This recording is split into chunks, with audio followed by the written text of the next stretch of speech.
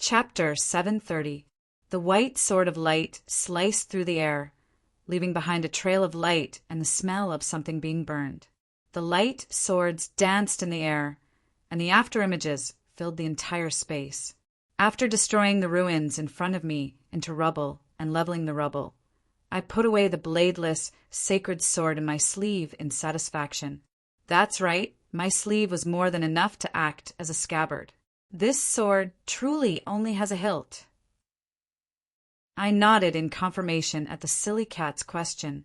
Previously, this sword didn't have a blade not because it wasn't complete enough. It was because the design didn't have a blade to begin with. This was a sword of light that transcended time. May the Force be with you. May the holy light be with you. The God of holy light is protecting you.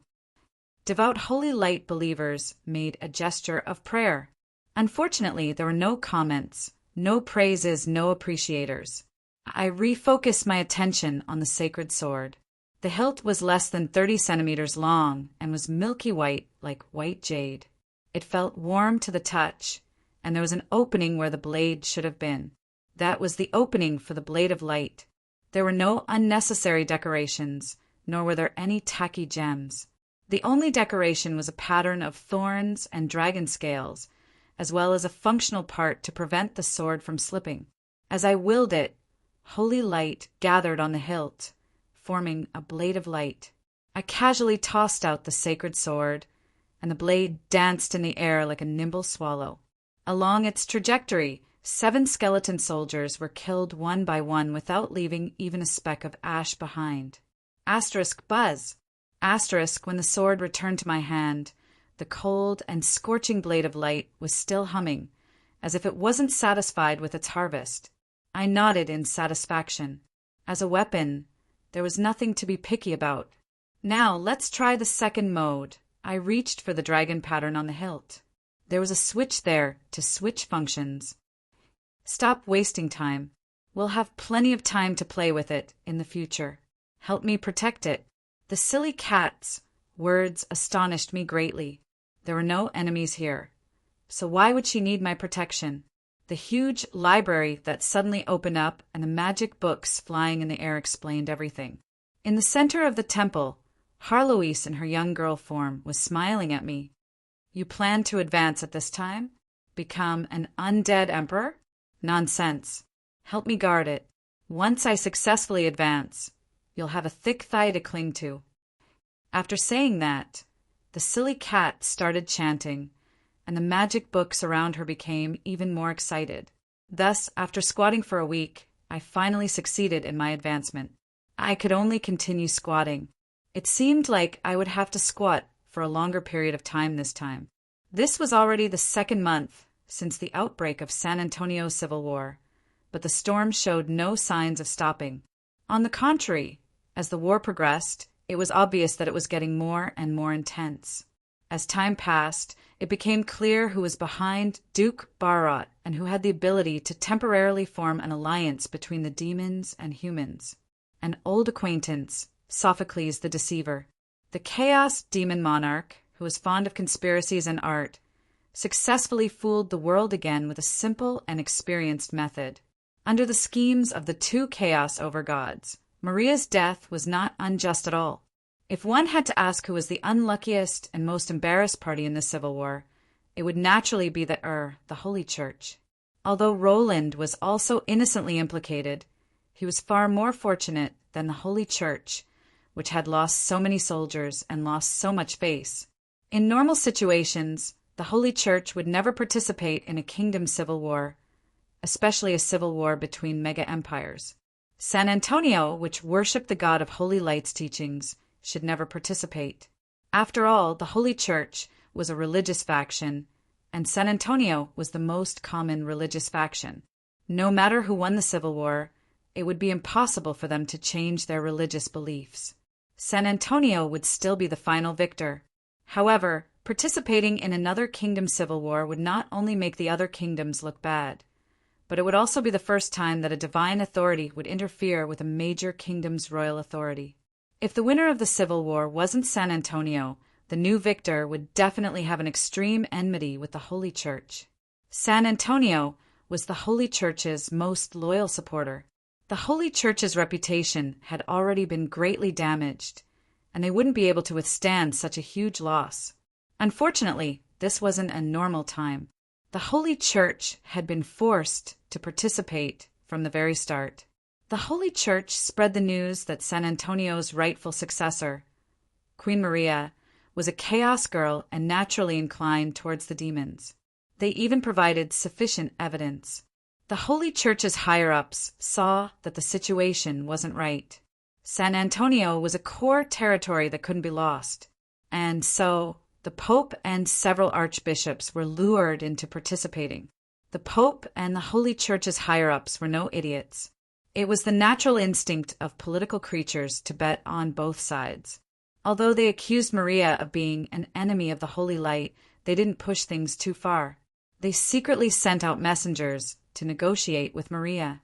The content of the negotiations was nothing more than, if you send out a notice to cut off all ties with the chaos abyss and devoutly worship the Holy Light, the Holy Church will cancel all hostilities against you. And if the negotiations really went on, Maria, who didn't have much of a relationship with the chaos faction to begin with, would indeed agree when considering that most of her subordinates and commoners worshipped the God of Holy Light. However, the problem was with the messengers. The messengers were real, and they even had a letter personally written by Pope Maria. However, by the time the furious commoners received the letter, the contents of the letter had changed from a sincere plea to surrender to the Holy Church's declaration of war against heretics. And then the fire was lit, and the mastermind behind the scenes added more fuel to the fire. Sophocles the Deceiver was a veteran schemer and mastermind behind the scenes. Sophocles the Deceiver's history of scheming was even longer than the history of the Holy Light. Carwins was also personally carrying out this scheme.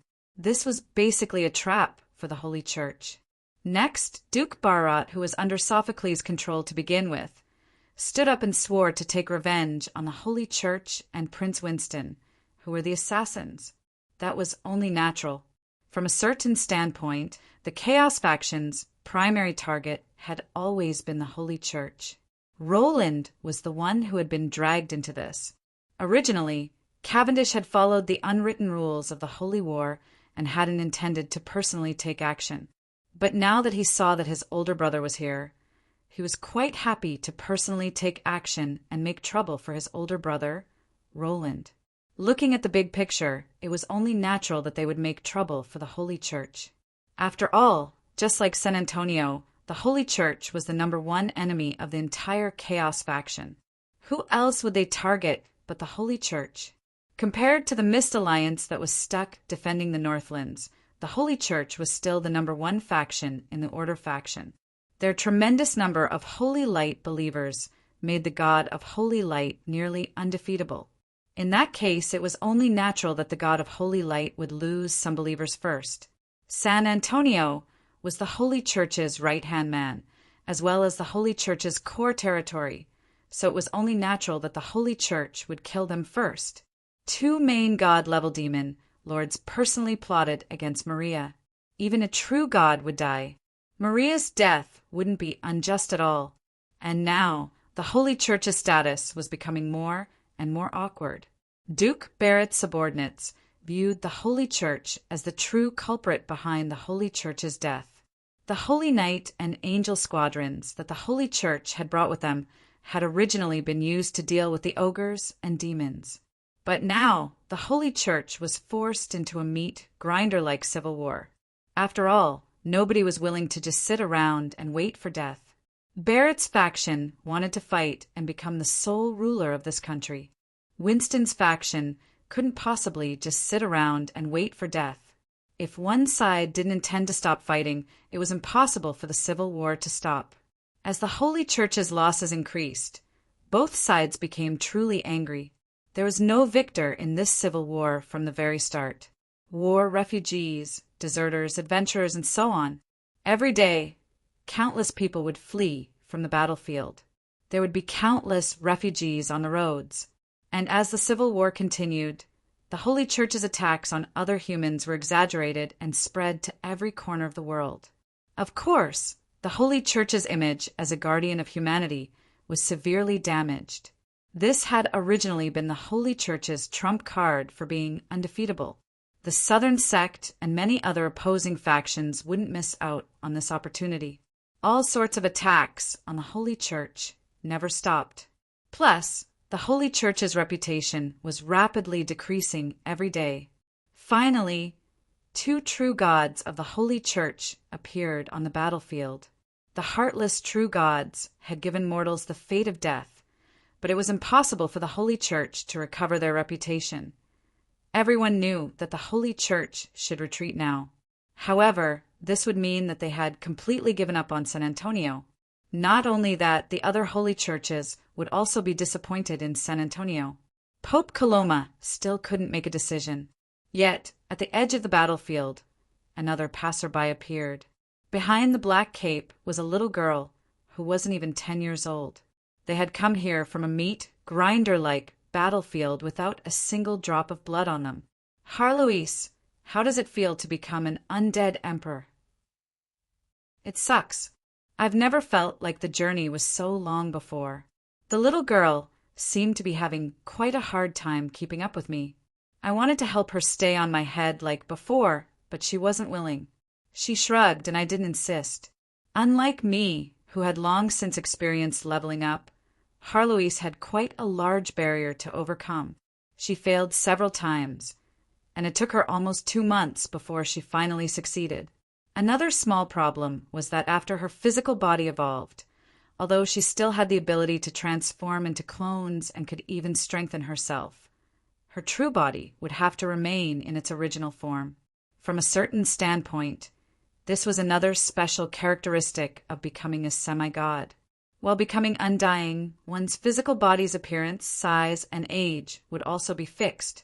Harloise had quite a few stashes. Her lace princess dress looked quite cute, but she always tripped when walking. Since she didn't use any magic to strengthen her physical body, she was just like a pitiful little girl. Currently, Harloise was panting heavily. I didn't see any thick thighs, but her increasingly short legs were quite vexing for her. Even though it was quite nice to lie on my head, for some reason, she refused to use her original method of traveling. In that case, our originally slow journey naturally became even slower. You've taken so long. Is everything all right in the Northlands? No. Winter's already over, and everyone's busy with spring plowing. The new seeds seem to be quite good.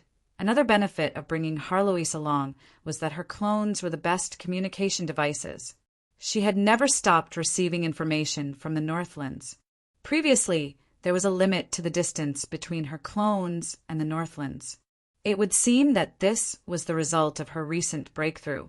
I felt slightly more reassured after hearing the Northlands' reports. San Antonio in the southwest was in complete chaos. However, the Northland situation was surprisingly good. The Holy Church's attention and strength was focused on the Northland situation, so they naturally didn't have much time to worry about the Northland situation. Instead, they should be worried about the Mist Alliance's revenge. The overall situation wasn't good, so the Holy Church's Divine Alliance had temporarily stopped all activities. From a certain standpoint, the Holy Church still owed me. It was as if I had been ambushed yesterday, and I hadn't taken revenge yet. Logically speaking, I should have just assassinated 1 or 2 of the Holy Church's higher-ups for fun. At the very least, that would give them a warning that they would have to pay a price if they dared to touch me. But looking at the current situation, taking revenge on the Holy Church would be equivalent to helping the Chaos faction. It wasn't my style to not take revenge. However, taking revenge would be helping the enemy, which made me feel rather conflicted. I had been rather hesitant over the past few days. In the end, I decided to note down this debt and not take revenge for the time being. You don't intend to go have some fun? Harloise was quite free.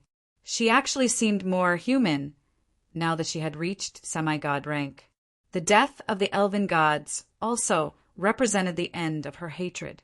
as long as the Mist Alliance didn't collapse and the Elven Empire developed well. She indeed had the right to be free. Harloise no longer had any goals to pursue. She didn't feel any psychological pressure at all. She could even enjoy delicious food and beautiful scenery on the battlefield. It was as if she were on vacation every day. However, there were some things that were correct. After Harloise successfully broke through to become an undead emperor, she instantly became incredibly powerful. It would definitely be worth it for her to have such a binding equipment. I glanced at the main battlefield in the distance. The pointer of my magic compass was already pointing towards the sky. This meant that the magic power of both sides involved in this battle was off the charts. Even the true gods are getting serious. It's highly likely that they'll self-destruct if they lose. I don't want to get involved. I shook my head and rejected this rather tempting suggestion. Right now, San Antonio was the focal point of many dimensions. Unlike before, it was possible that all the powerful existences would personally participate in this battle. No matter if it was demon waves, angel waves, human wave tactics, true gods, demons, or semi-gods self-destructing, or all sorts of forbidden spells and combination magic, they were all incredibly dangerous. It would be truly embarrassing if I was mysteriously killed by them. Fundamentally speaking, this was already the frontline battlefield in the mortal plane. I didn't have the urge to die so easily just by myself and a cat or a young girl. They have their own internal battles. We have our own matters as well.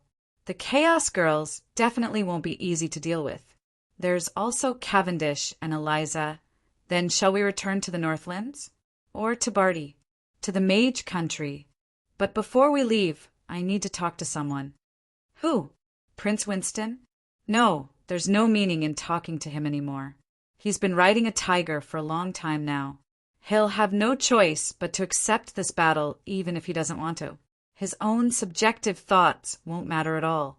I want to talk to Pope Coloma. Chapter 731. Popes and whatnot were the most annoying. What I meant was that, from the very start, the Holy Church had always been a potential competitor for us.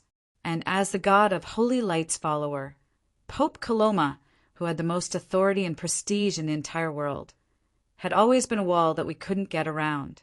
I had once thought about how wonderful it would be if some assassin got lucky and took advantage of Coloma, or if Coloma got choked on a walnut biscuit one day and couldn't catch his breath before dying. But some things only needed to be thought about.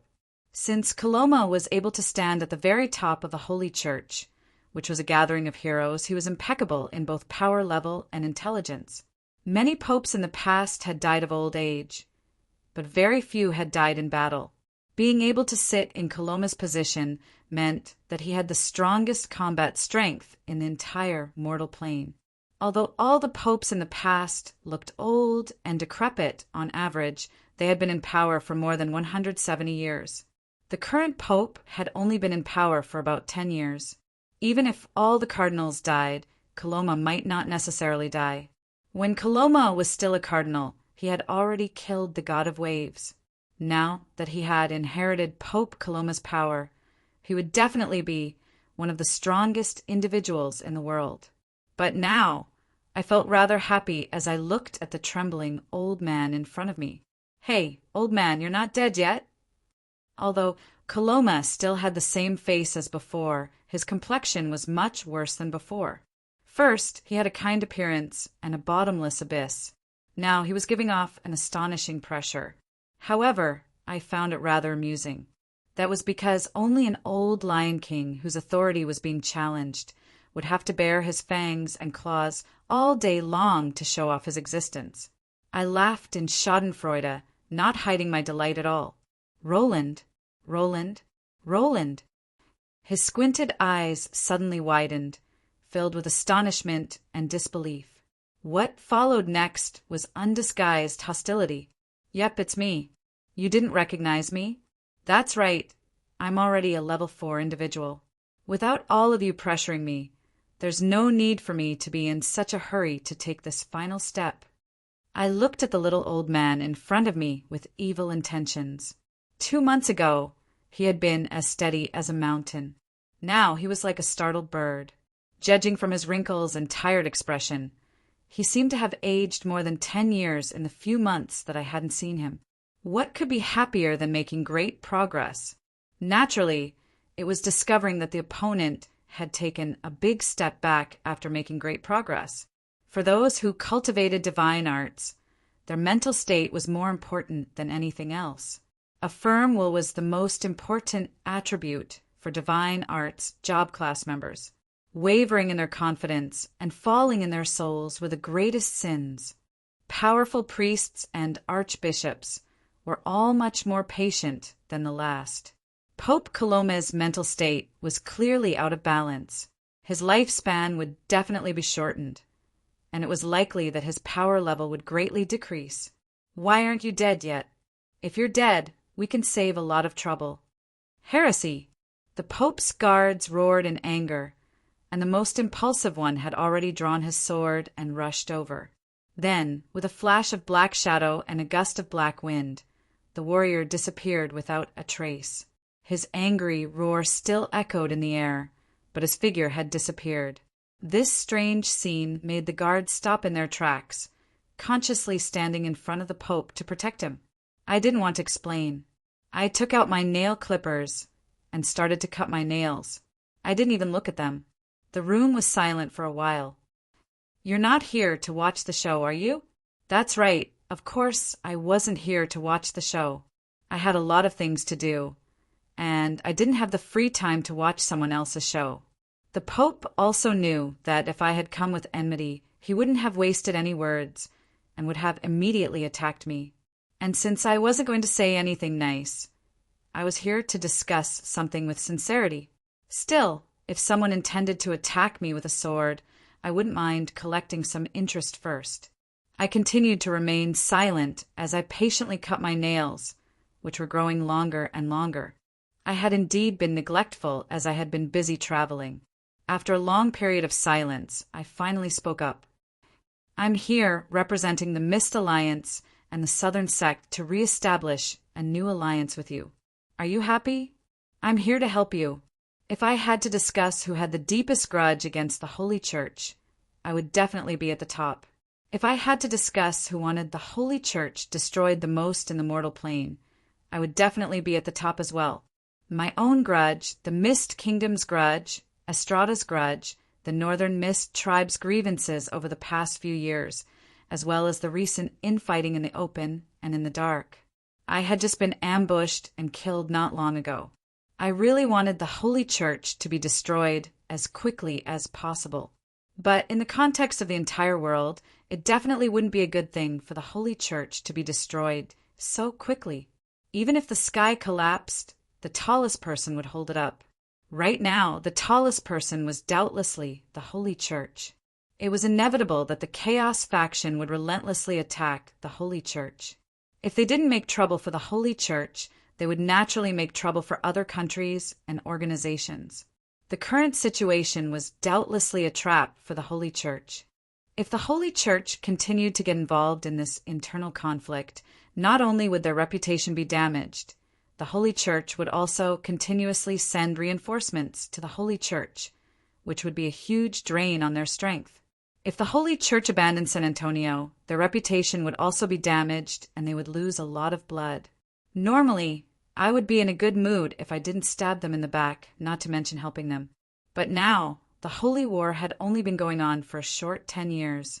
The Holy Church had fallen rather quickly. In the game's history, the Holy Church had also lasted for nearly 200 years before it completely disappeared. Even though the Holy Church's bishops and priests had all sorts of squandering methods, they had still been squandering for many years due to how rich they were. It wasn't like the current situation where the entire Holy Church had fallen into danger so quickly.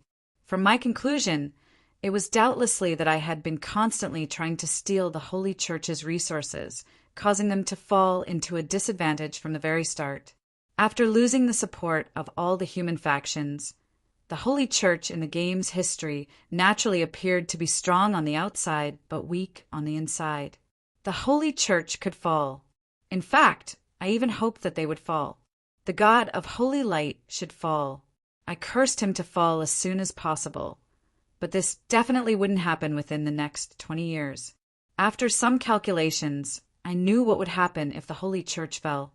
From an ordinary citizen's perspective, it would be as if the sky had collapsed and they would lose their faith in the Holy War. This would be a chain reaction that would cause them to lose confidence in the overall victory of the Holy War. Confidence and morale were things that didn't really exist, but they truly affected the war situation everywhere. A fallen flag could be raised again, but if it fell so quickly, it was unknown if the Chaos faction would even give us enough time to raise it again. In my timeline, the Holy Church should have slowly declined to the point of death. During this process, the new generation of heroes and gods would gradually establish new factions and organizations. Numerous flags would be erected all over the world, and it wouldn't be a big deal if the Holy Church's flag were to fall. And from a high-level combat strength perspective, the Holy Light's faith would suffer a major blow. The number of believers would greatly decrease, and the already weakened God of Holy Light would be greatly weakened. He would no longer be undefeatable. That would be a truly hilarious situation. In that case, all the Chaos main gods and demon lords would lose their restraints and unhesitatingly enter the mortal plane. Who would be responsible for dealing with all the Chaos main gods? Right now, there was a subtle balance between the Chaos main gods and the demon lords. As the strongest existence in the world, the God of Holy Light had far too much influence. Once the God of Holy Light was weakened, the so-called unspoken rules among the gods would naturally vanish without a trace. All the Chaos main gods would personally appear, and the Holy War would progress much faster. Although this would happen sooner or later, it would have to wait until the seeds of the Holy War sprouted. Many new outstanding individuals had already appeared in various places during the Holy War. However, it was still far from them being able to take charge. The new generation of Valkyries, reincarnations, were only 10 years old. Once they reached adulthood, they would greatly improve the overall situation of the Holy War. From the Mist Alliance's perspective, the Holy Church's collapse wasn't a good thing. That was because the Holy Church's meat shield was now gone. Everyone could see that the Mist Alliance was in an excellent situation. In that case, the demons could also see that. Compared to other large trees that would be difficult to shake, the Chaos main gods would naturally first trample on the Holy Church's well-developed little sprout. New technological revolutions were currently occurring. New technologies were appearing every day. The longer this war dragged on, the stronger the vitality of the Holy Church would be. That was why the Holy Church absolutely couldn't collapse at this critical juncture. I felt helpless. Even though I felt helpless, even though I was filled with resentment, I could only mutter about how I'm only doing this for myself in order to continue the Holy Church's growth. Of course, I wouldn't tell them the truth. In terms of face, I was only here as a former ally of the Mist Alliance to exchange for a new alliance. An alliance between the Mist Alliance and the Southern Sect? That's indeed quite attractive at this juncture. Then what's the price? Pope Igor reached out his hand while leaning on his walking stick. He asked me what the price would be. All of it. Cough. I mean, of course there's a price for this. You'll all be worried if I don't take advantage of the situation. Relax, I want a lot. Since I was already here, how could I possibly be satisfied if I didn't take advantage of the situation? More than 2 hours later, I left with several scrolls in satisfaction. Pope Igor and cardinals were left behind in the conference room with ashen expressions. What did I want? First, I wanted the entire Northlands Holy Battlefront Alliance. The Holy Church didn't have time to worry about the Northlands anyways. I didn't make any excessive demands that the Northlands Holy Battlefront Alliance join the Mist Alliance. I only requested that the Northlands Holy Church countries stop being enemies with the Mist Alliance and forbid them from supervising and controlling the Mist Alliance's resources. I also requested that the Holy Church's main headquarters withdraw from the Northlands. This was something that the Holy Church could accept. That was because the Holy Church didn't have much territory in the Northlands to begin with. The Northlands Holy Battlefront Alliance had also caused a lot of controversy within the Holy Church. The Holy Church had to invest a lot of resources in the Northlands without any direct connection to the Northlands Holy Battlefront Alliance. Now that the situation in Ike was worsening, it would seem foolish to invest resources in the Northlands, which had no direct connection to the Northlands. And once the new alliance was established, the Northlands Holy Battlefront Alliance would seem even more meaningless and wasteful. What would the Mist Alliance gain from this alliance? I could only say that it would be countless. Secondly, I requested that the Southern sect's teaching of pure holy light be recognized as the Orthodox teaching of holy light, and that Estrada be honored as a martyr and a holy disciple. Even though this was just something that I wanted to say, the entire conference room fell silent for a full 5 minutes when I said this. All the cardinals looked at me as if they wanted to eat me alive. The Holy Church was a religious organization, not a political organization. Disagreements with the Holy Church's teachings would be the most important thing for the Holy Church. Even if the entire Holy Church was destroyed, the Holy Church's teachings wouldn't be changed. If the Southern sect's teachings, which didn't worship the God of Holy Light, were orthodox, then what was the God of Holy Light? What was the Holy Church, which worshipped the God of Holy Light as the highest God? This was something that the Southern sect wouldn't agree to even if the entire Holy Church was destroyed. But since the Southern sect wanted to form an alliance with the Southern sect, they would at least need to silently acknowledge the Southern sect's legitimacy. From a certain standpoint, this would be acknowledging the Southern sect's existence. It would have been fine to silently acknowledge the Southern sect's legitimacy, yet I just had to bring it up. This would be the height of stupidity when it came to diplomacy. However, I was incredibly delighted to see all the Southern sect's elders' faces flushed red with anger, as well as the unlucky ones who were angered to the point of having their hearts beat erratically because of their holy light. I knew that it would be impossible for the Southern sect to agree to my proposal of acknowledging the Southern sect's legitimacy. That was only to disgust them. However, not only was my request disgusting, it was also filled with evil intentions. With Estrada's reputation and past achievements, it wouldn't be an exaggeration to call him a martyr or a holy disciple. In fact, such a saying had even been spread among the Holy Church factions. But in the end, everyone tacitly forgot about this old knight who had dedicated his entire life to the holy light. The reason? The one who killed Estrada was the God of Holy Light's incarnation, the God of Holy Light's will. In that case, why did the God of Holy Light confer the title of martyr and holy disciple on Estrada? Previously, when I said acknowledging the Southern sect's legitimacy, the Southern sect's elders were only angry to the point of stomping their feet. Not only that, their hearts couldn't take it anymore, so they kept buffing themselves with holy light. When I asked for Estrada to be conferred the title of Holy Light, 2 of them even collapsed while clutching their chests. It was almost possible to see an old man performing mouth-to-mouth resuscitation. Even with such a situation occurring, I could still see the holy knight and priest representatives eagerly wanting to speak up. But in the end, after exchanging glances with each other, they all maintained a unified silence with complex expressions. In another 100 years, Estrada would probably become the Holy Church's greatest dark history. But right now, Estrada's disciples, students, and benefactors could be found in every corner of the Holy Church. There were plenty of low-level holy knight and priests who secretly sympathized with the pure holy light martyrs. There were also plenty of low-level holy knights who felt that the God of holy light had gone too far, which was why their faith in him had wavered. This was why there were voices within the Holy Church that spoke up against Estrada. I believed that after I left, the Southern sect and the Holy Church would maintain a certain amount of distance and peace between each other. The voices calling out for Estrada's innocence would only grow louder and louder. In that case, as time passed, the foundational beliefs of the Holy Church would be shaken. I'm Estrada's disciple, as well as the strongest holy light knight in the world. I've even inherited the hammer of holy light and the path of protection. Isn't it normal for me to call out for my teacher's innocence? My words were quite simple, direct, and sincere.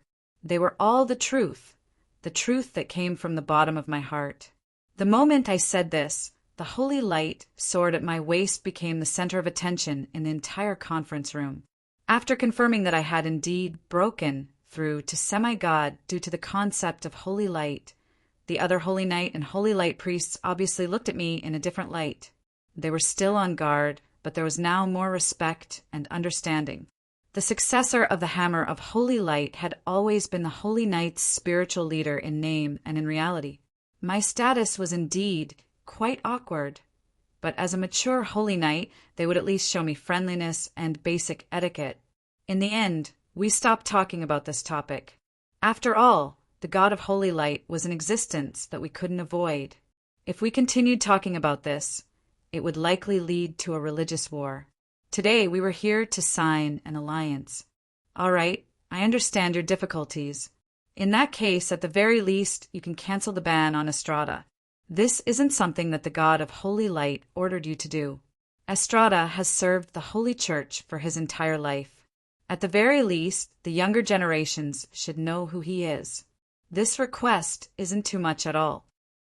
All the holy knight and priests around me nodded silently. Seeing this situation, Pope Coloma sighed and finally made a compromise. Although the Holy Church didn't agree to make me a holy light saint or recognize me as the Orthodox Holy Church, they also made a compromise. Maintaining peace with the Southern sect in private was a part of the alliance, and private discussion of Estrada and how to commemorate Estrada was now forbidden. However, these were only the least controversial and most acceptable parts of this alliance that was destined to be recorded in history. In the 10th year of the Dawn calendar, the Holy Church signed a secret alliance with the Southern sect and the Mist Alliance, reaching an agreement that was known in history as the Betrayers' Alliance.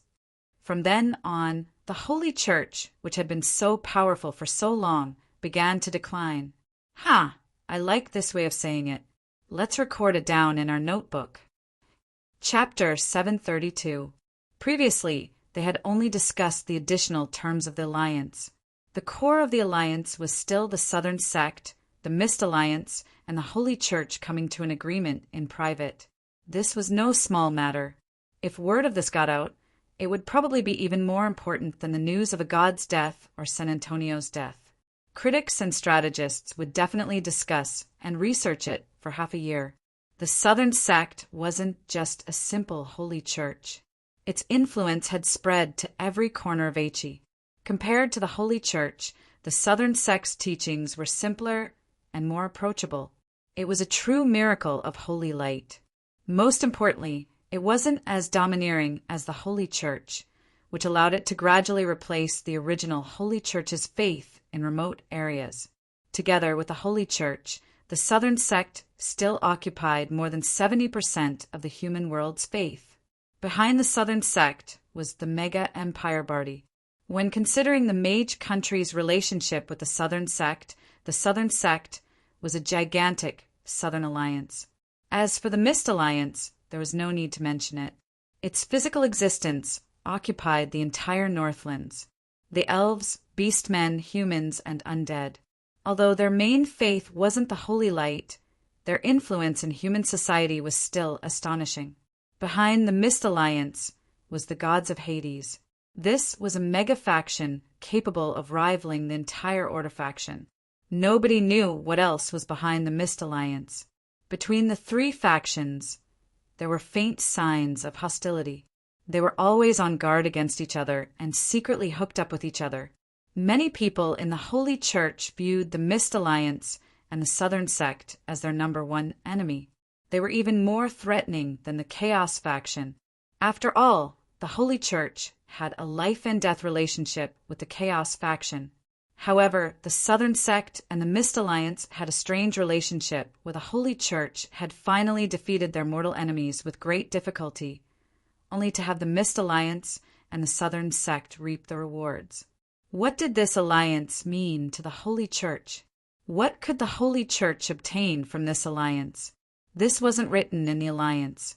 In fact, only the benefits were tangible. In that case, was the Holy Church an idiot? No, that wasn't it. The Holy Church could obtain tremendous benefits from this alliance. But those benefits couldn't be written into the alliance because they were far too despicable and shameless. If the three factions reach an alliance, that means that all of human society recognizes the Holy Church as the leader of the Holy Church in the Holy War. At the very least, on the surface, the Southern Sect and Northern Mist Alliance won't openly challenge the Holy Church's authority. In that case, the Holy Church will be able to use their military forces to guard against the Southern Sect and Northern Mist Alliance. Not only that, they'll be able to do something immoral. Yes, that was a major matter. It was a betrayal of all of San Antonio. Before the Holy Church reached an agreement with the two major factions, as long as the Holy Church abandoned San Antonio and voluntarily withdrew from the internal war, all the kingdoms and factions would pursue the Holy Church to the bitter end, challenging their right to lead the Holy War. You can even abandon the most loyal San Antonio, and you still expect others to trust you? Who knows if the next ally you'll betray will be us? In this world, the rule of the Holy Light Church wasn't a royal power. It relied on authority. Damage to reputation and credibility wasn't just empty words. The loss was irreparable. But if the three major factions reached an agreement in private right now to betray and abandon San Antonio, that would be a decision made by all of human society, or at least the vast majority of human factions. This wasn't just a matter of not looking into it. Only San Antonio's interests would be harmed in this situation. This was also the foundational reason why I called this alliance the Traitors' Alliance. There was no saving San Antonio anymore, so let's give up on it. Anyone who said such a thing, even if it was the truth, would definitely be forever shamed by history. Of course, the Holy Church would be the ones to make such a decision, and the Holy Church would be the ones to be despised in the end. But, at least for now, all of human society would tacitly allow this to happen and treat it as dark history so that they wouldn't attack the Holy Church. This was the true content of the alliance.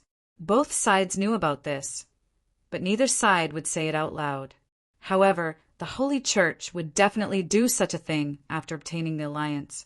Although the Holy Church would suffer heavy losses, it would still be better than constantly losing blood in this bottomless pit, as well as losing reputation by slaughtering their own kind. Betrayal? Yes, this was betrayal. This was a ticking time bomb. The people of San Antonio would forever remember this day. All the lucky survivors would view the Holy Church as their mortal enemy. Their hatred for the Holy Church would be even greater than the Chaos Abyss demons and great demons that were currently destroying San Antonio's land. Of course, the prerequisite was that San Antonio would survive this calamity. Meanwhile, we would have the crucial time to prepare for war. San Antonio would forever be the human race's most powerful country. San Antonio had plenty of resources, enough to last them for several decades. No matter who the final victor of the Civil War was, no matter who the final ruler was, they wouldn't allow their country to be filled with demons and great demons. This was how countries interacted with each other. Only benefits would be discussed, not emotions. It would always be better for another country to be unlucky than for their own country to be unlucky. Not only that, we weren't the traitors. We were only bystanders. In fact, we even generously helped the Holy Church out. So the Holy Church should be grateful to us. Grateful to you? Just this incident alone has caused Coloma to be forever shamed by history. Right now, he probably wants nothing more than to eat you alive. Yet he still has to smile at you and forget about all the previous disagreements. Today is probably the most sullen moment of his entire life. The silly cat. The damned young girl's comments were as sharp as ever.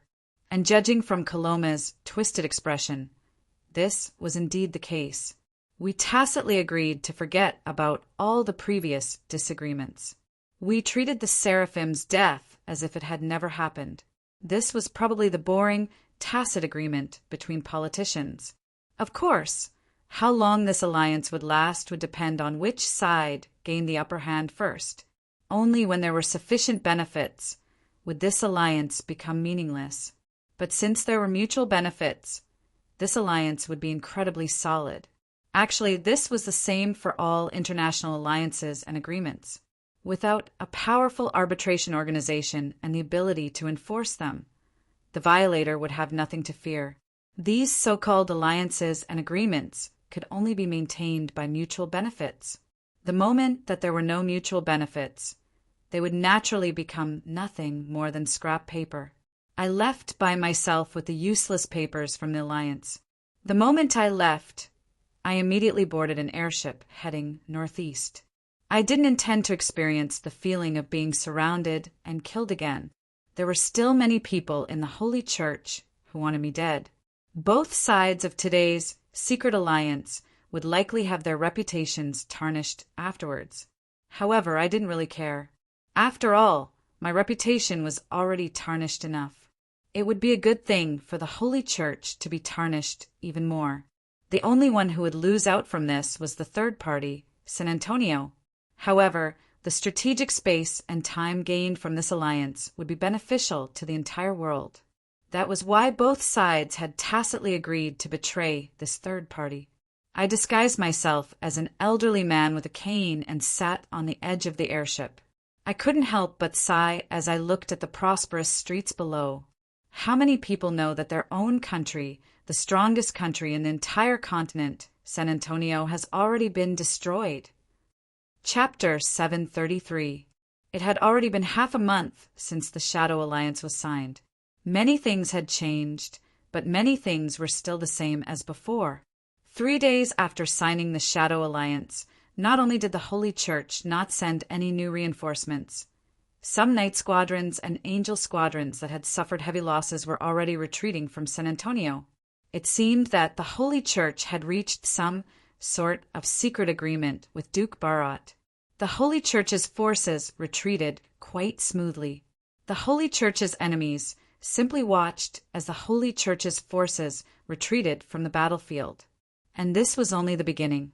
The Holy Church's forces began retreating from every battlefield, with the most elite angel squadrons retreating the fastest. If this continued, San Antonio would soon be the only ones left on the battlefield to fight their own civil war. The Holy Church had given up on Prince Winston? Had they given up on San Antonio? All sorts of news and rumors were spreading everywhere. Pope Coloma made an announcement saying a bunch of nonsense like, "The Holy Church will forever protect San Antonio, and the God of Holy Light is watching over the land of Holy Light in order to appease the public." Of course, the government's words were always so heartwarming.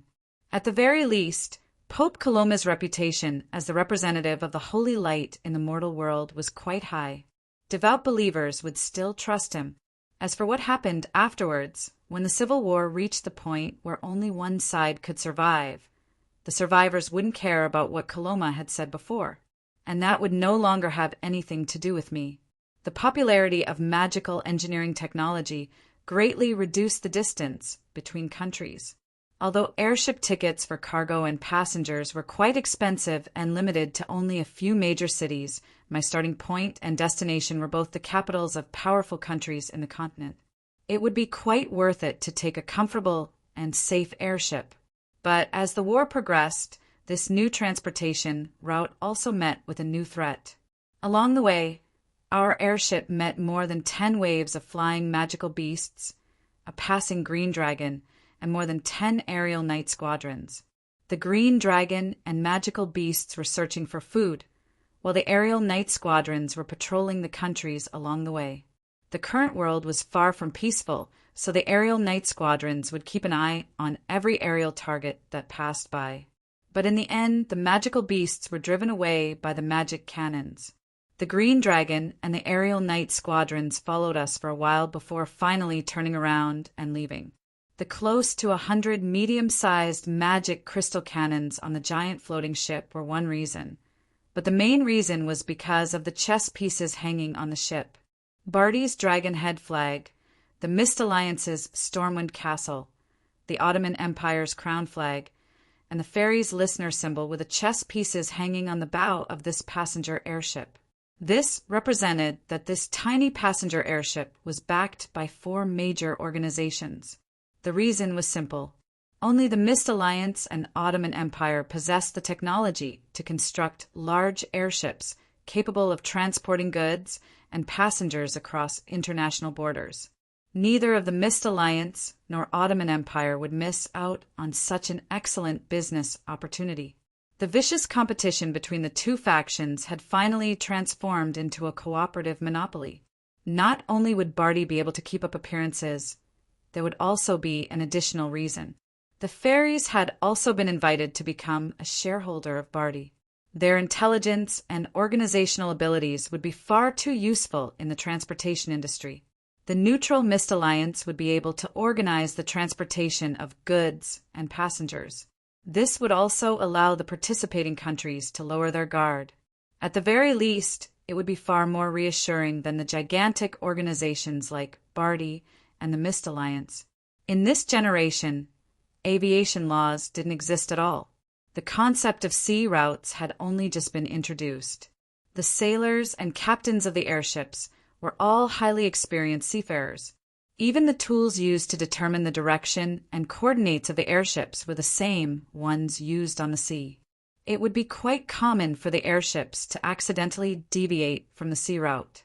This wouldn't be a big deal at sea, as the airships would simply turn around and return to their original location.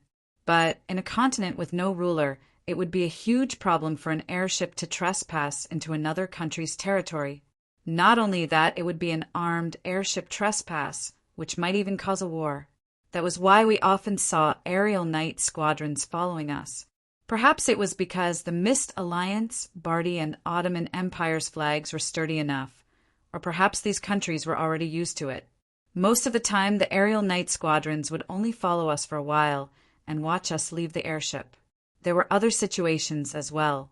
Sometimes the aerial night squadrons would board the airship of their own volition. Although this was more or less a form of supervision, it was also common to hear the night squadrons chat about their country's customs and customs. Some of the more cheerful ones would even perform for their guests. There was a dark-skinned Scorpion Knight who was also an excellent dancer. Her desert-style dance left a deep impression on me. This happened several times on the airship. Not only did the aerial night squadrons ease the tension of the passengers, it also made us look forward to the rest of the journey. Of course, judging from how the aerial night squadrons skillfully accepted red packets from the airship crew when they left, it was likely that they already had a contract with the Mist Alliance. Or perhaps they were simply there to appease their guests. At the very least, it seemed that long-distance passenger transportation between countries was a highly profitable business. I did a quick calculation. This airship would leave every 3 days, and there would be 300 to 400 passengers on board. There were several different grades of airship tickets, but the cheapest one would cost more than 2,000 gold coins. A VIP ticket would cost 10,000 gold coins each, which would be enough to buy a decent manor in the capital. Only major merchants or major nobles would be able to afford such a ticket. If nothing unexpected happened, they would probably be able to earn several million gold coins. This would be even more profitable than robbing a bank. However, it seemed that the expenses were quite high. Not to mention the depreciation of the airship. The world wasn't safe, and the magic crystal cannons and the permanent bodyguards on the airship were quite expensive. Over the past few days, I had seen 2 legends and 1 saint youngster. They were all wearing the armband of a public security officer, so they were probably the airship's bodyguards. However, when considering the current chaotic situation in Ike, perhaps this was already quite a good deal. The road tolls and checkpoints were quite disgusting. Some areas were battlefields, and forcefully passing through would be no different from suicide. Traveling on the air would be much less troublesome than traveling on land. After all, compared to flying magical beasts, deserters and bandits were far more dangerous. At the very least, it seemed that these airships had several major countries' flags, so the airships were 100% safe. The passengers were quite confident in their safety. This confidence had been tossed aside when the green dragon attacked, but reached its peak when the green dragon finally chose to leave. As expected of the Mist Alliance, even the dragons don't dare to touch their airship. It should be the Bardi Empire. Our country's Dragon Knight Squadron is famous all over the world.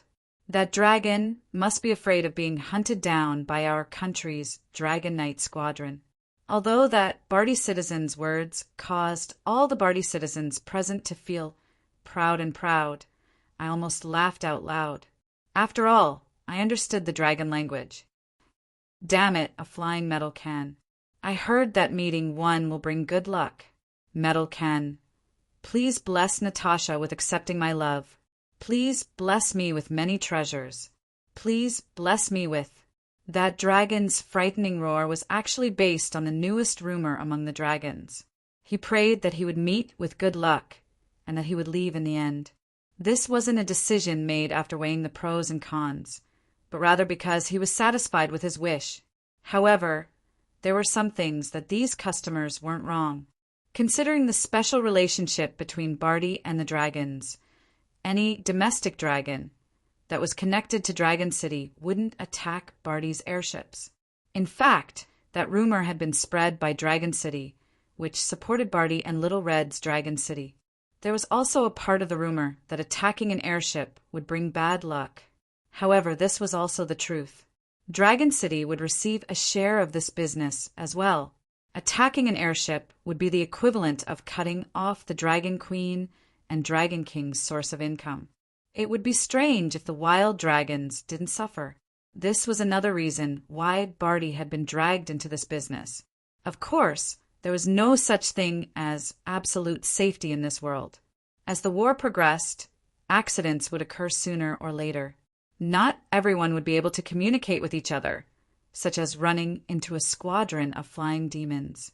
However, as the war progressed, land travel would become even more difficult and dangerous. This business would always have potential. Having a secret agreement with the Holy Church also meant that this business could reach the Holy Church's sphere of influence. This would be a tremendous source of income. More income also meant more ammunition and food, which meant that the Mist Alliance's national power was growing by the day. Perhaps we were the most suited to the environment of the Holy War. There's a group of flying demons in front of us, succubi and four-winged berserk demons. Warnings sounded in my ears as the sailors hurriedly urged the passengers on the deck to take shelter in the cabin. Meanwhile, Harloise shot me a dissatisfied expression. You can blame me for this? Isn't this normal? The demon wave has ended, and the Chaos Abyss has entered an active period. There are countless Chaos Abyss gates now.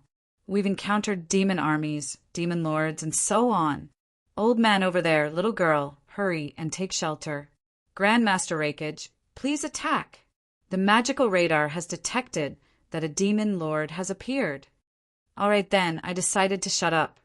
Chapter 734. The beginning of the demon wave was a historical event, as well as a symbolic moment of the Holy War.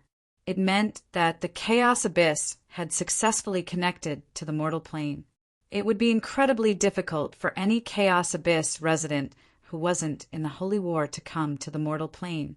Even if the Chaos Abyss residents managed to come to the mortal plane, they would be repeatedly weakened, and might even be exterminated if they weren't careful. But now, not only was it easier to open the door to the mortal plane, the powerful demons that came wouldn't be suppressed by the dimensional laws. However, there were always losses to be gained. Previously, the dimensional laws had an upper limit and forcefully suppressed visitors from the Chaos Abyss. This meant that demon lords could only send out their incarnations, clones, or descendants. Even if they suffered losses in the mortal plane, they wouldn't be completely destroyed. But now, with the current situation, other demons were sending out their true bodies. Not only would it be embarrassing to send out an incarnation, one wouldn't even be able to get anything if they didn't have enough power. Being repeatedly attacked by others would also weaken one's source. Powerful mages could take advantage of this opportunity to attack the true body, steal its power, and enslave its true name. This obviously wasn't worth it. That was why all the demons that came were sending out their true bodies. However, the side effect of increasing one's power level was that the risks would greatly increase. Often, death would be a true death. The purgatory, soul-locking shark Shikbler was a powerful demon. He was a rather rare high-level demon that evolved from a scavenger shark from the river Styx. He looked just like a large black fish swimming in black mist. Only his bloodthirsty red eyes could be clearly seen in the black mist. He was quite frightening when he appeared at night. This type of creature loved to eat souls. Although it was impossible for them to enter the river Styx, they would always swim around the river Styx, waiting for an opportunity to ambush newborn demons that had just arrived at the river Styx. They would prey on the newborn demons' flesh and souls that hadn't completed their transformation. This was why they were called scavengers. Every creature would instinctively protect the young. Demons would always kill them on sight. The lucky survivors that managed to escape from the soul-locking shark's jaws would always remember to take revenge after they grew up. The fact that Shikbler was able to grow from an ordinary low-intelligence demon to a demon lord was evidence of how extraordinary he was. Currently, within his protective mist, black chains were restraining numerous wailing mortal souls. Fresh souls were his snacks, and the pitiful screams of despair made him feel even more delighted. As a great demon with the ability to fly, most of his subordinates were also flying demons. Unfortunately, the possibility of their growth in his race was too low. Most of his subordinates were winged demons and succubi. The former was a large category of demons. Those that had wings and could fly counted. Most of them were regular, muscular demons. Some were simply other demons that devoured flying demons and grew wings. Their appearances ranged from gorillas with wings to wolf-headed monsters with wings. However, if they chose the ability to fly, they would naturally lose weight and increase their wingspan. The melee combat abilities that demons were so proud of would naturally be weakened. Generally speaking, winged demons were not tricky to deal with.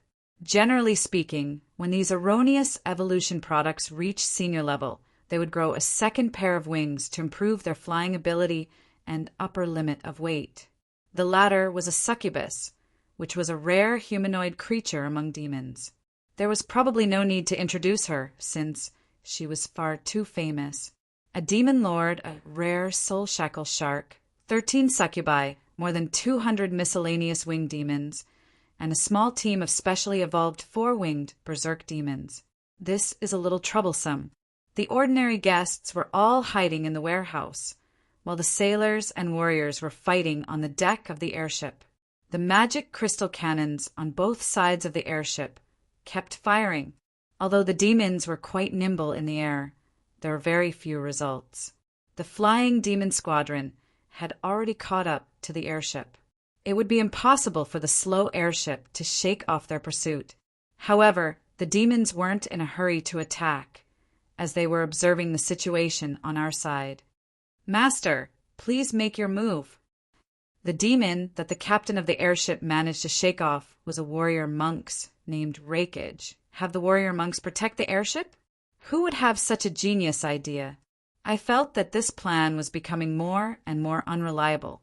Everyone knew that the warrior monks were experts in close combat.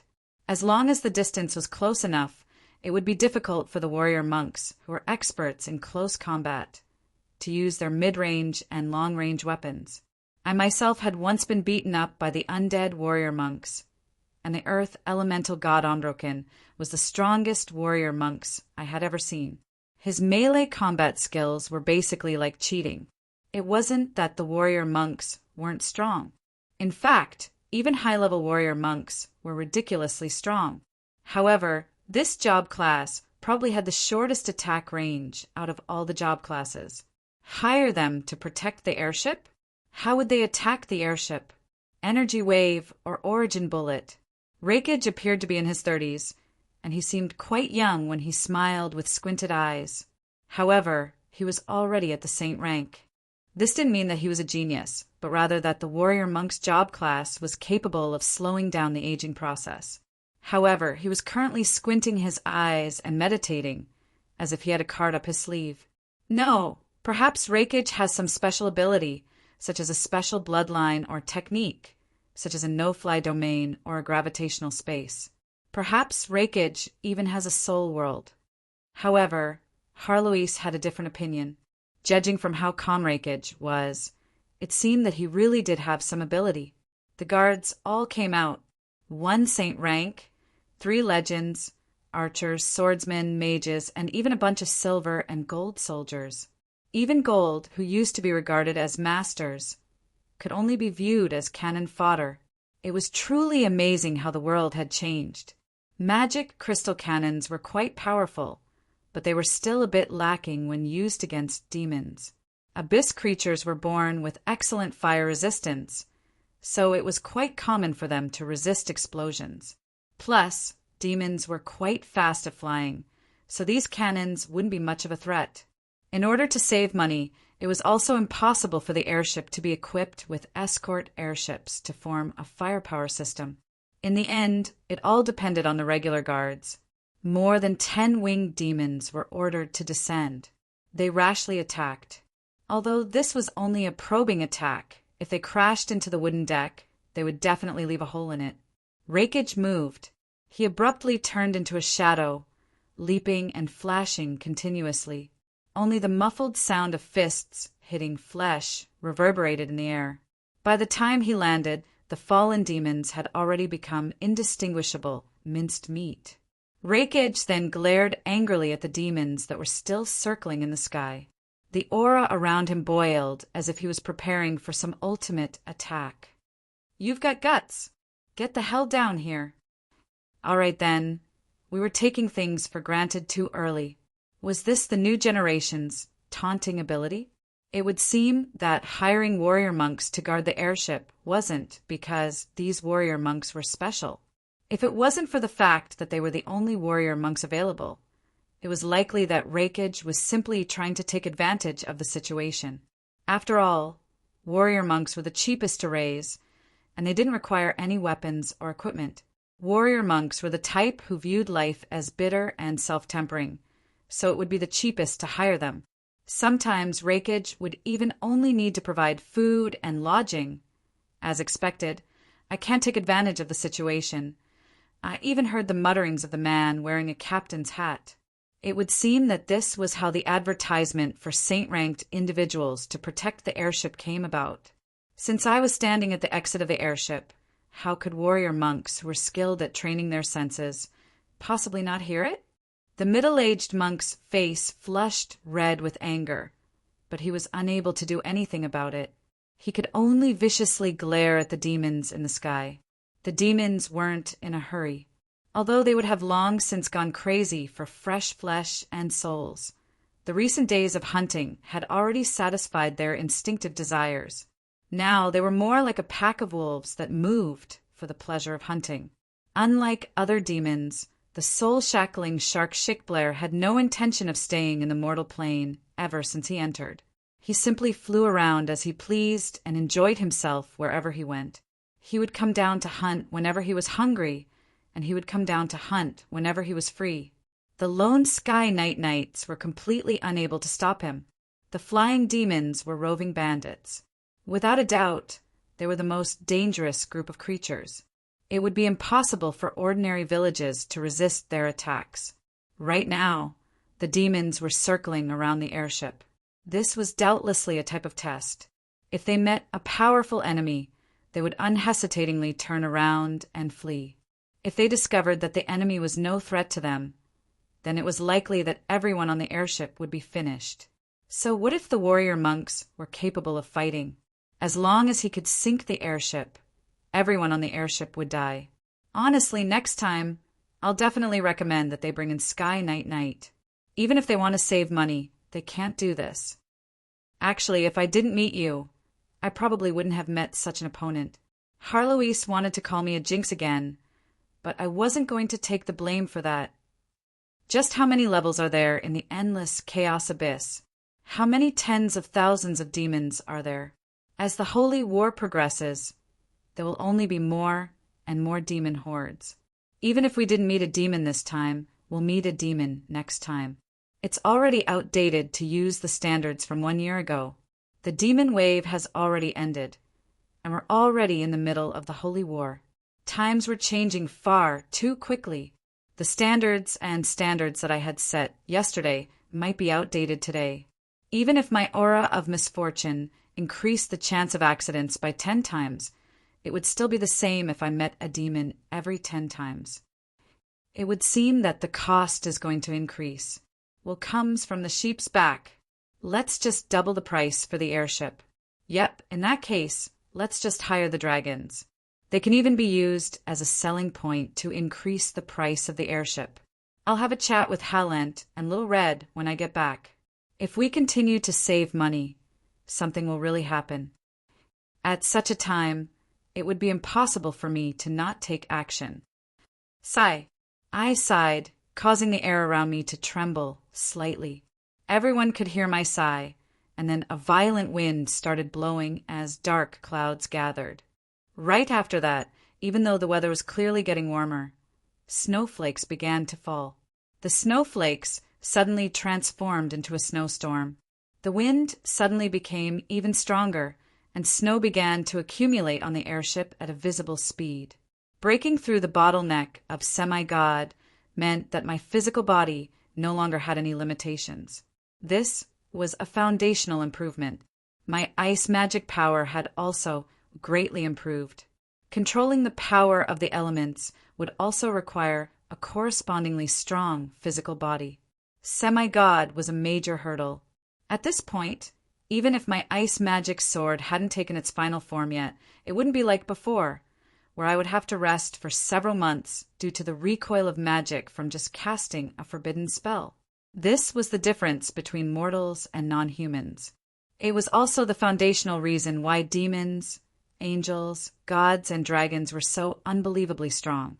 Using their sayings, it would be that magic flows through my veins, my will can control the elements, and my anger can dispel any mortal's little toys. If a mortal's maximum elemental capacity was 10, then these gold tribes would be able to contain more than 100. The foundational difference in elemental mass meant that mortal spells wouldn't have much of an effect on them. This wasn't the first time I had seen a dragon use its angry roar to dispel a mage's spell. This fact gave them the right to look down on mortals. They had the right to do as they pleased. Before reaching semi-god, humans would only end up killing themselves if they messed around, just like lifting a truck with their physical body. Perhaps it would be possible for a short period of time, but if they weren't careful, they would end up killing themselves. After becoming a semi-god and fusing with the highest level angel bloodline, I was definitely no ordinary semi-god. The power of the war angel incarnation had truly merged into my physical body. If the red dragon's elemental mass was over 100, then my elemental mass was at least over 1,000. Let's try it out. Ice magic gathered in my hands. Just as I was about to test out the power of my ice magic sword, the airship suddenly tilted, and I almost fell over. I heard a sailor's exclamation outside the window. The airship tilted. The engine on the left has stopped working because of the snow. I paused in surprise, and the power of ice and snow in my hands naturally dissipated. Harloise was tugging on my clothes in order to prevent herself from falling over. She and I exchanged glances. I'm sorry. I don't know what kind of expression I should have at a time like this. Just embarrass yourself, just like always. The silly cat's smile made me want to toss her out of the airship. Meanwhile, a white-haired female mage hurriedly rushed over. As a legend rank mage, she would be far too weak if she couldn't sense the magical waves of a spell that was so close to her. Master Harloise, please stop casting your spell. The airship won't be able to handle it. This mage, who was so old that she was about to die, noticed that my face was covered in wrinkles. She paused in surprise for a moment before asking me to stop casting my spell. She even asked me to go to the deck and help her. I was already feeling rather helpless. Nothing had been going well for me recently. It was impossible for me to hide in the airship's cabin and solve the problem. I casually tossed aside my walking stick and suddenly grew taller. My aura and physical appearance simultaneously changed as I instantly transformed from an old man into a young man. I cracked my neck and felt much more comfortable. You actually want a passenger to protect themselves? You really should return the airship ticket. Why do I remember that you asked for a ticket from a local messenger? You didn't even spend any money. The silly cat continued to make fun of me, as always. I directly ignored her attempts to convince me. Then I'll compensate you for the psychological damage I caused. I've been so poor recently. Since I can't cast a large-scale spell, then I'll use the ice magic sword's death arena rules. We're going to fall off. 7 deadly sins? All the other passengers will die, and will still fall off. Or can you control those vengeful spirits so that they don't harm anyone? I felt even more helpless now. I decided not to take an airship next time. It would be quite troublesome to even attack in such a special space. It would be fine if a group of succubi, winged demons, and other small demons came, but if a chaos main god blocked the airship... I haven't even said it yet, and you're not even letting me think about it? I did my best to pry away the silly cat's hand that was covering my mouth. Was I such a jinx? She wasn't even letting me think about it. Roland, come out. I already knew that you'd be on this airship. I've been waiting for you for a long time. This voice sounded rather familiar. Sophocles the Deceiver? It's Sophocles the Deceiver. Chapter 735. Sophocles had 2 wings, 2 horns, and a dark gray body that was quite fit. He had hands and feet, and he carried a great sword on his back. Sophocles' murky yellow eyes contained complex emotions.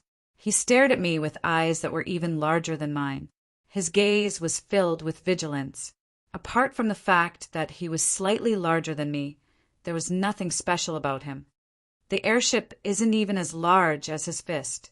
Are you sure that you call that slightly larger? TSK, so what if he's large? Who knows if he's just an embroidered pillow? Sophocles' gigantic head approached the airship's deck, and he breathed out a breath that sounded like lava from hell. However, this breath was actually just the breath of a gigantic demon. Roland, you're still the same as before. Sophocles' voice almost blew me away. The saint-ranked warrior monks and legends around me were all stunned by his demonic aura and couldn't move at all. All right, a large one is indeed amazing. This was different from the day when I met Sophocles at the Hades. Back then, I had the 4 elemental pillars behind me and countless powerful subordinates. Even main gods could be used as cannon fodder. But now, Sophocles' true body had arrived. He was a mega existence capable of destroying an entire country or even an entire continent. Sophocles' gigantic body reached the clouds just by standing up straight. Just judging by his size, this schemer who was skilled at trickery and deception seemed to be even larger than Donati's, the Chaos War God. He seemed more like a war god. Long time no see, Aphu. What business do you have with me? Aphu? No, I'm Sophocles, the venerated Chaos main god Sophocles. The demon main god instantly exploded. The smell of sulfur made me feel like I was inside a volcano. The airship's deck started creaking as cracks spread at a visible rate. TSK, TSK, TSK. Your temper is just as bad as before, Aphu. Sophocles. I'm Sophocles the Deceiver, Sophocles the Deceiver, the idol of all deceivers and schemers, the wisest demon Sophocles. All right, Aphu. I shook my head, this guy. Sophocles, Ilastinkavingast. I almost said my true name. I know you. This is your scheme. You want to trick me into revealing my true demon name. What kind of evil spell is this? Even the wise Sophocles almost fell for it. I sighed helplessly. Apart from using exclamation marks, this fellow also seemed to have delusions. Why didn't I realize that he was so funny back then? Afu, you're a great demon, yet you say others are evil? It's just that your IQ is low, Afu, right? Afu, how are you, Afu? Have you eaten, Afu? How's your mother? Afu. The great demon slapped its face with its claws, and the sound was like thunder. The black fish, overlord behind him, was trembling as it hid behind him, but disaster fell from the sky. The demon lord's claw landed, and the demon overlord was thrown into his mouth. Kacha! Sure enough, when you're in a bad mood, you have to eat a lot. Afu chewed with big mouthfuls, and only calmed down after a long time. When he opened his eyes again, the red light in his eyes had returned to normal. He had already calmed down. Afu! Do you still remember the feeling of being surrounded and beaten up by the abyss dragons? Huh. Just as I was about to continue teasing him, our small talk was interrupted. The white-haired female mage was pitifully tugging on my clothes. "My lord, your highness Roland." She pointed at the crumbling airship, which was now full of cracks, as she begged me with tears in her eyes. "Please stop teasing Afu. You're fine, but we can't take it any more." "My lord Afu, no, my lord Sophocles, please don't look at me like that. Please don't steal my soul." The white-haired female mage's legs kept trembling as the demon lord viciously stared at her. She was about to pee. Air, the ground, and her mage robe were all wet. It would seem that she had peed already. As a gentleman, it would be best for me to pretend that I didn't see anything. And so I gave her a thumbs up and turned around to smile at the chaos mean god who was glaring at me angrily. "Good job, young lady. You're so fearless. I have high hopes for you. Come, let's pee together in front of the demon lord." As I said that, I really started taking off my pants in front of Sophocles. What? I wasn't a gentleman enough? A true gentleman wouldn't care about such senseless etiquette. I was using practical actions to alleviate the young lady's embarrassment. Since she was already dirty, then everyone else should be dirty together. That would make it seem like she wasn't too dirty. Well, at least in theory, wouldn't it? "Roland, don't even bother trying to anger me. I, Sophocles, am no newbie. I won't lose my rationality over such a small level of provocation."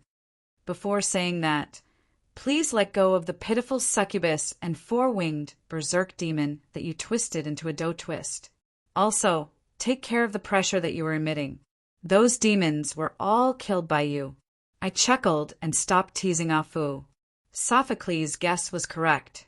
From the very start, I had been trying to anger Afu. Anger was a very interesting emotion.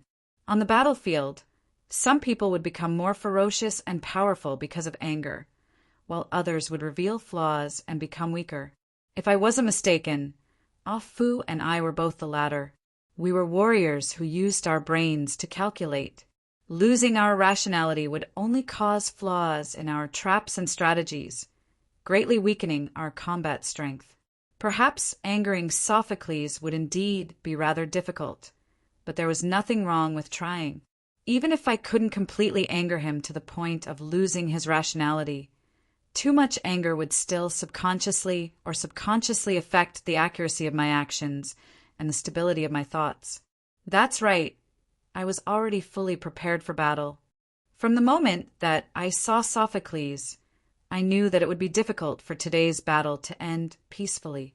I was already prepared for a cruel battle to the death. Demons were definitely no good people.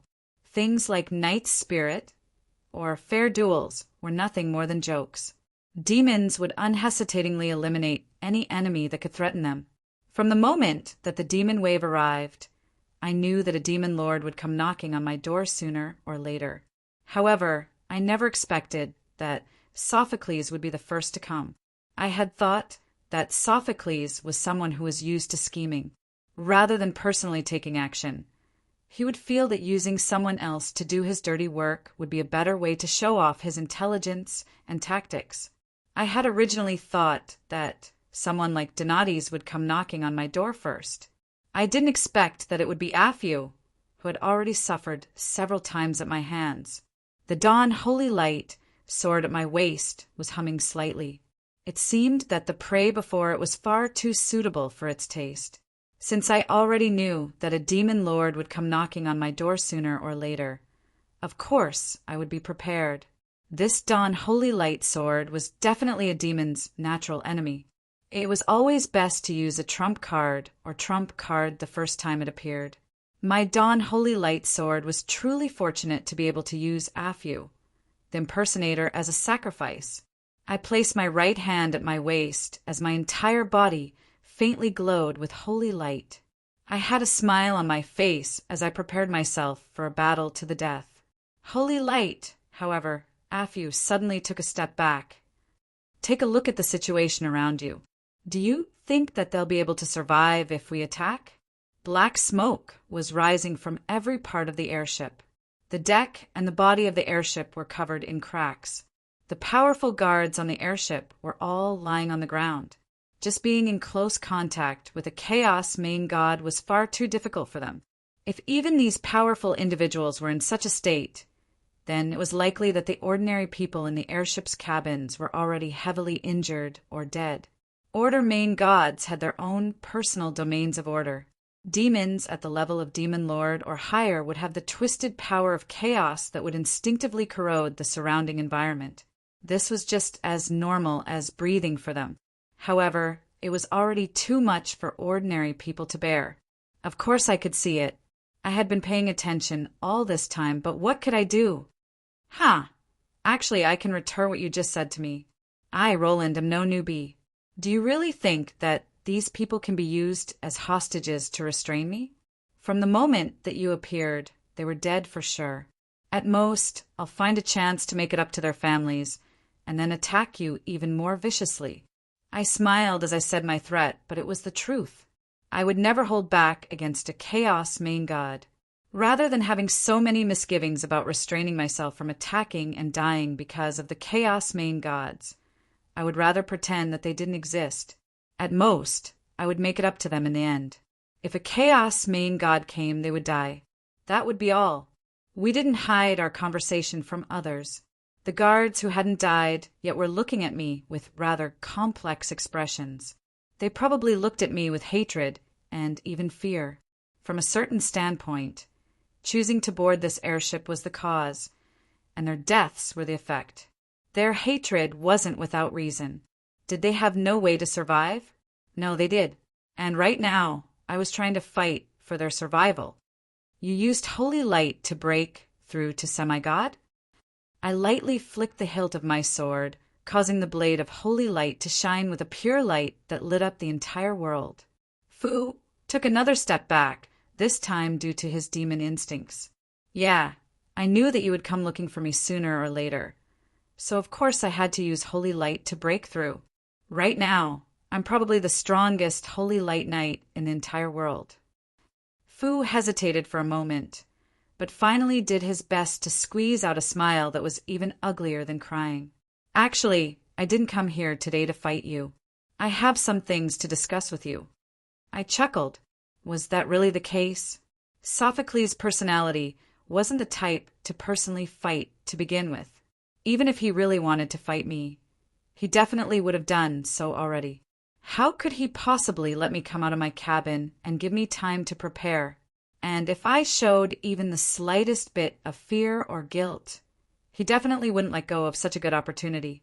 At the very least, a probing battle would be unavoidable. Only if I acted like I was willing to kill him at all costs and had an ace card in my hand that he couldn't see through would he give up on probing me and directly talk business with me. Angering him and forcing him to attack was actually because I had seen through his suspicious personality. I acted like I was confident in killing him, scaring him into not attacking or even probing me. That was the only chance for the passengers to survive. And since I was fighting for that chance for them, Fu, let's talk somewhere else. Sophocles. I'm Sophocles, not some damned Fu. All right, Fu. I'll remember Fu. No need to repeat yourself, Fu. You bastard who deserves to be burned to death by holy light. Do whatever you want. Chapter 736. From a certain standpoint, when I discovered that Sophocles hadn't come here in order to kill me, at least his main goal wasn't to kill me, I understood what was going on. What could a demon lord possibly want to discuss with me? The weather was nice today. Were we going on a field trip? Right now, they were only interested in more slaughter and souls in order to better occupy more territory in the mortal plane. Looking at it from a more distant perspective, they were more interested in how to obtain more power, a higher status, and a larger territory. Weren't they similar to wild beasts? The law of the jungle in the chaos abyss had indeed created a large number of intelligent forest beasts. Although Sophocles was known as the most cunning demon and the demon closest to the devil himself, he was still a demon in the end. I knew better than anyone what demons wanted and needed. Afyu, do you want to kill that demon lord and need my help?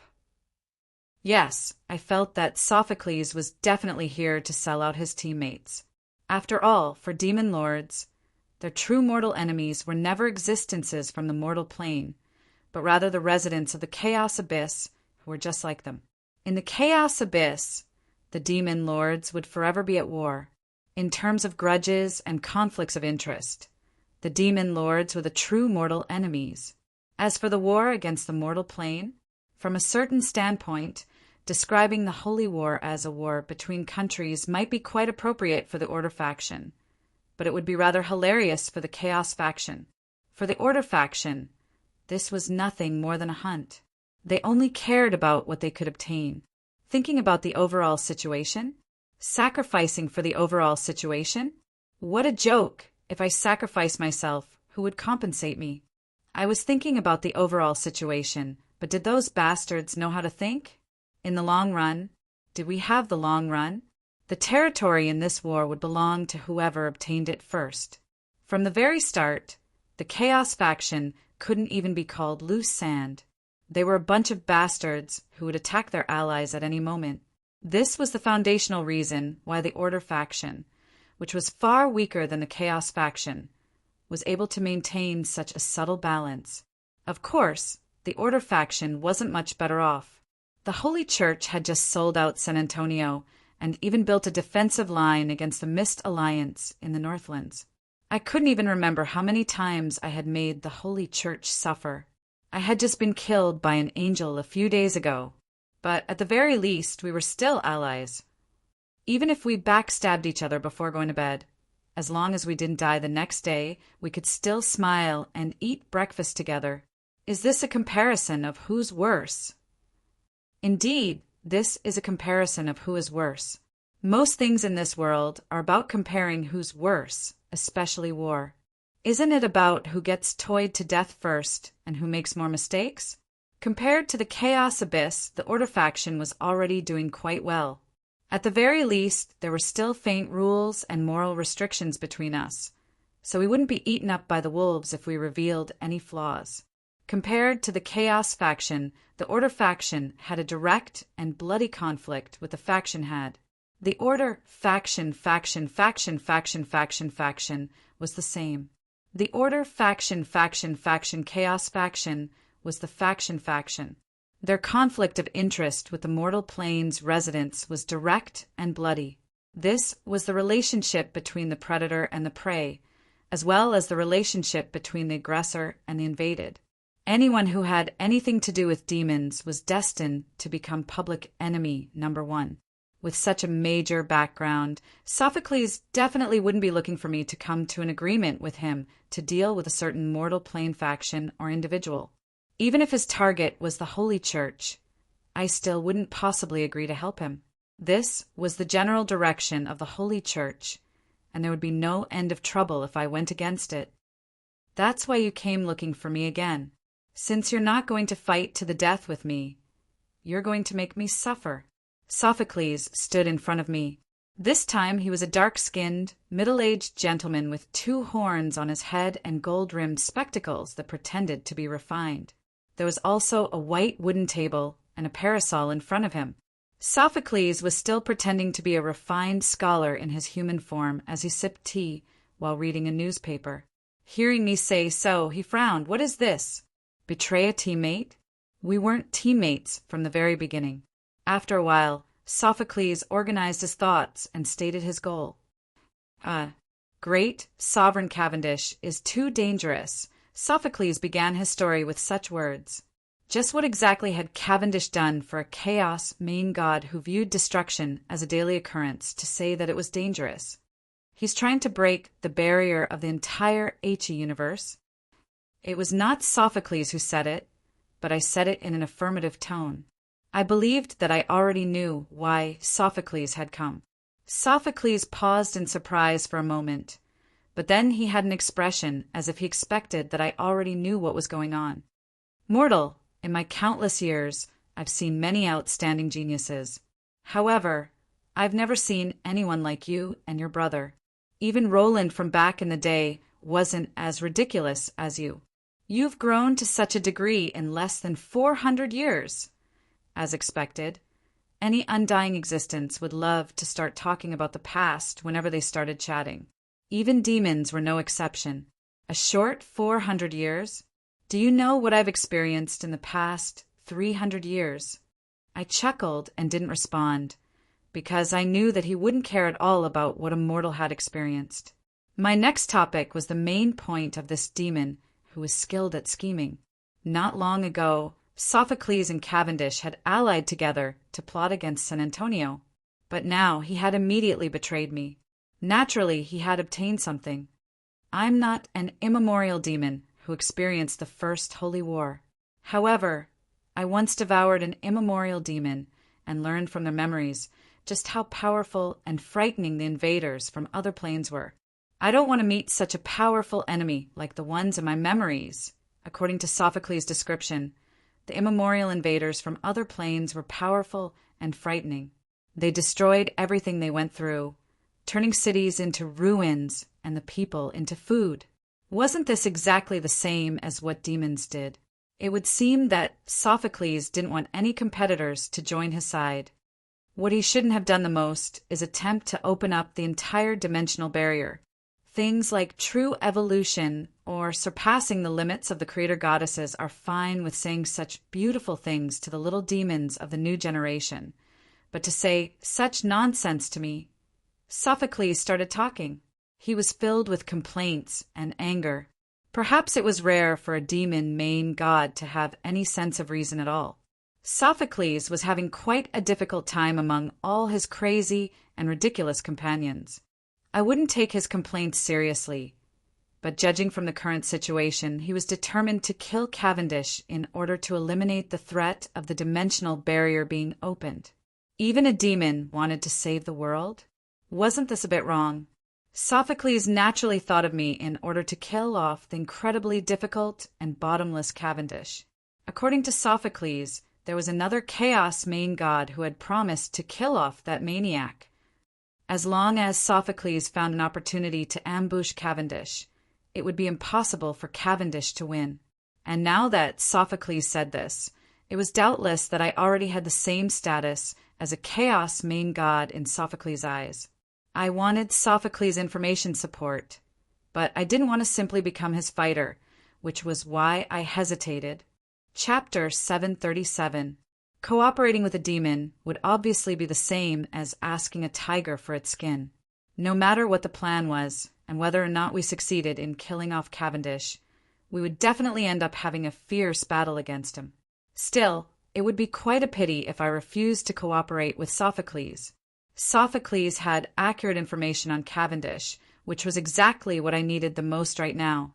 While I was hesitating, the next instant, a gigantic claw suddenly descended from the sky and attacked me. Unfortunately, Sophocles had only attacked Sophocles' shattered incarnation. Sophocles' true body hadn't even moved at all. Sophocles' true body hadn't moved at all. From the very start, we hadn't been talking about Sophocles' true body.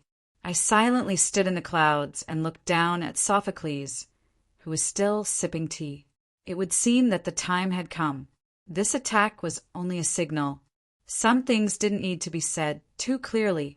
No matter whether or not I agreed to join Sophocles' plan, I would need to display a certain amount of combat strength in order to have the right to speak. This was one of the rules of communication between the Chaos Lords.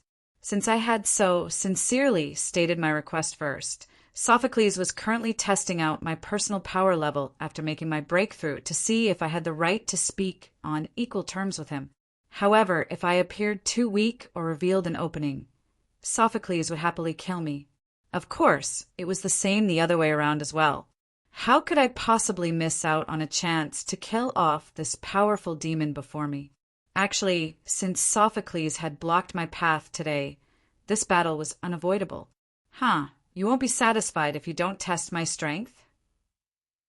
Although this battle had turned from a life and death battle into a test, the danger level hadn't decreased at all. The moment I revealed an opening or an obvious difference in power level, it would instantly become a life and death battle again. Holy light gathered around me as I took a deep breath. I gripped my dawn holy sword with both hands and fully unfurled my angelic wings behind my back. For angels, wings weren't only for decoration or for flight. Their true purpose was to store and absorb even more power of order. From a certain standpoint, the number and quality of an angel's wings represented the upper limit of an angel's power of order. The more powerful an angel was, the stranger their wings would appear. 2 wings, 4 wings, 6 wings, 12 wings, metal wings, light wings, scorching wings, dragon knights, floating cannons. It seemed like all sorts of random things had been mixed in, but angels had all sorts of wings based on their rank and position. From a certain standpoint, this was indeed a type of functional organ. Their most basic ability was to absorb the power of order from the upper planes in order to replenish themselves and increase their combat strength. That was why their wings were always faintly glowing, and they were highly skilled in prolonged battles. I took a deep breath as I absorbed an endless amount of holy light from the upper planes. The entire world was bathed in golden light. Compared to the past, the gathering speed of holy light was at least 10 times faster. Previously, when I transformed into a war angel, it didn't change the essence of my life form. But now, my bloodline could give me actual power. War Angel was the name of my order angel bloodline. On the ancient tree of power ranks, this wasn't a regular type of ancient angel. Instead, it was an honorable title given to ancient angels by the creator goddesses in certain domains. Its name explained the characteristics of this type of angel. There was no other reason than that War Angel was skilled in combat. As the top-level warriors of the Order faction, War Angel's greatest reliance was their ability to use the power of order. What else could possibly increase their combat strength more than the endless power of order? From a certain standpoint, this pair of faintly glowing golden wings was also a top-level myth-ranked weapon that specialized in absorbing and increasing the power of order. I could even faintly sense that the entrance to the upper planes where I was absorbing the power of holy light was located at the core of the Heaven's Pillar of Order. The Heaven's Pillar was equivalent to the river Styx and was the source of all power of order. It was also the only river of light that existences outside of souls couldn't possibly come into contact with. It would seem that the goddess of order had cheated yet again to be able to absorb the purest power of order from the Heaven's Pillar of Order. The entire sky was illuminated by holy light.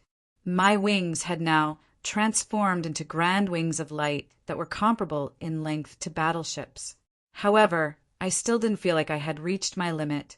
Since I had the authority of a certain creator god, perhaps the amount of holy light I could absorb wouldn't be as much as a pure order god, but the quality of my holy light would likely be much higher. With a tremendous amount of holy light supporting me, my Dawn Holy Light sword's blade of light was endlessly extended. This design was also what I relied on to slay large demons and undead. Second mode, the runes on the sword's hilt were ignited, and 5 small parts flew out from it. 1 flew high up into the sky at high speed, while the other 4 flew out in all directions and occupied the 4 corners of the sword. Meanwhile, I, who wielded my Dawn Holy Light sword, was freely emitting holy light, becoming a true source of light. Endless amounts of holy light shot out.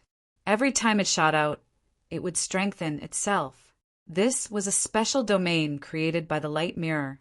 The holy light became even hotter and more dangerous under the effects of the light mirror's amplification. The power of pure holy light was purifying and correcting this domain. The next instant, as a connection of light was established, I was no longer the only source of light. Above me and all around me, 5 other sources of light simultaneously lit up. The entire world was baptized by holy light. Even someone as powerful as Sophocles instantly became blind under this unprecedented baptism of holy light.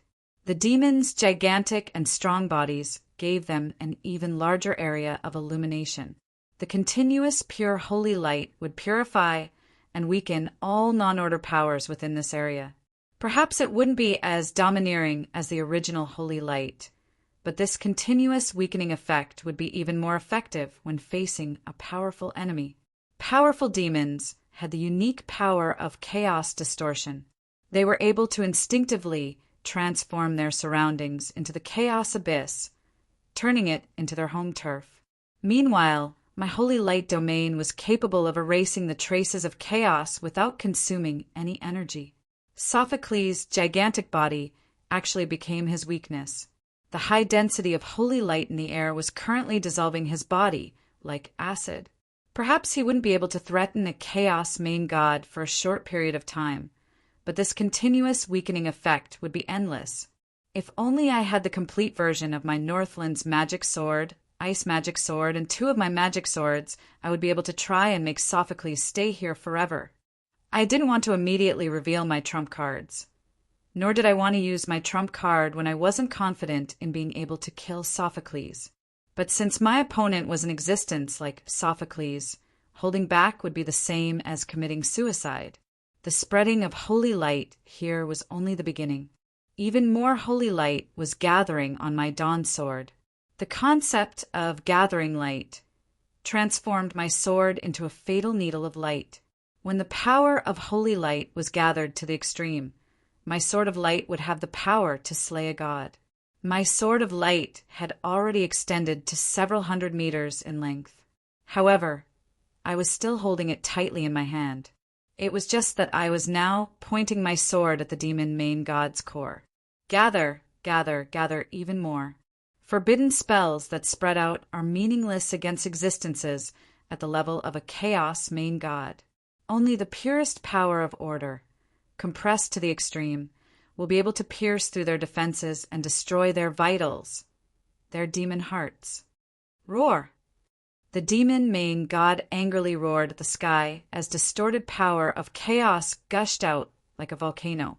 Black mist and lava covered his body in an attempt to resist the holy light's baptism. The demon main god held the great sword on his back in his hand. However, it fused together with his flesh and blood. The great sword that was as large as a mountain was covered in a thick, blood-red light. When the demon main god grasped his true power, the entire world seemed to tremble in fear.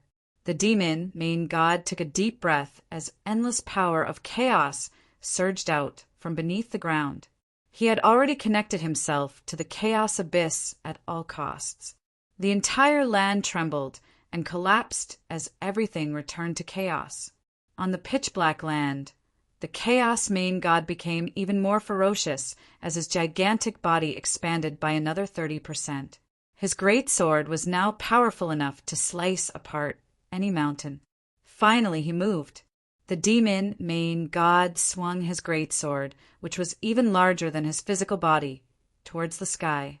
The demon main god's footsteps created an earthquake. The blood-red light caused his great sword to suddenly extend. The blood-red light even pierced through the clouds. When I saw this sword, I knew that no matter what angle I tried to dodge, this sword would still collide with my lightsaber in the end. This seemed to be faintly related to karma. This demon main god, who was famed for being sly, was actually an incredibly outstanding sword saint. Sophocles had successfully connected himself to the chaos abyss. This sword attack would affect the power of chaos in the chaos abyss. Damn it, wasn't this supposed to be a test? Why are you trying so hard? It's not like I can kill you. At most, I'll make you go back to the chaos abyss and sleep for a few hundred years. Currently, Sophocles was also cursing inwardly. Wasn't this supposed to be a test? Why was he using a nuclear bomb as his trump card right from the start? He was using a powerful attack right from the start? What kind of test was this? Of course, Sophocles didn't know that Roland, who had just broken through to Chaos Abyss, only had this trump card that was specifically meant to deal with demons. This was a holy light nuclear bomb that he had prepared to deal with any main god. Both sides were worried that the demon main god would turn the test into an ultimate attack. The result was that the demon main god would be fighting at full power right from the get-go. Sophocles used a powerful attack right from the start, but the other side was still holding back. Was Sophocles just waiting to die? Sophocles regretted his rashness. His goal was only to test whether or not Roland had a trump card that could threaten a demon main god. Not only did Roland have a trump card that could threaten a demon main god, Roland even used it on himself. If Sophocles had known that this would be a fight to the death right from the start, he wouldn't have been foolish enough to die together with Roland. But right now, whoever stopped first would be giving the initiative to their opponent, which would be suicidal. Asterisk, buzz, buzz, buzz. Asterisk, when the extended pure white sword of light clashed with the blood-red light, the entire world was filled with a buzzing sound. After a moment of silence, a giant gray pillar of light shot up into the sky. This was a gigantic pillar of light that extended endlessly. Even the airship that had left several hours ago could clearly see this pillar of light reaching into the sky.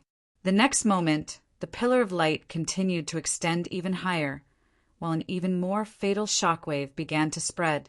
This shockwave would transform this wasteland into a completely uninhabited area. The power of order and chaos kept clashing and exploding. Even the creatures buried underground would be corroded and baptized. The shockwave kept spreading out as if it would never end. Even the airship that was several dozen kilometers away was barely surviving from the shockwave, becoming even more pitiful and damaged. They should be thankful. If they were still on the ground right now, they probably would have lost their lives already. Perhaps even a few decades later, this place would still be completely barren. Just like the holy wars of the past, this wasteland, which had once been the battlefield of main god-level powerhouses, would be recorded in history. It would be completely destroyed. Perhaps in a few years, strange new species would appear here, just like the ancient battlefields of the past. At the same time that the shockwave exploded, both sides had vanished without a trace. 20 minutes later, a charred black body landed on the deck of the airship. His entire body had been burned pitch black and fiery red. Chaos and order were still clashing on his physical body. Distorted blood-red mist was still corroding his charred physical body. Anything that got close to his body would either be directly corroded or set on fire. The nearby guards were astonished and hurriedly went to get water to extinguish the fire. However, someone discovered that the person who just landed seemed rather familiar. Isn't that His Highness Roland who just left? Why is he cooked? As expected of the undying Roland, he's still alive even after being cooked. Wow, he can even glare at people. Chapter 738.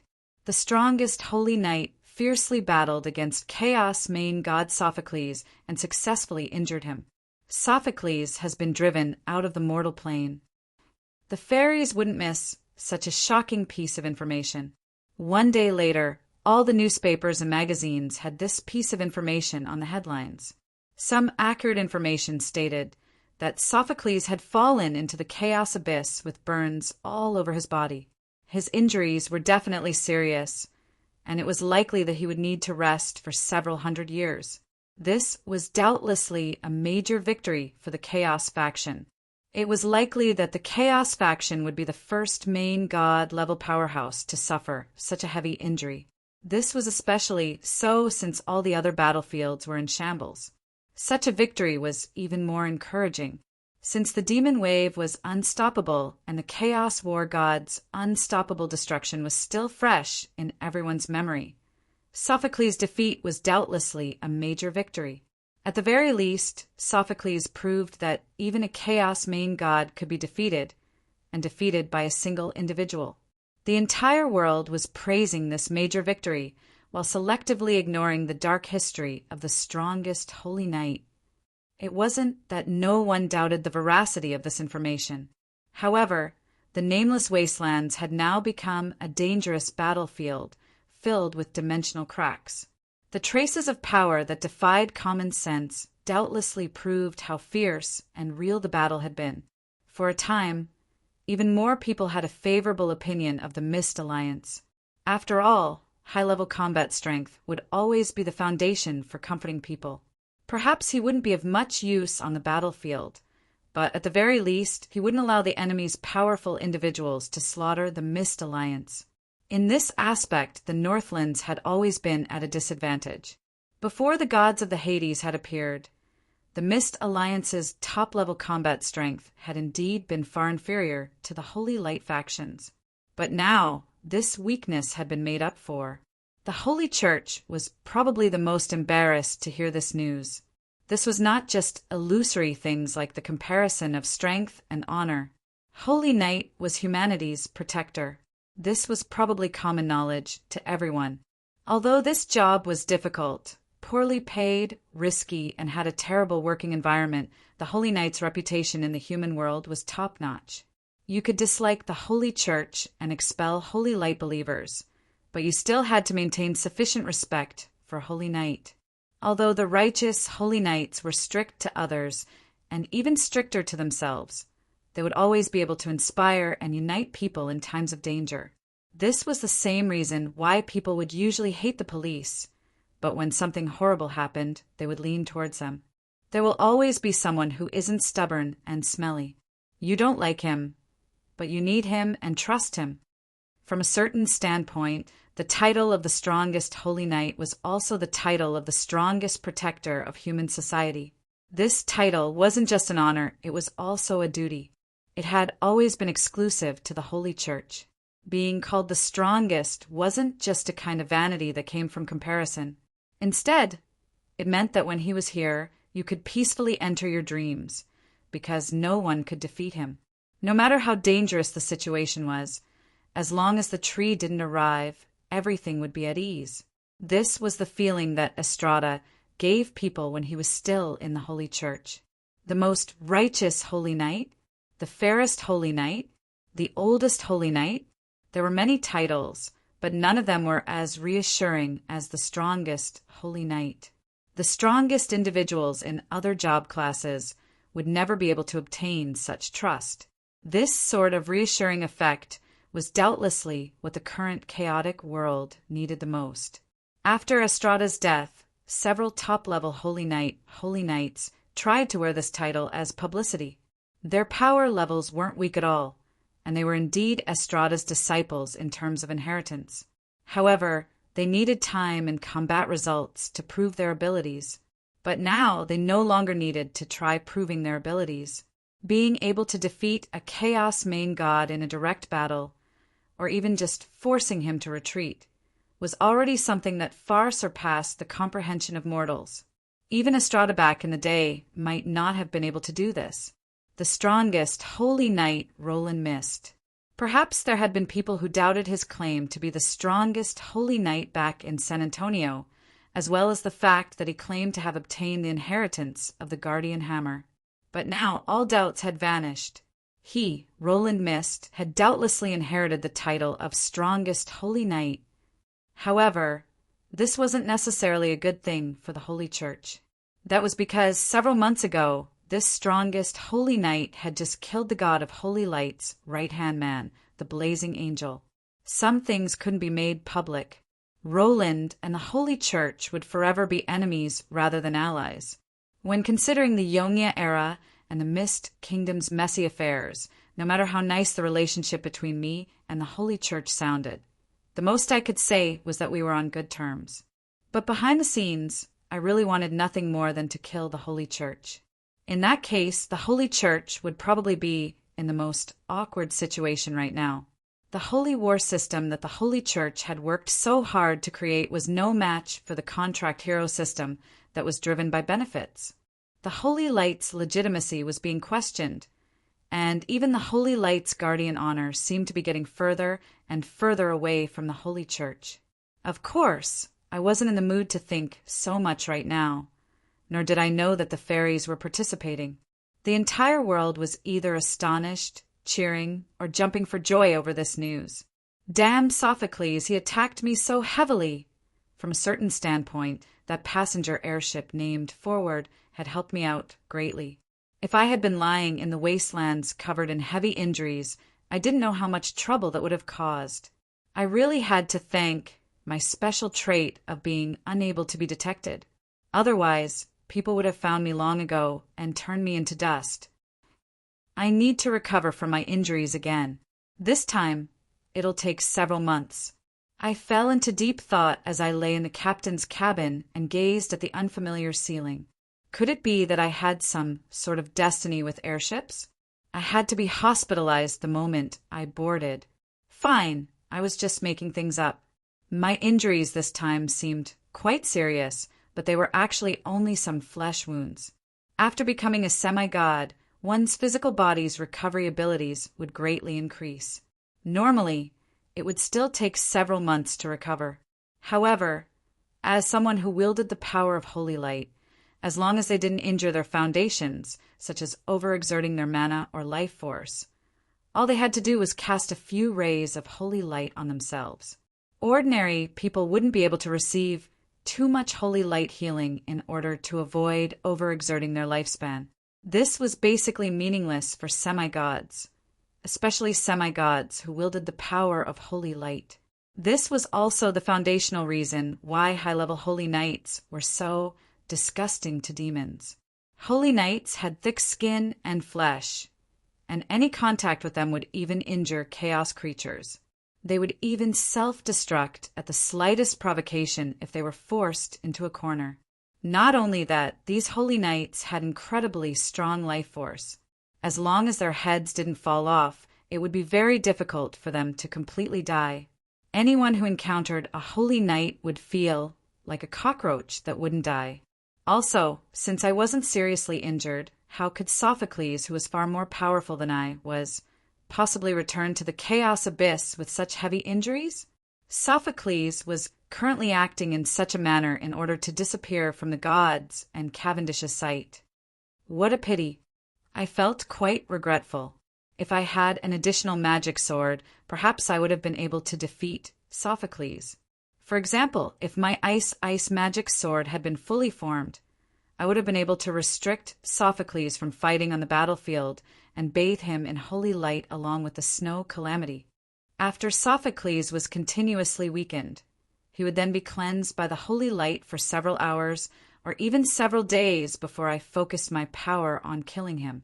If my 7 deadly sins had been fully formed, a single backstab attack would likely have been able to seriously injure Sophocles' soul. Of course, if my inference was correct, my 7 deadly sins wouldn't be very effective against demons and undead. Now that I had leaked information about Sophocles, it would be quite impossible for me to ambush him again. But when I thought about it, I was fortunate that my other magic swords hadn't been fully formed yet, so I couldn't leak any more information. Most of what I had leaked was that I possessed a powerful, myth-ranked weapon of holy light. My weapon's 2 abilities of spreading holy light and condensing holy light into a sword were likely to be known by others. If that was all there was to it, it would have been somewhat acceptable. It would seem that I'm still quite far off. The fact that I was able to fight against Sophocles to such a degree didn't mean that my power level was truly on par with the Chaos main gods. It was that I had chosen to naturally counter demons' powers from the very start. Holy Light's natural counter to demons and undead went without saying. It would deal at least 10 times the damage to demons and undead. This didn't mean that my power level was only 10% of Sophocles. There were many things that couldn't be calculated. For example, Longtu had killed so many dragons that rivers of blood flowed, becoming a demon legend among dragons. Even supreme immemorial dragons would avoid Longtu when they saw him. This didn't mean that Longtu's power level was enough to overwhelm Dragon City. He had simply chosen to counter Dragon Slayer's abilities. If he met a high-level demon, his performance would likely be even worse than an ordinary semi-god's. Killing power was only one part of Longtu's counter abilities. Not only that, it was the least effective part. Increasing hit rate against dragons, reducing the damage from dragon's spit attacks, immunity to draconic might, additional dragon scale penetration effects on my weapon, anti-poison effects on dragons, making it impossible for dragons to heal their wounds, the ability to fly, and seeing through weaknesses. All of these disgusting effects were far more effective than simply increasing Longtu's attack power. After all, attacks that didn't hit would mean nothing. Attacks that didn't break through Longtu's defense would mean nothing. Naturally, Longtu wouldn't receive any damage if he didn't live long enough. All of these abilities would instantly make Longtu the natural enemy of dragons. Every single one of his attacks would hit a vital point. He would ignore Longtu's spit attacks and claw attacks. As long as his opponent bled, they would die. Even dragons that were far more powerful than Longtu would be instantly killed by Longtu. My Dawn Holy Light sword was also a specialized weapon against large demons and undead. My domain of pure holy light would continuously weaken my opponent, while my sword of light would continuously accumulate the power of order, becoming stronger and more difficult to defend against. In the end, my opponent, who was tortured to the extreme by being roasted, would have to face my fatal demon-slaying sword. Theoretically speaking, as long as I could maintain this attack for a long enough time, it should be able to kill any undead or demon. However, this actual combat had exposed the inadequacies of my newly born magic sword. My opponent isn't an idiot. He won't just obediently watch as you accumulate power while he's constantly being weakened. Sophocles had plenty of combat experience. He instantly understood the situation and unhesitatingly fought against my ultimate attack, not giving me any chance to accumulate power at all. If Sophocles had chosen to escape from my domain of holy light from the very beginning, I wouldn't have been able to stop him at all. At this moment, I really felt that there was a flaw in my ability. It would seem that I need to think of a way to quickly create a second magic sword to restrict Sophocles' movements. Otherwise, if I meet an opponent at this level again, I'll really... Wah! What are you doing, silly cat? I spat out the feather pillow in my mouth as I angrily looked at the silly cat who was pretending to be innocent. Did she really think that I was a jinx? Was I really that clever? Did she think that a main god would appear just because I said so? Did she think that main gods were like cabbages that could be found anywhere? However, the ship's alarm suddenly started ringing, causing me to swallow my words. Chapter 739. The floating passenger ship, Forward, was manufactured in the Ottoman Suro shipyard. It was a 107-meter-long luxury passenger ship named Fortune. The ship had 2 third-class cabins, large public cabins, 90 second-class cabins, 3-person rooms, 50 first-class cabins, 2-person rooms / 3-person rooms, and 20 VIP rooms, 10 2-person rooms, and 10 single-person rooms. The ship had a theoretical capacity of 500 passengers, with an average capacity of 340 passengers. Unlike future large-scale passenger ships that had their own game rooms, dance halls, and swimming pools, the first generation of floating airships didn't have mature passenger technology. Most of the ship's cabins were just engine rooms and energy pools that were constantly operating. Even if there was extra space, considering the current harsh environment, some magic crystal cannons and aerial night would be installed. Although it had been 3.5 years since the airship was first constructed, and it had already made nearly 100 round-trip flights, the crew's attentive maintenance and powerful financial support made it look just like a new airship. Captain Knott had always been proud of being the pilot of this airship. He even privately referred to this airship as his most beloved daughter. But now, perhaps even his daughter's father wouldn't recognize this airship. The smooth, dark yellow deck was now covered in cracks. One of the airship's 4 engines had completely stopped working while emitting black smoke, while the other engine would stop and turn. The result was that the airship would frequently tilt, scaring the pilot to the point where he didn't dare to relax. After half of the airship's sails were burned away, they were directly abandoned. However, the empty flagpole wasn't alone because it had already been broken. Even the uppermost VIP cabins had been completely destroyed. Fortunately, when the shockwaves arrived, everyone had taken refuge in the large cabins, which was why no accidents had happened to the important guests. Right now, only the royalty, major nobles, and major merchants of the various countries could afford the suckers' VIP airship tickets. If several dozen of them died at once, perhaps even the ship's owner wouldn't be able to bear the consequences. The VIPs were quite reasonable. It was just that the vice captain, crew head, chief officer, and other high-ranking crew members' cabins had all been given up to the VIPs who were still in shock.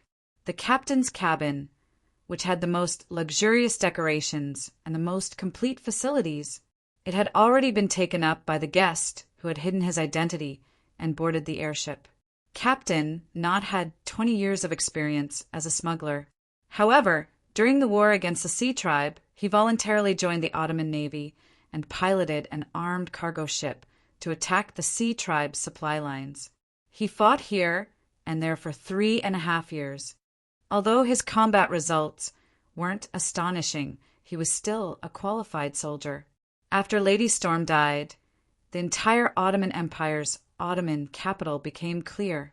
Knott also chose to retire. Later, the Ottoman government considered his past and recommended him to be the pilot airship's captain. At the very least, he had done quite well in the past few years. As a former Ottoman soldier, how could he not know about Roland? Without reinforcements from the Mist Alliance, the Ottoman capital would likely still be in a state of chaos. Roland's name was directly connected to Lady Storm's death. His disciples and subordinates had also participated in the battle to reclaim the entire capital. During that difficult battle, the Grey Elf Anti-Night Squadron was a powerful combat unit that rivaled an airship squadron. The addition of all sorts of new combat equipment solidified the Ottoman Empire's desire to ally with the Mist Alliance. Not only was the Ottoman Empire realistic, it was also how countries interacted with each other. Weak countries wouldn't have diplomatic relations, while strong countries wouldn't do anything and would have people follow them. This was nothing new at all. That was why the captain unhesitatingly protected Roland the moment he recognized him. That's right, he protected Roland. Roland's entire body had been burned to such an extent. Logically speaking, it seemed that Roland could die at any moment. It would be strange if anyone with ulterior motives didn't want to take action against such a good opportunity. This wasn't an unfounded worry. This airship had sailed from San Antonio's territory, and in San Antonio, Roland was the most wanted criminal for murdering Empress Maria. If there really was a San Antonio patriot on this airship who was willing to pay any price to take revenge for Empress Maria, then this would be the best opportunity. Unfortunately, the passengers witnessed Roland falling onto the deck. Naturally, the news of him being heavily injured was leaked, and it was too late for Knott to block this information, even if he wanted to. In the end, Knott could only make some preparations in case of a rainy day. Knott's guess was correct. Rakic, who had been requested to guard the airship, managed to capture 2 hot-blooded youths with poisoned daggers that very night. But soon, Knott discovered that he had been overthinking things. In just a few hours, Prince Roland regained consciousness at a speed visible to the naked eye. He then complained about how he was bored with recuperating and wanted to have some fun to pass the time. Knott could only helplessly send out his first mate and several powerful guards to play cards with Roland to pass the time. In less than 2 hours, all of them were released. The reason? This injured Roland, the strongest holy knight, had actually won everyone's money in just half an hour.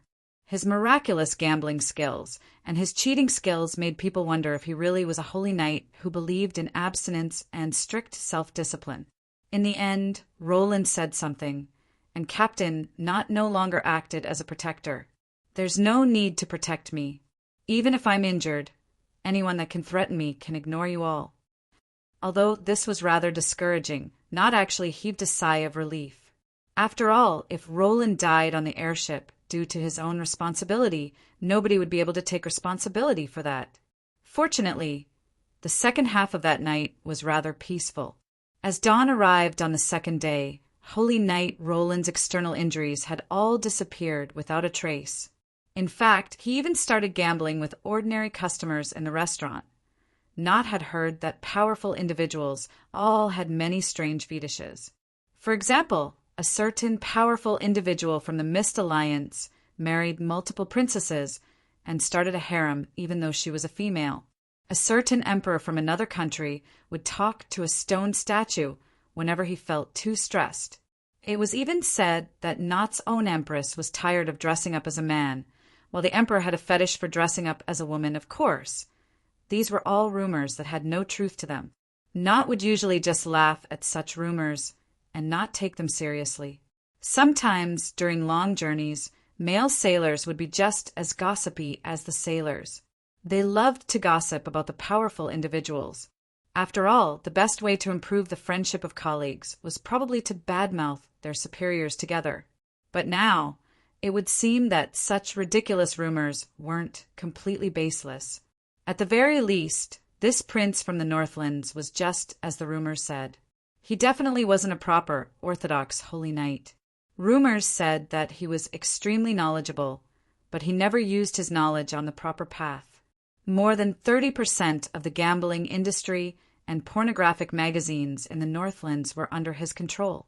His legendary super mercenary group, the Absolute Gentleman Alliance, was his tool for controlling the entire Northlands. Arms trading, mercenary trading, elven and beastman human trafficking. These were all things that ordinary people wouldn't even dare to imagine, yet he controlled them all.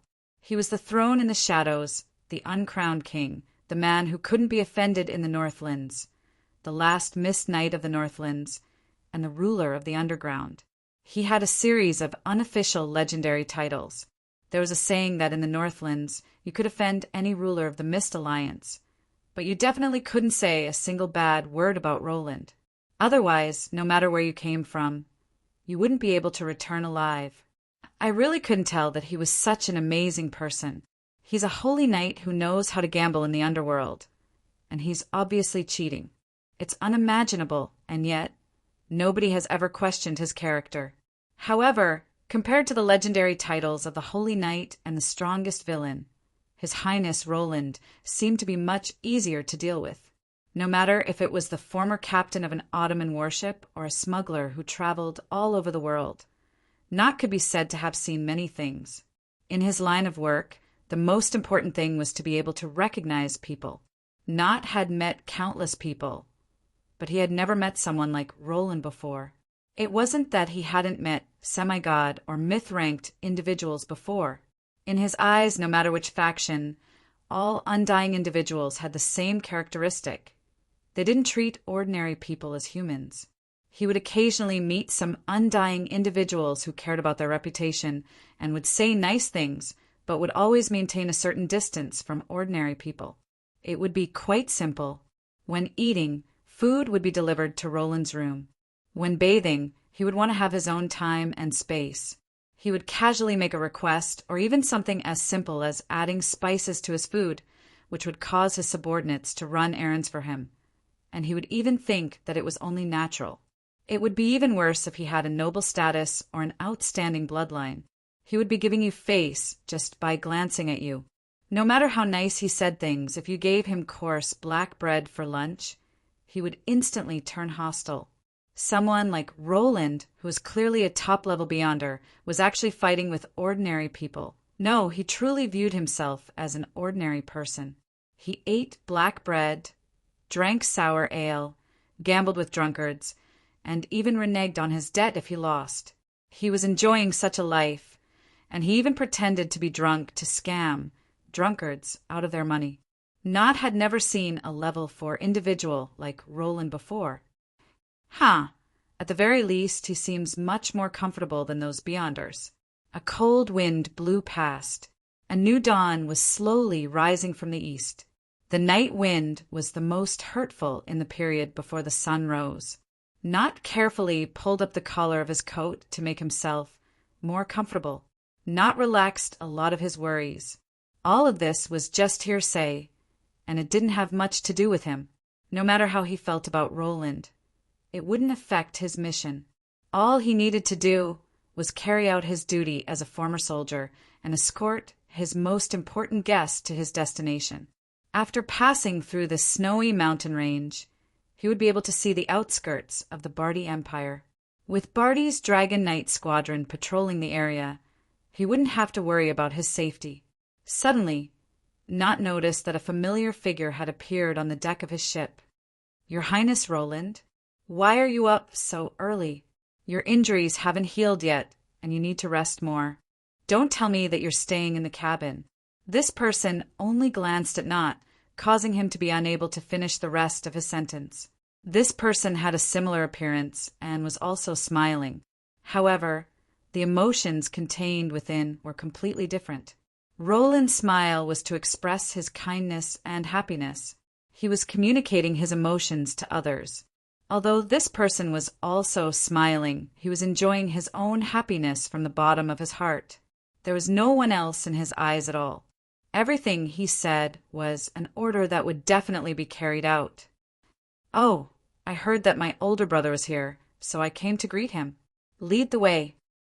Chapter 740. Once upon a time, there were two brothers. They were the fortunate ones. The moment they were born into this world, they received the sincerest blessings and heartfelt joy from the entire country and millions of citizens. The old emperor has a son. The Mist Kingdom's new heir has been born. Although life in that land of ice and snow was difficult, under the wise old emperor's leadership, everyone believed that the future would only get better and better. The old emperor was already middle-aged. Due to an injury he had received when he was young, his health was rapidly deteriorating. The problem of an heir had always troubled this country.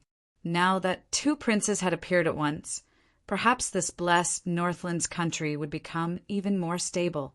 From that day onward, the birth of the twin stars became a new day of celebration for the entire country, Gemini Day.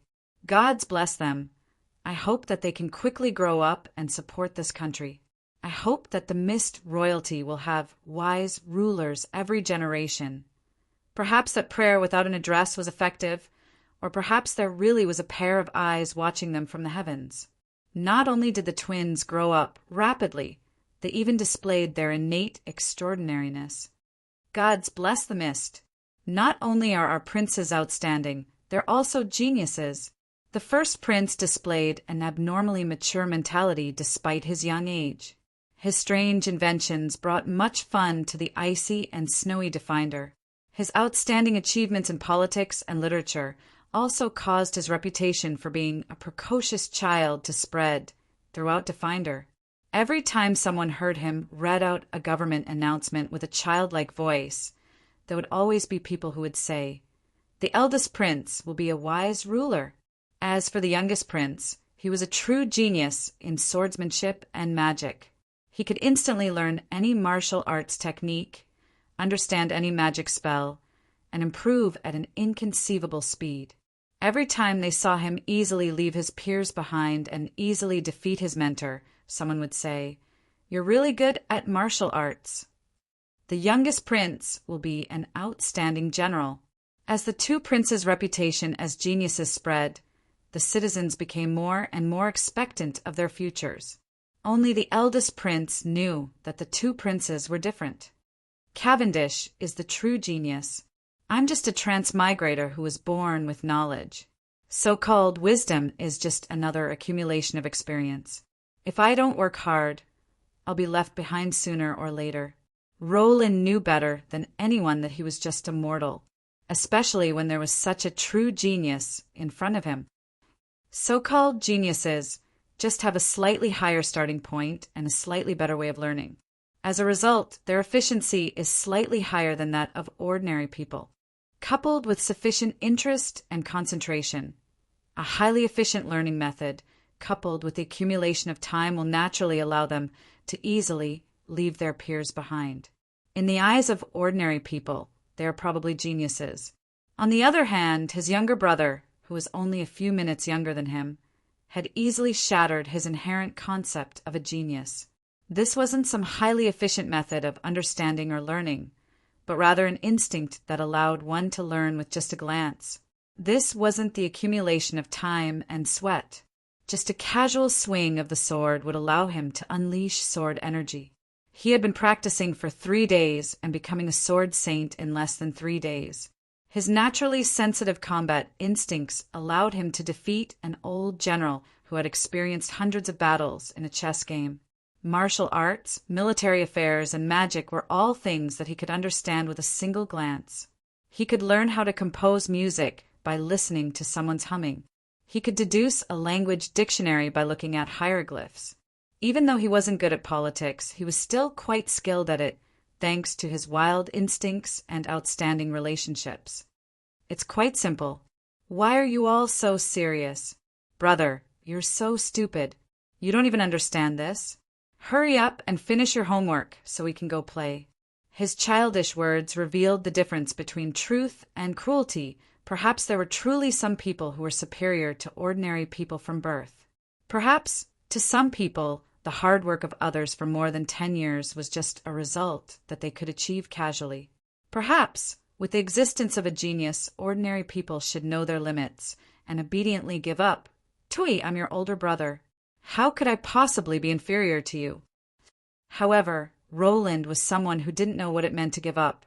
That's right, even if I couldn't become a sword saint in 3 days, I could at least spend 3 years. After all, it would still be frightening if I said it out loud. That's right, I couldn't learn everything immediately. But at the very least, I had the accumulated knowledge of 2 different worlds, as well as the wisdom of an adult. As long as I was willing to put in the effort, what couldn't I learn? My precocious older brother didn't give up. Instead, he became even more resolute and shameless through constant setbacks. All right, I couldn't smile as brightly and innocently as you, but I could at least imitate a similar smile and express my kindness. All right, I wasn't like you who could learn everything immediately and be proficient in everything. But at the very least, I was able to focus my limited attention on what I was best at and the most important areas, using the most efficient method to improve myself. The results weren't bad at all. Failed? Just try again. Lost? Just try again. Tired? Just take a nap and try again. My mortal older brother didn't want to admit defeat and wanted to maintain his dignity as an older brother in front of his genius younger brother. While his heart was filled with scars, he unknowingly reached the limits of an ordinary person and became a so-called artificial genius. Tisk, isn't the result the same? Is there any substantial difference between reaching the goal easily and reaching the goal with great difficulty? Back in the day, Roland didn't know that not only was there a difference, there was a huge difference. The 2 brothers were blessed. They had far too many people who loved them. The 2 brothers were unfortunate. There were far too many shadows watching them from behind. In the end, the 2 brothers lost everything. But at that moment, their different personalities and lives diverged for the first time.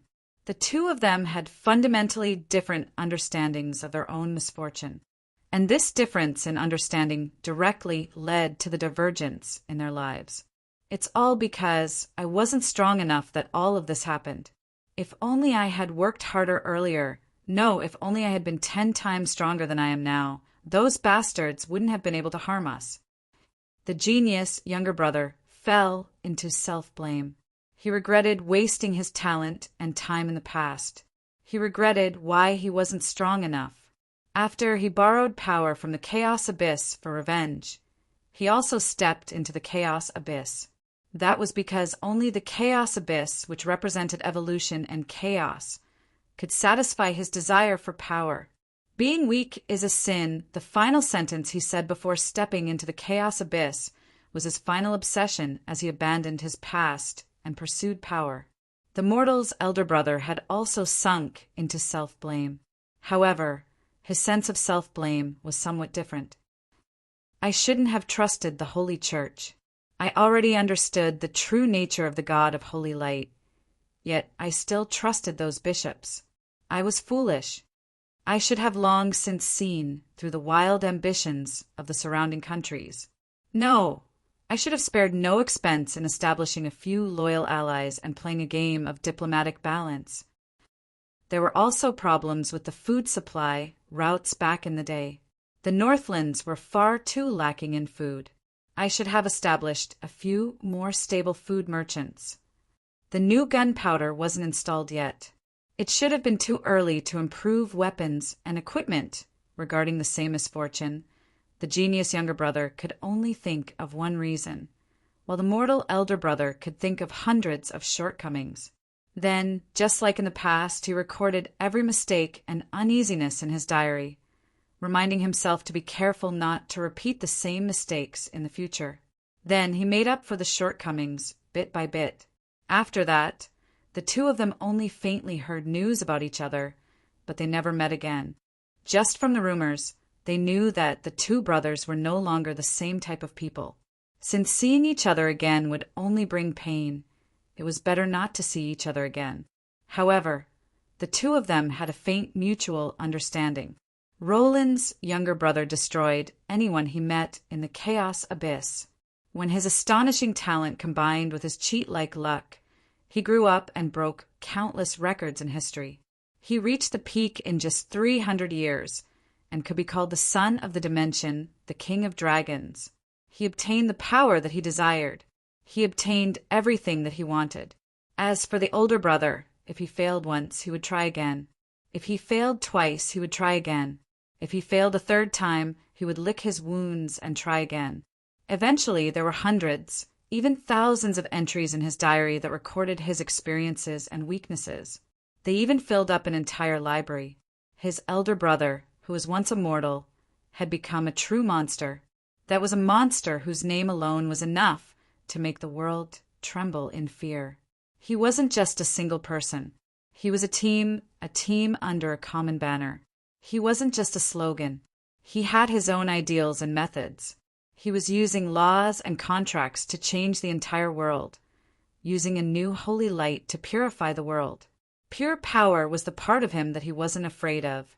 His intelligence and slyness were viewed as the scariest evil. He no longer blindly worked alone. He desired to understand and be understood. In the end, he stood together with his companions. Meanwhile, his younger brother stood alone at the peak of the world, looking at him. "Oh, we meet again." That's right, they met again. Unknowingly, the two brothers were now on the same level again. It seemed that neither of them would be able to avoid the other this time. When the two brothers reached the peak of the world and looked back, they discovered that their worldviews and paths were so different. In fact, they were diametrically opposed. A single person's power is limited. This world is worth saving, but it shouldn't be saved by me alone. I want the world to become a better place. All I need to do is plant seeds and find companions. His older brother learned how to understand others, learned how to borrow their power, and learn how to use ideals and rules to change the world. Misfortune will befall those who aren't strong enough. Being weak is a sin. This world of the weak is far too boring, far too boring. That's why misfortune exists. His younger brother's thoughts were exactly the same as before. However, the strongest power in this world was also enough to topple the entire world. Unfortunately, no, this should be an inevitability. Their personalities and pasts had determined that they would definitely have some differences in their understanding of the world. Roland, don't you feel that this entire world is so boring? This entire sealed world is just a boring arena. Today you kill me and tomorrow I kill you. There's no fundamental change. It's just like two insects fighting to the death, but they don't realize that the adults beside them are just watching them like it's a joke. I'm going to open up the barrier. I'm going to jump out of this boring box. I'm going to allow this stagnant world to begin evolving once again. I'm going to solve this boring, holy war from the very foundation. Closing the door because you're afraid of a challenge? You're afraid of true evolution. but you're fighting in the so-called HE Civil War because you want power? Don't you think that's foolish? Roland smiled. However, his smile seemed forced and tragic. He could already see what would happen next. However, there were some things that he couldn't allow to happen. Brat, what you say makes a lot of sense. I admit that the two creator goddesses of order and chaos are foolish enough to do such a foolish thing. But I refuse to agree. Evolution? That's right. I admit that no matter how harsh the environment outside is, some existences and species will survive and complete evolution. Perhaps in the end, the HE dimension will become even more powerful than it is now. Let's see what will happen to those mortals. It's likely that they'll barely survive in the Holy War and won't be able to evolve at all. They'll probably be the first to be eliminated. Mortals deserve to be eliminated. The weak are born to be food for the strong to evolve. I'm sorry, but I refuse. Your older brother is an ordinary person. Your father is an ordinary person. Your mother is an ordinary person. Your entire family is an ordinary person. Cavendish, you little bastard who doesn't know the immensity of heaven and earth. Today, your older brother shall give you one final lesson. Don't look down on mortals. Chapter 741. Cavendish had arrived quite suddenly and left even more suddenly. I was about to attack when he unhesitatingly left, leaving behind a single sentence. Not now. Although I knew that this would be the end result of our conversation, I still felt quite unwilling to leave some things unsaid. Perhaps this was why Cavendish had appeared in front of me, even though he had already predicted my decision. I would feel unwilling if I didn't try. I sighed and felt rather sad, but there was no possibility of regret. I could understand Cavendish's reasoning. That was because, in a way, countless misfortunes had originated from this sealed world. The goddesses of chaos and chaos were afraid of powerful invaders from other dimensions. They desired for themselves and the species they created to become stronger. However, they disagreed on what it meant to be strong, which finally resulted in a holy war. Theoretically speaking, a holy war would be impossible to have an end. That was because neither chaos nor order would be able to completely destroy the other. Even if one side was completely destroyed, a new order or chaos would appear as time passed. From a certain standpoint, sacrifices weren't completely worthless. Although the path was quite complicated, the overall power level of the entire mortal plane was constantly improving. Although ancient species, and ancient gods sounded quite cool, their methods of using power were rather primitive and crude. Their weapons and equipment were also quite primitive. Their concepts were all rather old-fashioned and shallow. Of course, the ancient ones who were able to keep up with the times were powerful. However, even more ancient species had been unknowingly left behind by the times, becoming ancient artifacts that only the tears of the times. There were plenty of these ancient species in the chaos abyss. Although they were famous, they might not necessarily be able to defeat a brat who was only several hundred years old in a real fight. In the past, angels, giants, and dragons had all relied on their outstanding physical strength to fight. Even wood and rocks could be used as weapons. Now, not only were they armed to the teeth with high-level equipment, their magic and martial arts techniques had been passed down for countless generations. They had countless curses and ultimate techniques. The ancient species' direct attack methods were as childish and laughable as hoodlums' punches. It wasn't that the ancient dragons from the god and demon era were so powerful that they were undefeatable. It was that the powerful dragons of the past were able to survive for so long that they were called ancient dragons. Naturally, they would have been polished to an unimaginable degree by the passage of time. Ancient god equipment? Let's see if it's rusted first. Powerful ancient species? How's your old waist?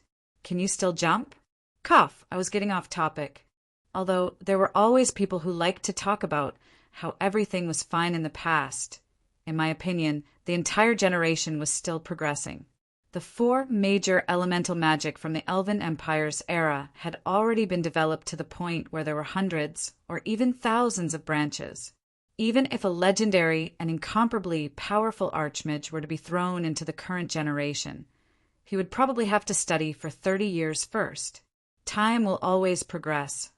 This was something that I had always firmly believed in, although inheritance sounded rather abstract. As long as words and history existed, the entire world would naturally move forward. Blindly worshipping the world would be unnecessary and even more foolish. However, not to mention the mortal races, even the two goddesses themselves didn't know if this progress was enough. It was like a cage. No matter how the beasts inside fought, they wouldn't know if they could defeat the beasts outside. This analogy seemed a little inappropriate. Then it was like the examinees before the college entrance examination. They wouldn't know if they had prepared enough until the day of the exam. Once this cage was opened, there would naturally be no need for this periodic war to exist. But I knew that Cavendish didn't wish for the war to stop. What he longed for was the opportunity to evolve, to reactivate the time needle of this world that had fallen to a standstill. An indefinite war between races? Are you kidding me? Maintaining the balance of the cycle of reincarnation? What does that have to do with me? Is it really that interesting to keep going around in circles? As long as I open the door to this world, the entire world of Aichi would naturally welcome a baptism from the outside world. At that time, it would be nothing more than survival of the fittest. Those who survived would be the strong, while those who died would be the unlucky and weak. I could understand that it was better to get the pain over with than the pain over with. Secluding the entire world was quite foolish to begin with. However, understanding definitely didn't mean that I agreed. In history, secluding the entire world had always paid a heavy price. When the world's door was finally opened, the invaders would bring new things that you had never seen before and easily slap you in the face. If you fall behind, you'll get beaten up. This wasn't just an empty saying. This was an experience filled with blood and tears. However, there's a foundational difference between the seclusion of Aichi and the human countries. What if the people outside aren't humans, but rather a group of vicious man-eating demons? What if their goal isn't to enslave and conquer us, but rather to completely exterminate us? Indeed, nobody knew just what was out there that the two goddesses of order and chaos had been afraid of for so many years. Not to mention, the game's history had faithfully portrayed the dimensional invaders from back in the day. This made the situation quite grim. In the game's history, both goddesses of order and chaos had been revived, but it was still meaningless. Taking a step back, even if Ike was able to survive the baptism of foreign creatures and achieve so-called evolution, just how many of them would be able to survive? 10%? 5%? It was impossible for me to estimate. If the dimensional invaders were as powerful as the game's history had described, then I would be quite happy if even 10% survived. Perhaps some people would say, this is a necessary sacrifice. This is the cannon fodder of history. There will always be people who can't keep up with the times. However, I would say that those would be the sacrifices, not your sarcastic remarks. Who should be eliminated? Who should be sacrificed? Who finally managed to survive in this world, only to die because of someone else's words? Would anyone be able to make such a heavy decision? Taking a step back, if the dimensional invaders really suffered more than 90% casualties, who would be confident in surviving? In that case, even if the dimensional invaders managed to achieve so-called evolution, what meaning would there be?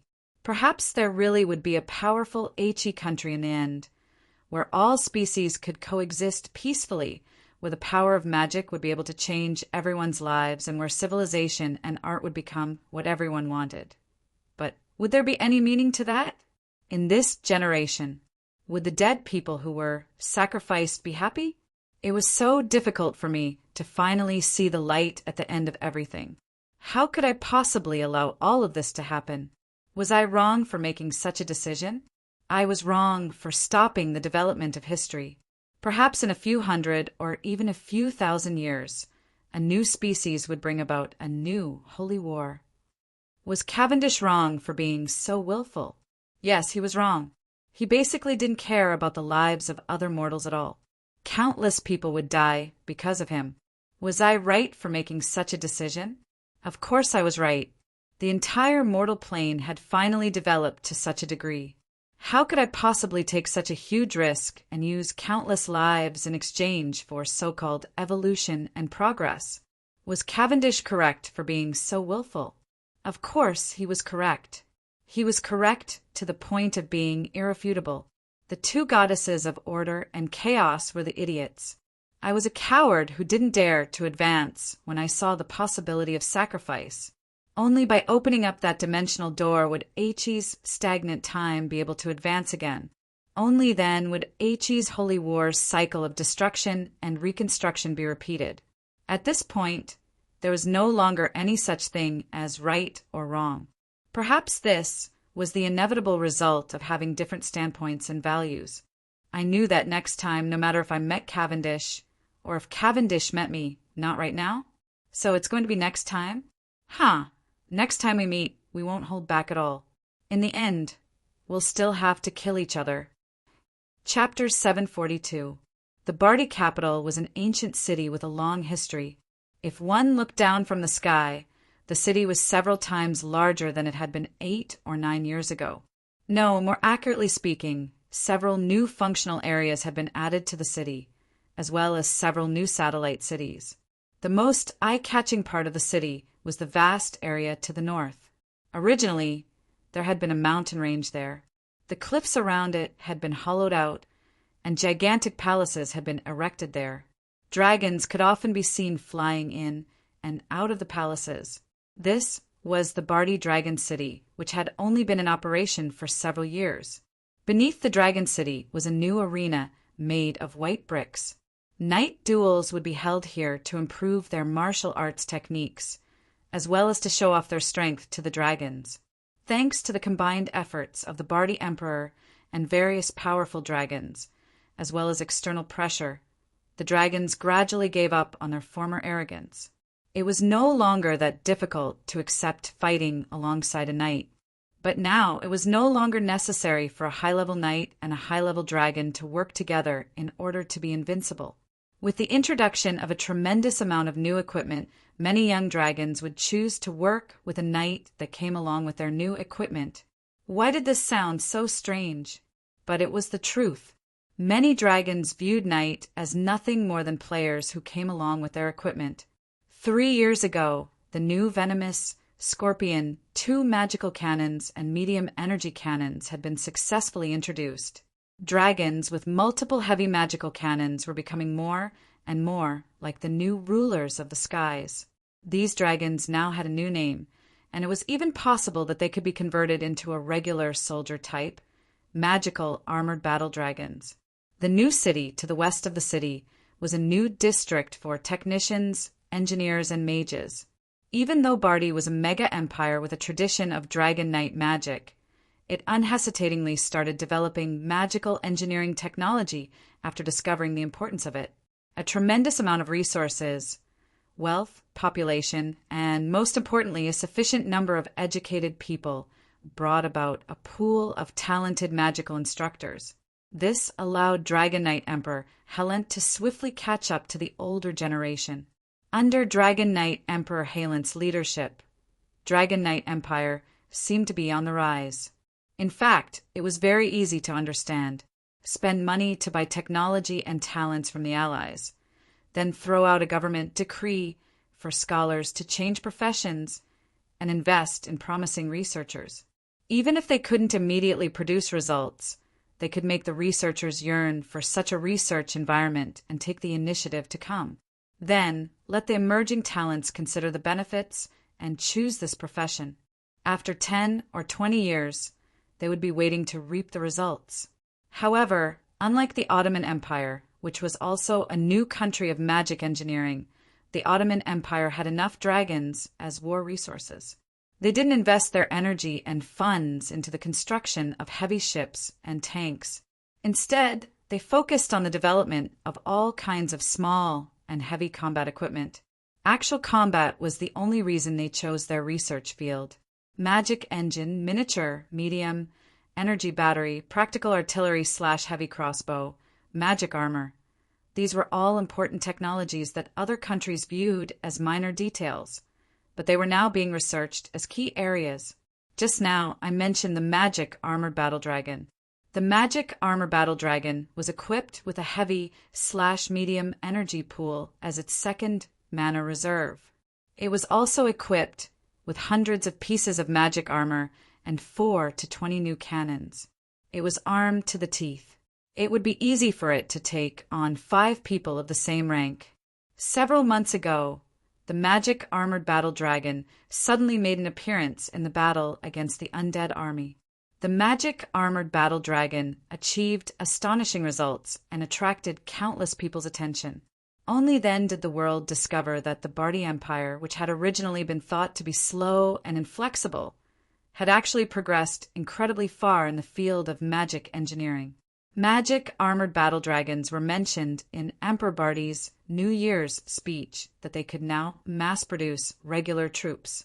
Currently, the entire Bardi Empire had 312 magic armored battle dragons. Magic armored battle dragons' defensive power, endurance, and attack power had all been greatly improved thanks to magic engineering technology. Magic armored battle dragons made ordinary Lich's magical attacks ineffective. Their powerful physical bodies and overwhelming cannon attacks allowed the magic armored battle dragons to slaughter as they pleased on the Calamity battlefield. Actual combat proved just how powerful and terrifying this combination was. According to the fairies' evaluation, the magic armored battle dragons was at the legend rank. That was to say, this was a frightening army with an average combat power of at least legend rank. On paper, the magic armor battle dragons were already the strongest army in the entire world. Of course, this wasn't without its disadvantages. Not only would they consume a tremendous amount of resources and gold coins, it was said that Emperor Helent was so poor that he was even selling off all of his personal belongings for the sake of these precious magic armored battle dragons. Also, the magic armored battle dragons were mostly young and middle-aged dragons. The ancient dragons and immemorial dragons' true trump cards were still their own bodies. Magic engineering technology wouldn't be of much help in terms of high-level combat strength. Also, since the magic armored battle dragons had far too much heavy equipment on them, even with the assistance of floating engines, the magic armored battle dragon's agility wasn't something worth looking forward to. If the floating engines were turned off, or if the floating engines malfunctioned, the magic armored battle dragons would probably fall from the sky. That won't happen. It's written in our operating manual. In such a situation, all we have to do is directly disintegrate and drop all our equipment.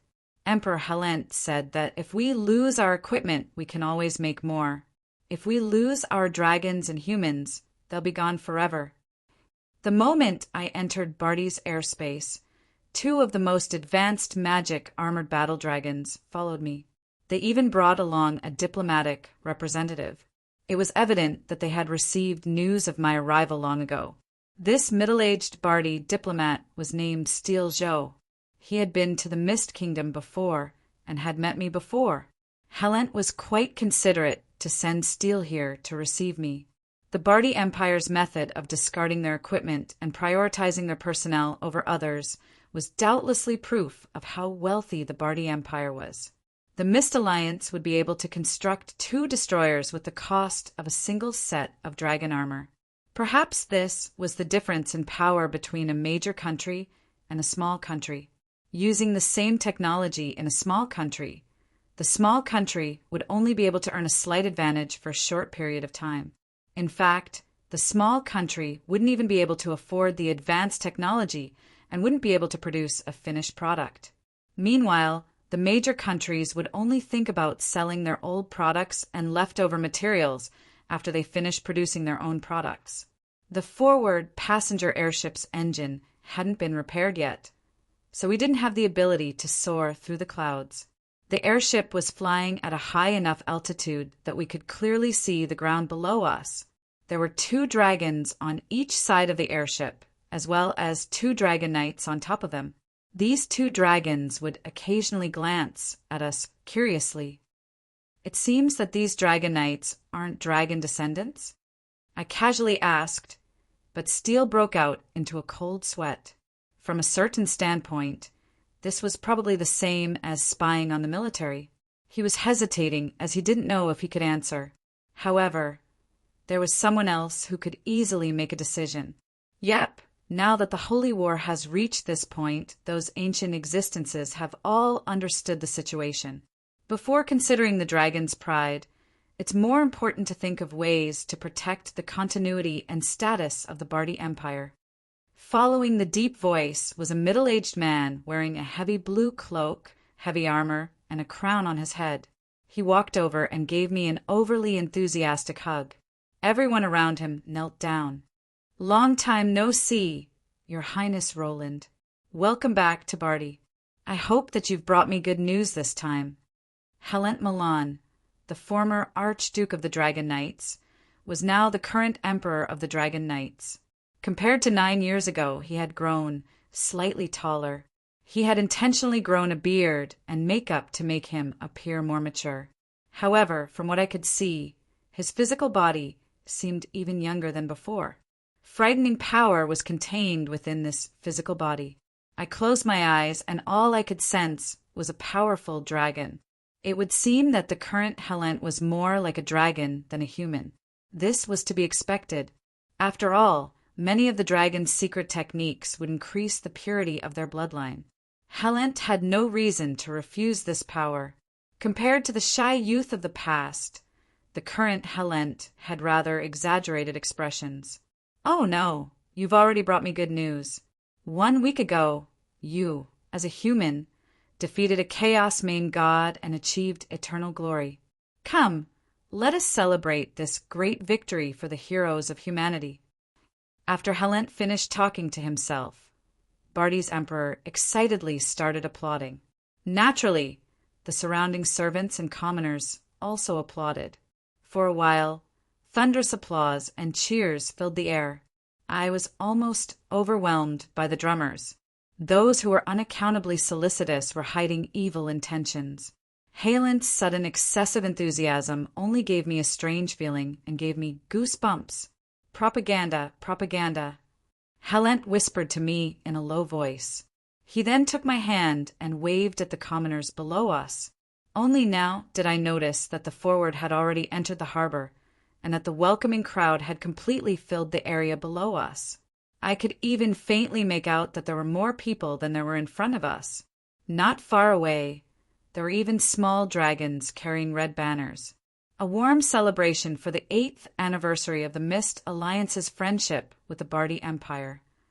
A warm welcome to the Mist Alliance's leader, His Highness Roland, who has come to guide us. A warm celebration for His Highness Roland's return from slaying demons. The welcoming crowd, flowers, cannon salutes, and military bands were all here. The only thing that didn't seem right was that the Forward seemed like it was about to break down.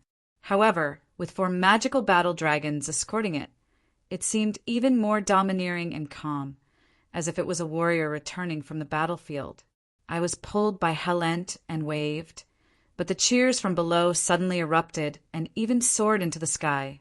What was surprising was that this hadn't been intentionally arranged. The cheers were far too real. At this moment, many thoughts flashed through my mind. My expression froze over, and I instantly realized that something was wrong with the situation. I immediately put on my standard Holy Knight smile and waved down, and then I was buried in the welcoming crowd. Amidst the chaos, I faintly heard some words that I paid attention to, such as reinforcements and front lines. This made me feel even more confident. 30 minutes later, we finally made our way out of the welcoming crowd. I asked a question before I even had the time to drink some tea. "Helent, you actually want my arrival to be a political propaganda to boost morale? Is the Bardi Empire's situation that bad?" Hearing this, Helent's stiff smile transformed into a bitter one. He furrowed his eyebrows and lightly massaged his forehead, intending to relax. As expected, I can't hide it from you. Yes, the situation is quite bad. There's a major chaos at the front lines. We've lost terribly. A serious undead emperor is 10 times more difficult to deal with than expected. Chapter 743. Barty has a population of 180, so it's quite easy for them to defeat the undead with their flying dragons. Look, there are armored flying dragons and machine gunners, and human soldiers are everywhere. The undead don't even dare to fight, and their logistics haven't been activated yet. They'll definitely die if this continues. Oh my, they can't be healed to death. How can they be healed to death? Randomly raising flags. Damn it, I'm a professional commentator, all right? How can they be healed to death? Can a professional commentator not understand what's going on? 180 against 40, and Barty has the wood spirits and the mage country's allies. Flying dragons in the sky, holy knight on the ground, and flying dragons and dogs on the ground. Barty has the advantage in numbers, so how can they possibly lose? Tell me, how can they possibly lose when they're riding on the face with flying dragons? They can even win by brute force. Take this. Flying dragons ride on the face, they win. They can't possibly lose, impossible. Something's wrong. Why are they being surrounded? Oh my, come on. Don't rush into a trap. How am I supposed to commentate if you step into a trap? Wait for the undead to come out before rushing. 1 second pause. I'm riding on the face. What do you mean by riding on the face? Even if you brute force, you can still win. Don't. Hey, Even if the enemy throws a forbidden spell, you still charge. I can't commentate anymore. Oh my, this. Why is it like this? Don't make it so dangerous. Don't harm me. I can't bear such a crime. I can't bear such a crime. Let me calm down. Let me calm down. Let me calm down. This is an accident. This is definitely an accident.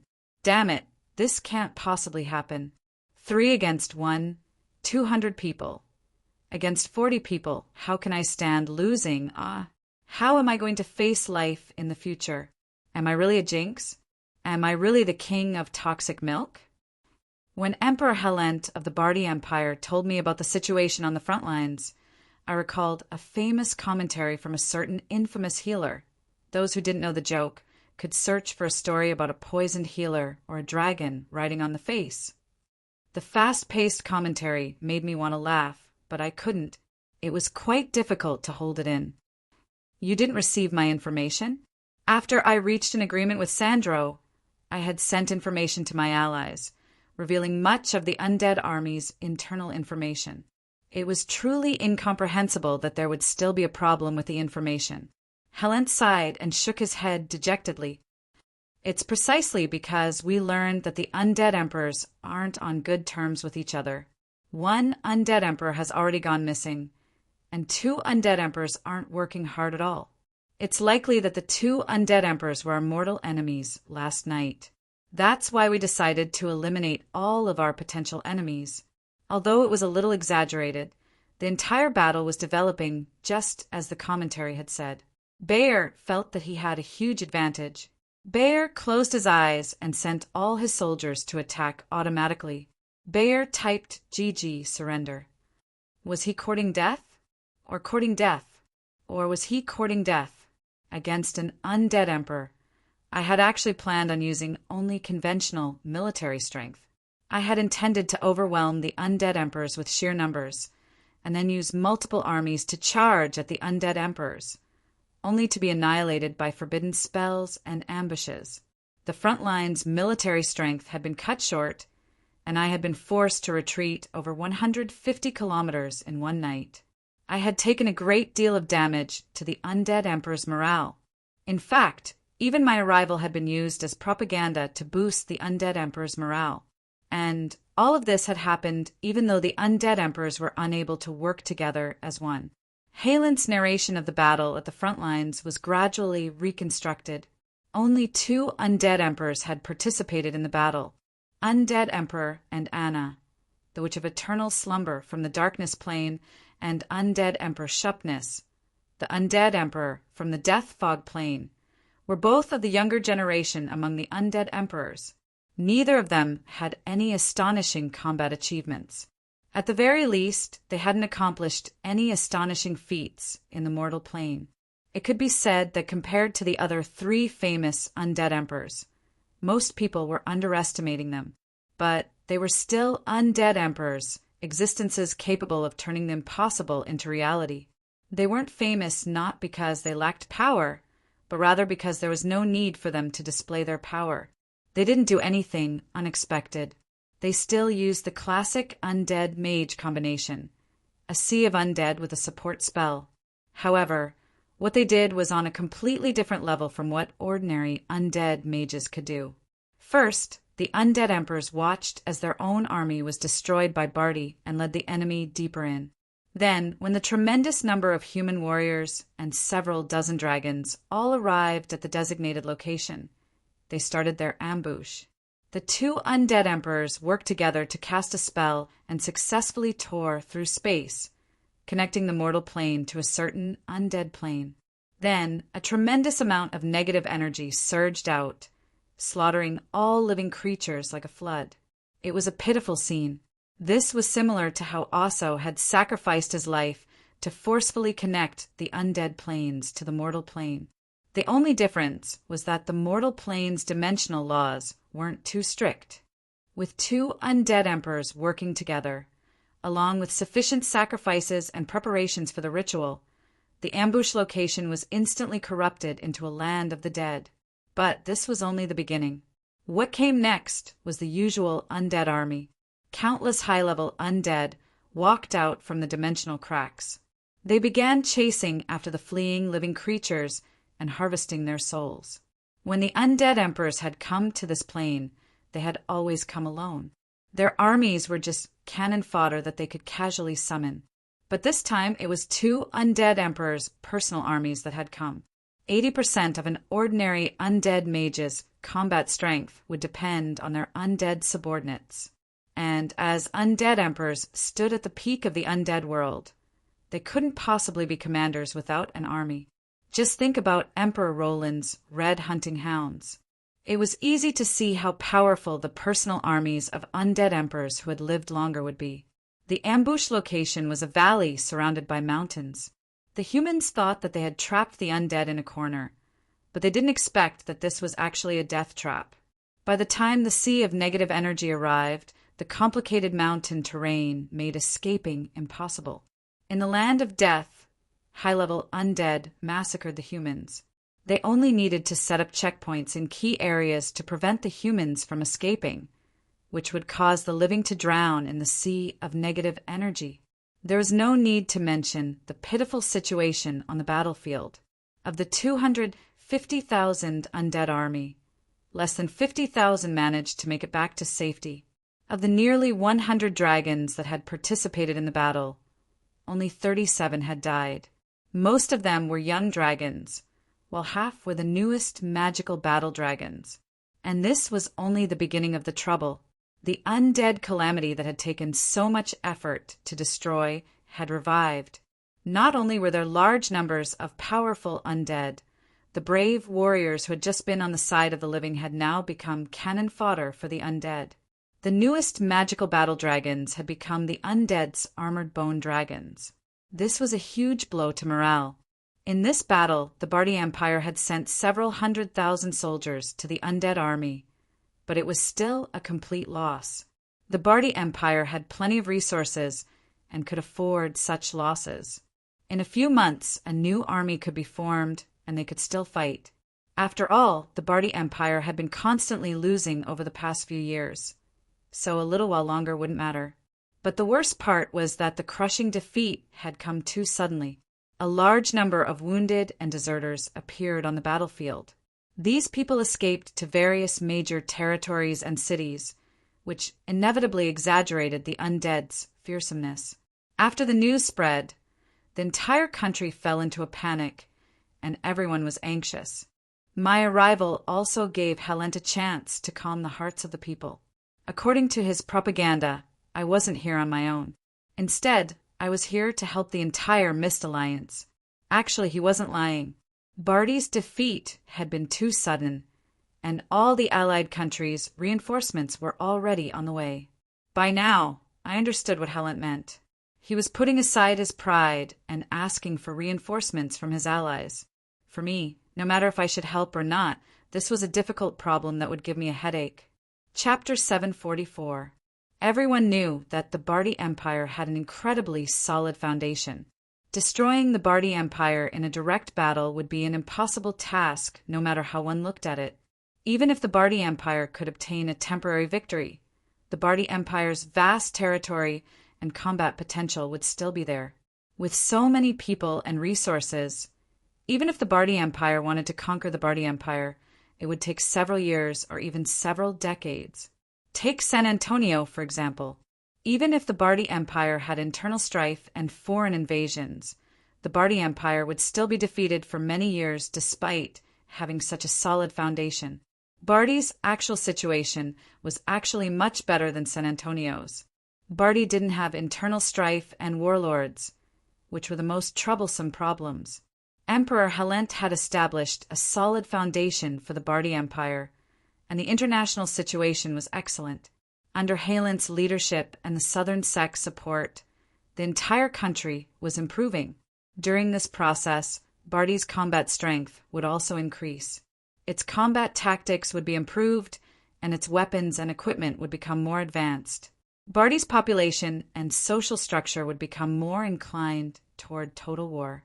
The result of Bardi falling into a quagmire of war would be a competition of overall national strength and a meat grinder on the front lines. Bardi's allies wouldn't possibly sit back and watch as Bardi fell. However, it was possible to end the battle quickly against a small country. But against a large country, the only way to win would be to break the enemy's backbone from the very start and completely suppress them.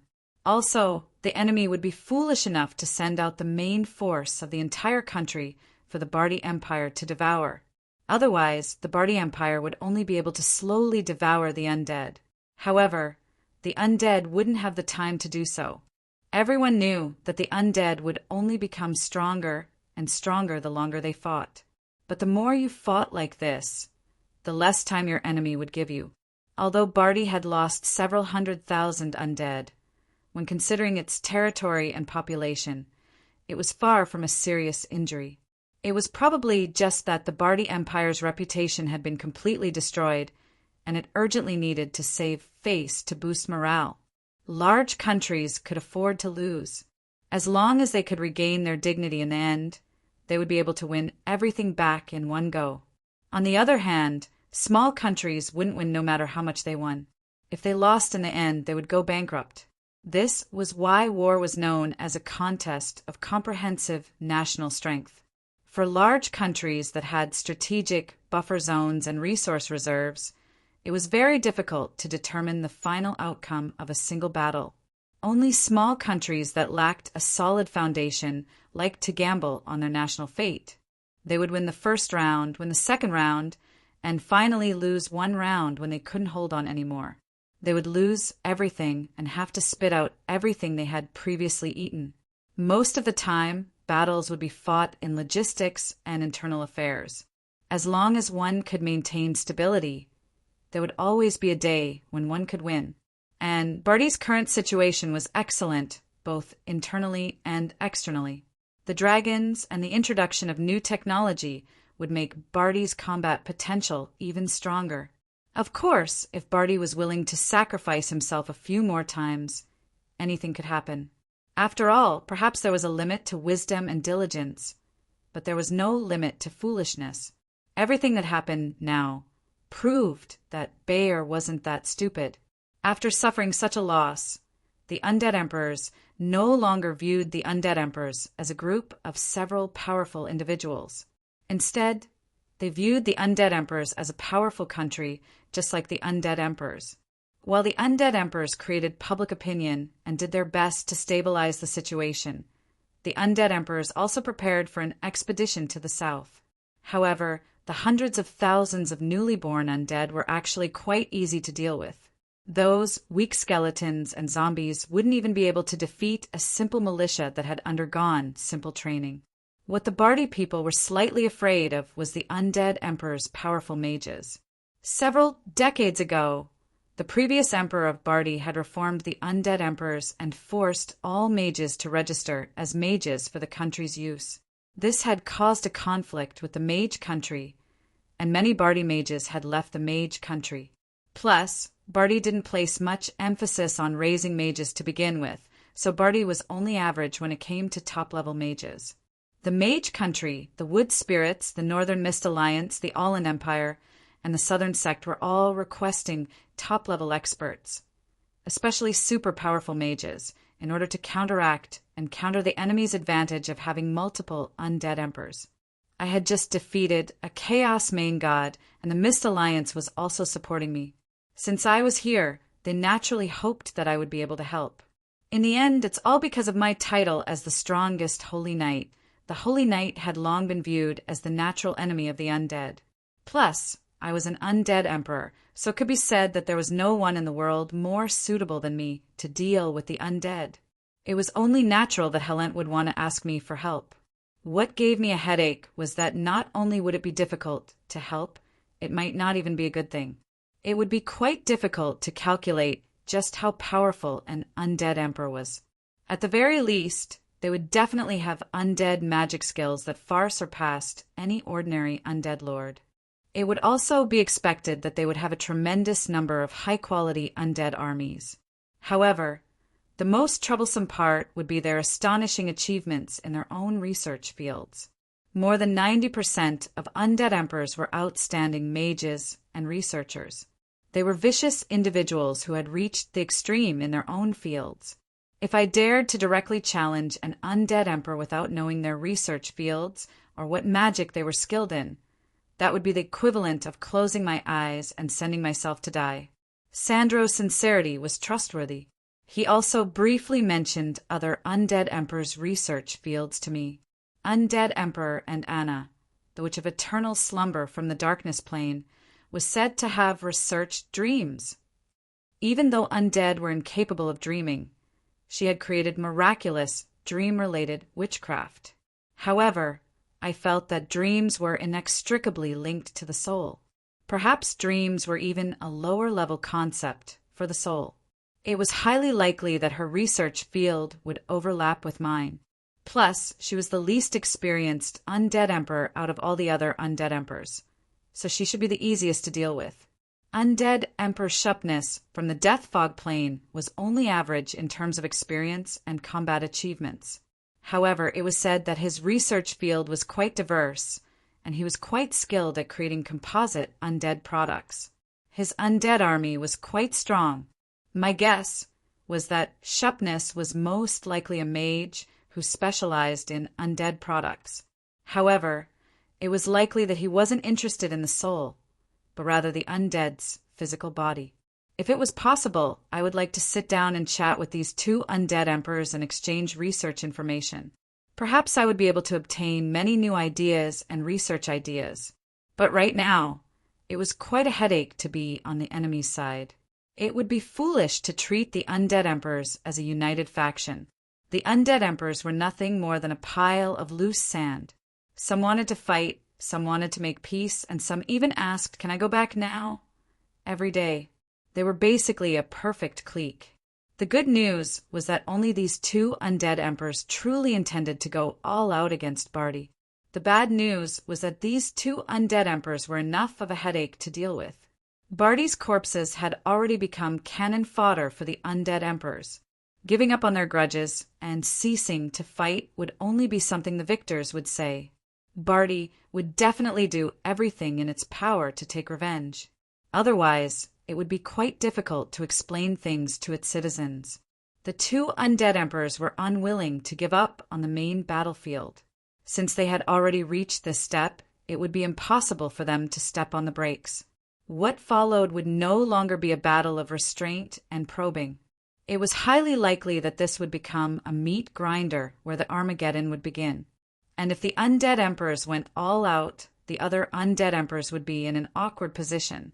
It was likely that they would all be dragged into the battle. I would never doubt my ability to taunt others on the battlefield. Perhaps I had only intended to be a bystander, only to end up becoming the focus of the battle. In that case, it was actually a good thing that I didn't go. That way, the situation wouldn't become even worse. However, it wouldn't be appropriate to refuse like this. Barty was an ally after all. Barty's abundant resources would be the Mist Alliance's greatest waste. Lifeline. Sure, but I need to go to the mage country first.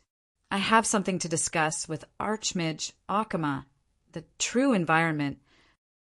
Then, let's just delay it for now.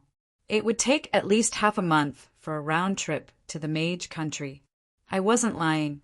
As Akama was the mage country's most outstanding prophecy archmage, I intended to ask him for some prophecies and calculations. However, Halen's expression was rather strange. It seemed that he wanted to laugh but was holding it in. Only after quite a while did he cough lightly. Cough?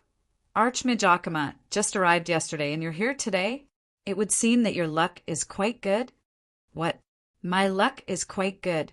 Your joke is so funny. Haha. Yep, my luck has always been quite good. Your Highness Roland, are you feeling sad? No, it's just that sand got into my eyes. I don't care about luck at all.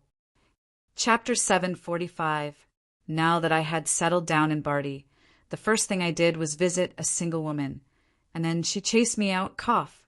That was a bit dirty. I only went to visit my sister-in-law. I had previously asked a dragon knight to send her to the Barty capital. It would seem that she was still angry at me. Leona's complexion was much better than several months ago. Perhaps it was due to her maternal instincts, but her expression was much gentler, and her cheeks were much rounder. You look much more feminine now. My words seemed a bit off, but this was indeed the most obvious change. At the very least, judging from how she didn't immediately draw her sword when she saw me, becoming a mother had indeed softened her attitude considerably. Although she was about 4 or 5 months pregnant, the bulge in her belly wasn't that obvious. It was also possible that her pregnancy cycle wasn't as long as in normal humans' 10 months. All right then, I was just making things up. I was a single man, so how would I know what a pregnant woman would be like at each month? In order to avoid angering the pregnant lady, I left her a letter before leaving. I promised that I would go to the illusory reality Grandmaster Akama tomorrow to perform a divination. As for the fact that I had just met Carwins not long ago, I hadn't had the chance to tell her about it yet. Fine. I admit that I had forgotten to tell Carwins about Leona. I felt rather guilty now that I mentioned it. I had some rare free time as I walked on the streets of Barty. Scammers were always so particular and could come up with so many excuses and reasons. Being able to easily interact with them would actually make them seem less valuable. Being able to meet Akama tomorrow was already a great honor, and this was even with the help of the Truth Medallion. No matter what, I was still technically a member of the Mage Country's Truth Symposium. Actually, at this point, I didn't have much hope that Akama would be able to divine anything for me. Is Cavendish going to open the door? I didn't need to ask this question that I had originally prepared. How is he going to open the door? What's the main goal? Is there a way to stop him? This question would be valuable to me, but it was obvious that Akama wouldn't be able to divine anything. According to the basic rules of divination, yes and no were always the easiest questions to divine. The more specific the person, region, and time was, the greater the cost. And the more powerful the target was, the more the cost would be. This was like checking a person's household registration. It was easy to find out whether a person was a man or a woman, alive or dead. But if you wanted to know what he was thinking, where he was working, and whether he had homosexual tendencies, you would have to dissect his brain to find out. Divination was a skill, but asking the most suitable question for divination was an art of language. Especially after the god of fate broke the string of fate, all predictions of the future were like gambling on horses. But if you asked about the present, the more people who knew about it, the less difficult it would be. Also, the god of fate was on my side, so I should be able to get him to go easy on me. I was bored shopping while thinking about the most suitable question. Cavendish is looking for the Abyss girls. If this was true, it had already happened. Not only that, his subordinates and allies probably knew about it, so it probably wouldn't cost him much. And if I received a positive answer, I would ask the second question. Is finding the Abyss girls the most important thing for him right now? From another perspective, this question was basically asking if the Abyss girls were related to the dimensional wall door. That was because Cavendish's top priority was probably to open the dimensional wall door. My system already had some guesses about the Abyss girls, so it was necessary to confirm them. Will me staying here give Cavendish a headache? This question was quite abstract, but it was a question about the future. The more abstract and vague it was, the less energy it would cost. The answer would definitely be ambiguous, but as long as I obtained an answer, I would be able to make some suggestions about what to do in the future. And with Leona and me as the connection, this question would probably cost an acceptable amount of energy. Now it was time for the main part. If I wanted to ask Cavendish's location in a roundabout way, I would have to analyze it based on the information I had. The most practical method would be to list out all the possible locations of Cavendish, as well as all the important strategic locations, and then ask yes or no. This was the correct way to use a prophecy. Those who immediately asked, "Where's the treasure?" Who asked, "What's the demon king's weakness?" would either be easily fooled by the prophecy or kicked out by the prophecy. I had pretty much decided on tomorrow's question. I felt much more reassured as I shopped around. I had been to the Bardi capital more than once already. This was the oldest city in all of Ike. It could be said that this was an incredibly important and prosperous city. Just by sitting at an outdoor coffee shop and watching the people in carriages hurrying by, I could more or less understand the current state of the city. It wasn't necessarily a bad thing for people to be in a hurry, as there was always something to be busy about.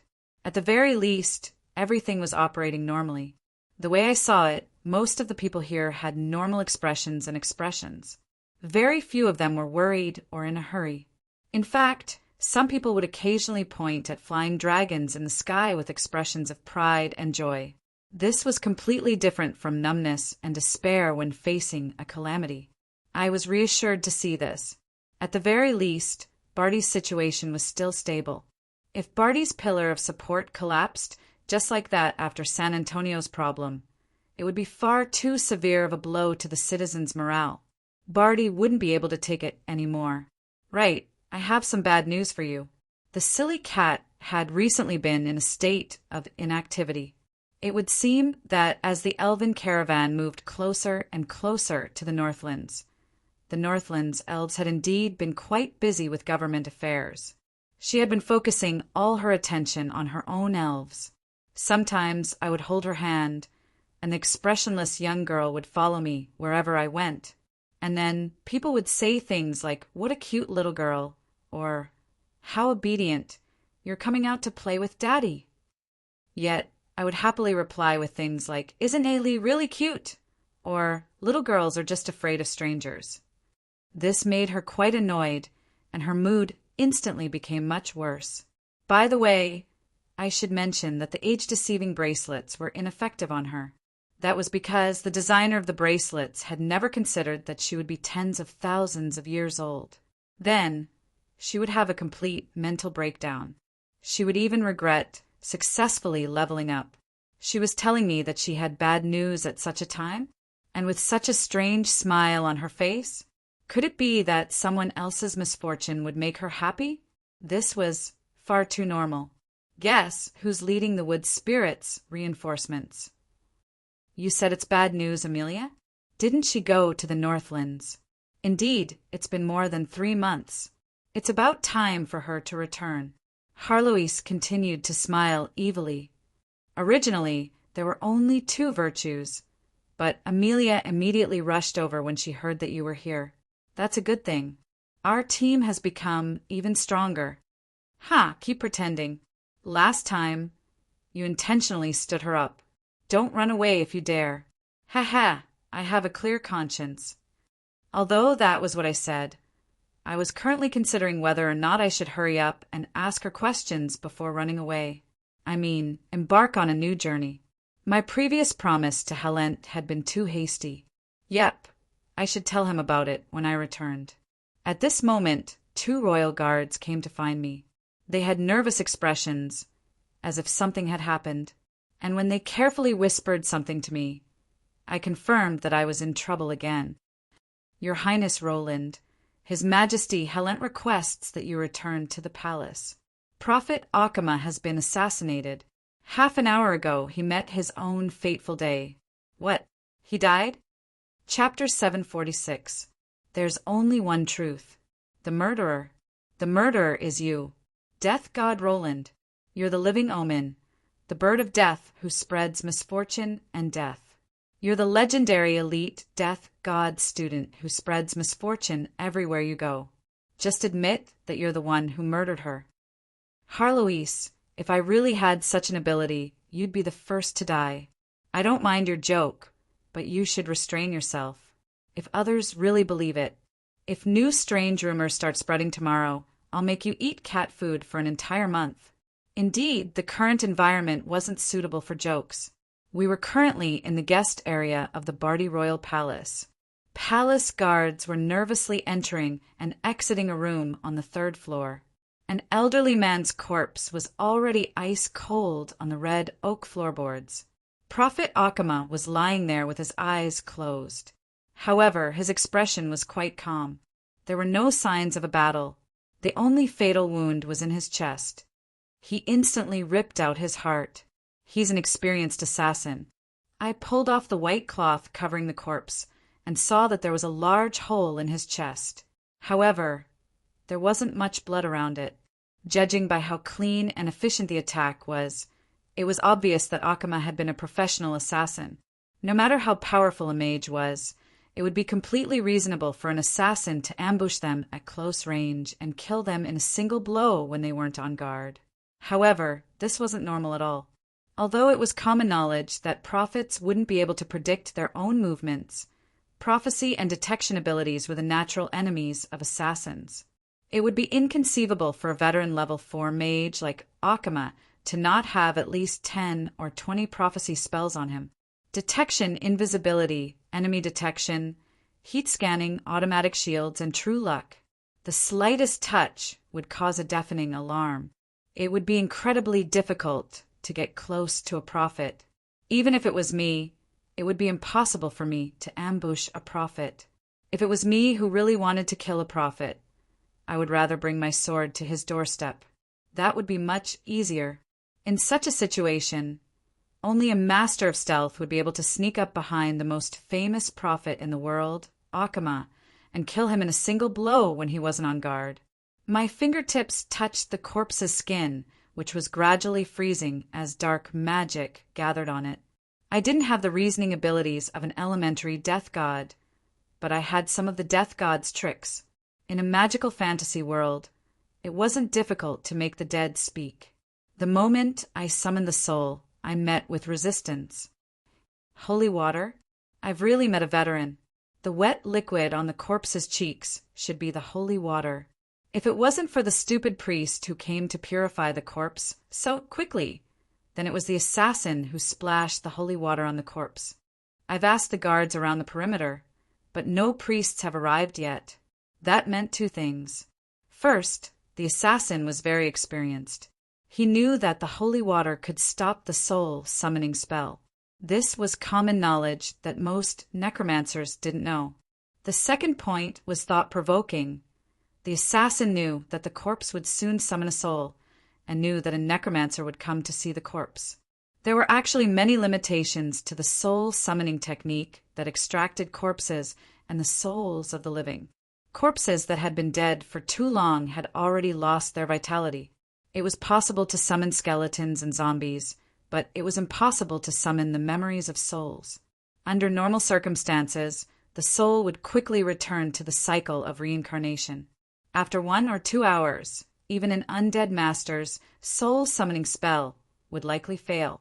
And if the soul summoning spell failed once, it could not be used again. Soul summoning spell extracted the memories of the target's soul shards. If the soul summoning spell failed once, the soul shard would completely shatter. Naturally, it would be impossible to summon the soul again. That was why most soul summoning spells targeted the living.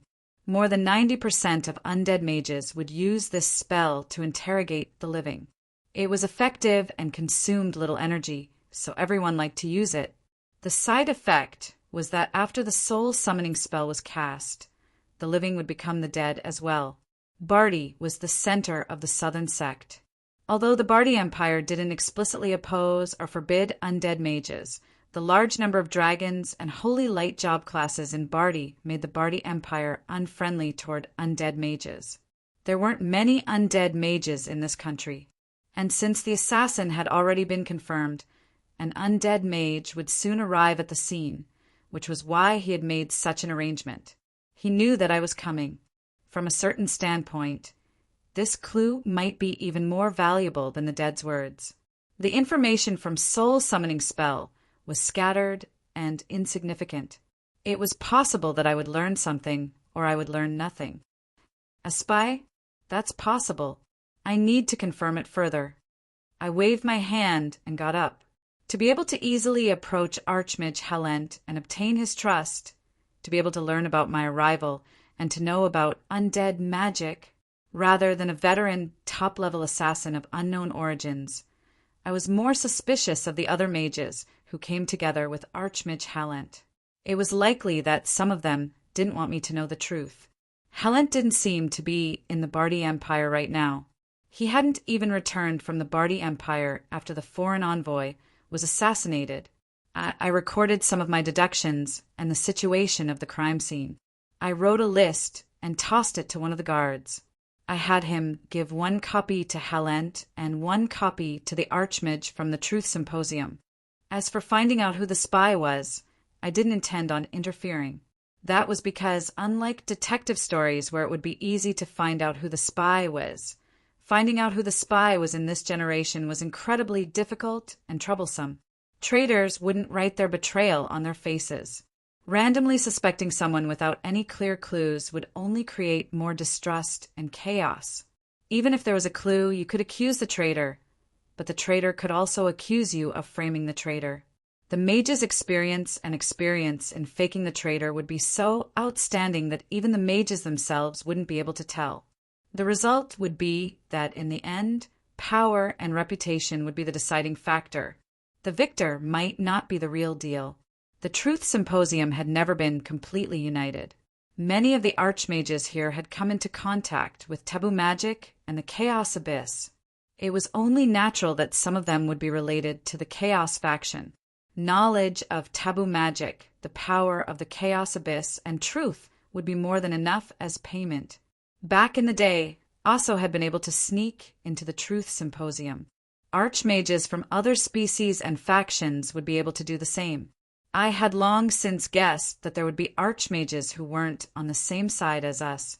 Now that the archmages had acted in order to cut off my investigation, this might not be a bad thing. A powerful archmage capable of killing Akama would definitely not be cannon fodder. Perhaps I would be able to dig out a nest of them. This would be quite troublesome, and it would be easy for me to get dragged into this mess as well. I didn't intend to get too deeply involved. Although this seemed to cut off all clues, prophecy magic was a major magic system. The mage country wasn't too far away, so I could simply look for other mages. This also confirmed one of my suspicions. I'm constantly being watched. Not only that, I've already come into contact with the archmage's sensitive areas. They've been forced to take action. It was to be expected that I would be watched.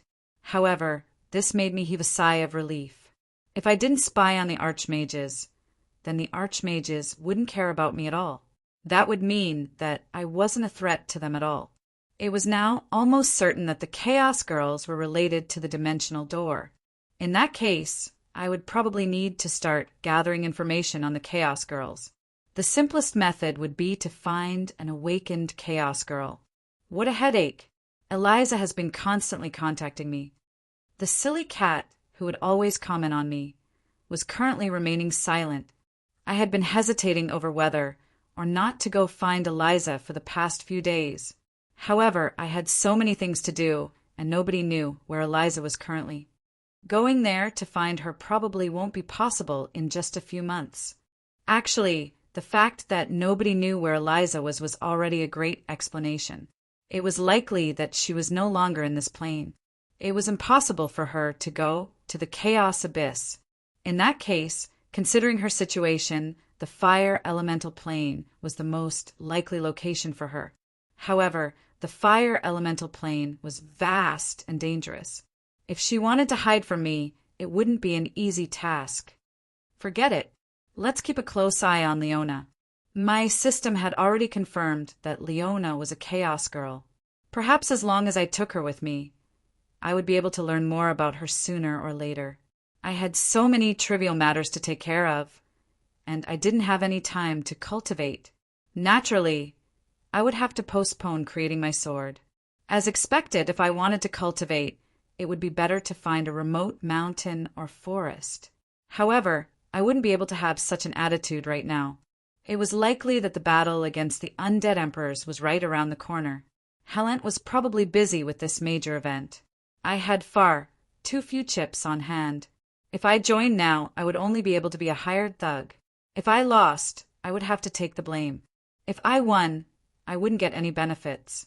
Perhaps I wouldn't even be able to gain any favor from Helent. This wasn't what I wanted. However, there was no reason for me to refuse. Roland. Suddenly I heard a voice. However, it didn't belong to my system or the noisy silly cat.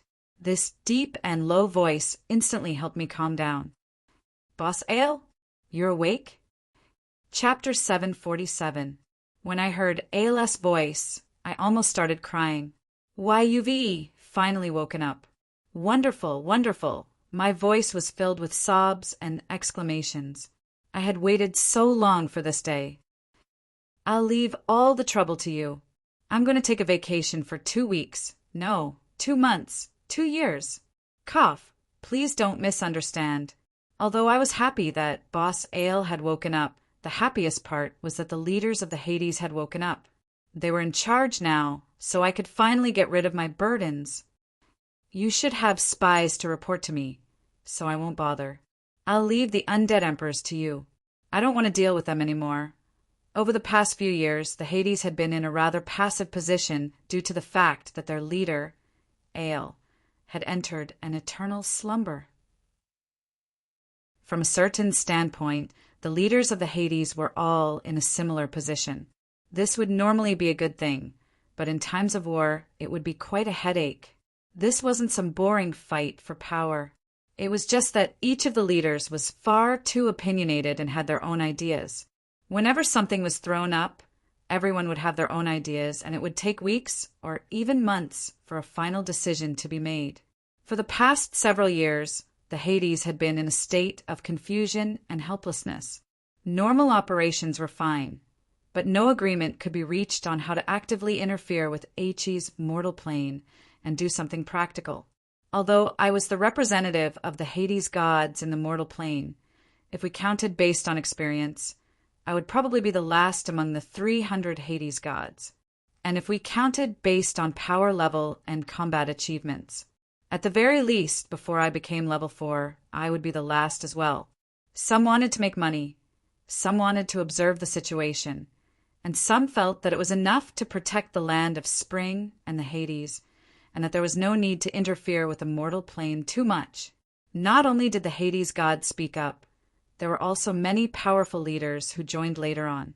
The Hades Hell Dragon King Sam and the strongest Hell Dragon Evelyn, the guardian of the land of Spring, and the final boss of the Titan gods, and several powerful leaders of the Hades. In the mortal plane, all of them would be at least at the level of a main god. Previously, with air around, I had been able to command them as I pleased. But now I could only ask for their assistance.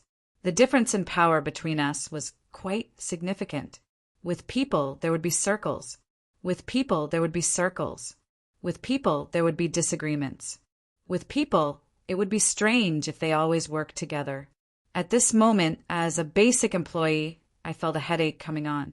I finally remembered that in some government agencies and companies, there would always be those people who would only eat and not do anything. But when they were not around, the situation would become chaotic and there would be a lot of trouble.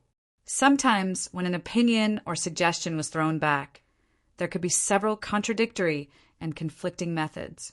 When the suggestion was thrown back, it would cause more and more headaches.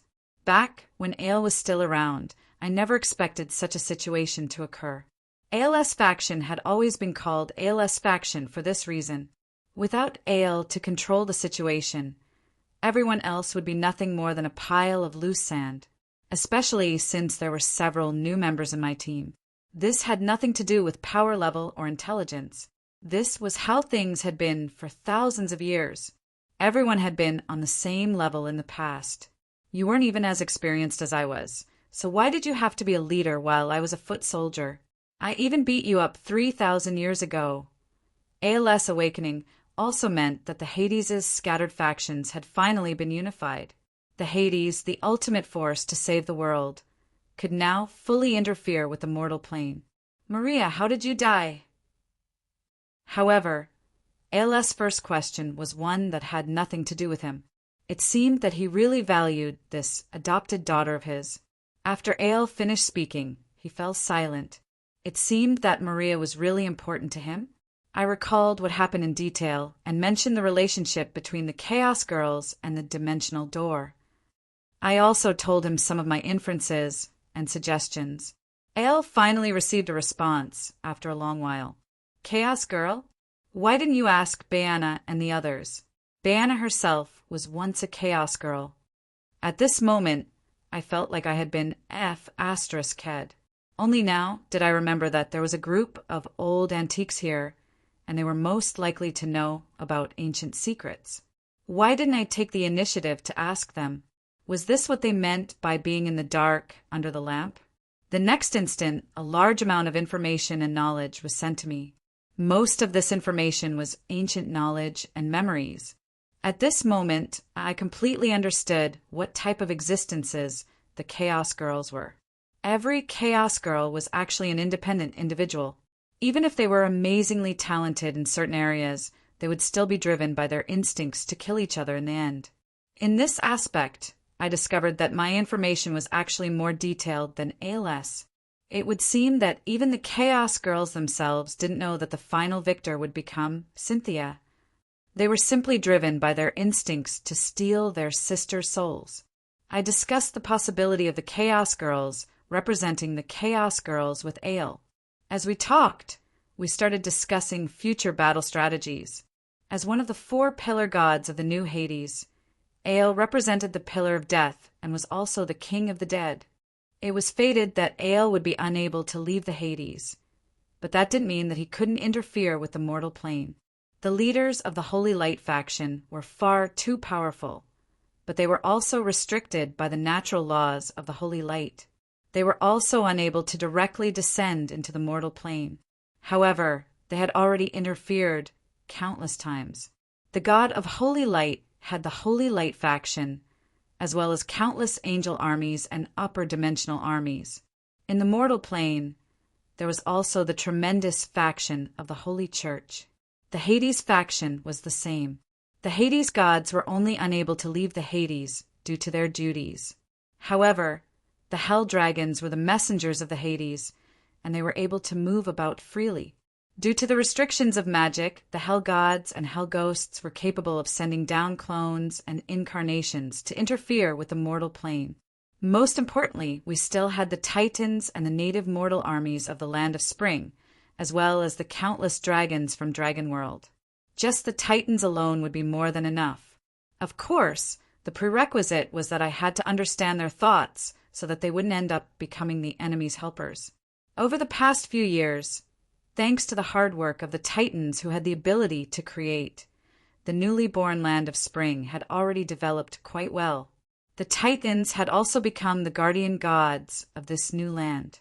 From a certain standpoint, the Titans were now tied to the Hades' war chariot.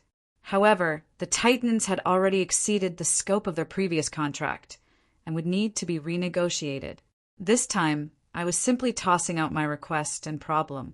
Now, I could let Ale and the others worry about it. It felt nice to have someone to back me up and take the blame for me.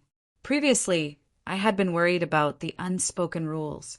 But now that the Holy Light faction and Chaos faction had both begun greatly interfering with the mortal plane, it was time for the Hades faction to follow suit.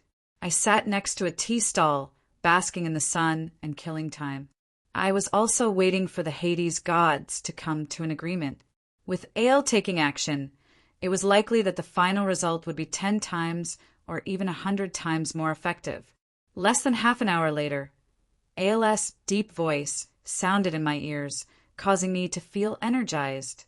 The Hades faction is about to declare their existence. This battle against the undead emperors will be a stage for them. Don't worry and do whatever you want. I will personally act. Chapter 748. On the third day after Archmage Akama was assassinated, the Mage Country's spy was discovered. Transortal was a dark magus who was skilled at summoning death and talisman crafting. He was only one research result away from becoming a mage at the level of divine truth. It was discovered that he was directly connected to the Chaos Abyss. He was ordered by a certain Chaos God to assassinate his colleague, Archmage Akama. I wasn't curious as to how the spy was discovered. There were so many mages in the Mage Country, not to mention the Bardi Empire's professional mages. Not only that, the dragons even knew about the spy. It would be strange if the spy couldn't be discovered. Compared to the famous detectives in novels, which were known as the science of writing and the author's deductive abilities, the messy magic and supernatural abilities were more direct and magical when it came to investigating cases. Prophecy, astrology, lie detection, and so on. There was no such thing as inhumane or inhumane evidence. Whenever a suspect was captured, the suspect would be beaten half to death before being interrogated. Hallucinogens and truth-telling potions would be used to hypnotize the suspect. Unless the suspect directly self-destructed and entered the cycle of reincarnation, nobody would be able to escape. Indeed, there were many cases of wrongdoing due to excessive pursuit of efficiency. But in this situation, finding the spy as quickly as possible was doubtlessly the most important thing in order to appease the public. I received a simple message. Trant basically admitted that he had been bewitched by the Chaos Abyss and attacked Archmage Akama.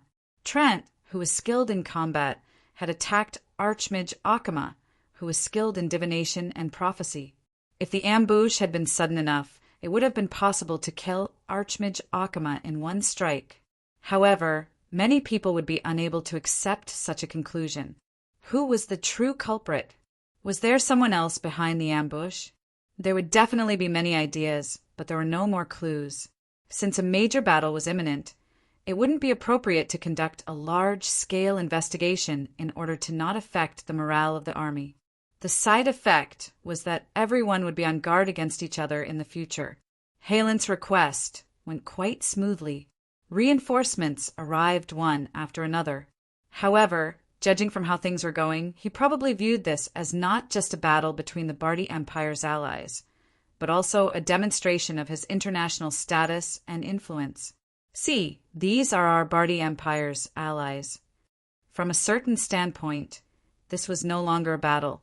It was more of a show, a large-scale commercial event that they absolutely had to win in an extravagant and dominating fashion. He had used a massive amount of resources and funds in exchange for the solid and powerful support of the allied countries. Whether or not it was worth it could be discussed later. At least for now, the scene was spectacular. The Truth Symposium sent 9 members. Including that Akama from before, it's already in the double digits. This is simply, 10 years ago, there had been a total of 28 Truth Overseers in the Truth Symposium. As the elemental tide increased, theoretically speaking, the profession with the greatest increase should have been the mages. Many of the research that had previously only been theories on paper became reality with the activation of the elemental tide. The result was that not only did several archmages instantly grasp the truth, their power also increased explosively. The current Truth Symposium had a total of 31 Truth Symposium mages. Although it didn't seem like there was a sudden increase in the number of mages, there were actually 12 new members. Don't be mistaken, mages weren't gladiators. The mages who had retired were only trying to shirk their responsibilities as members of the Truth Symposium. The members of the Truth Symposium were the highest authority in the mage country. However, for many mages who specialized in research, the Truth Symposium was nothing more than endless trouble.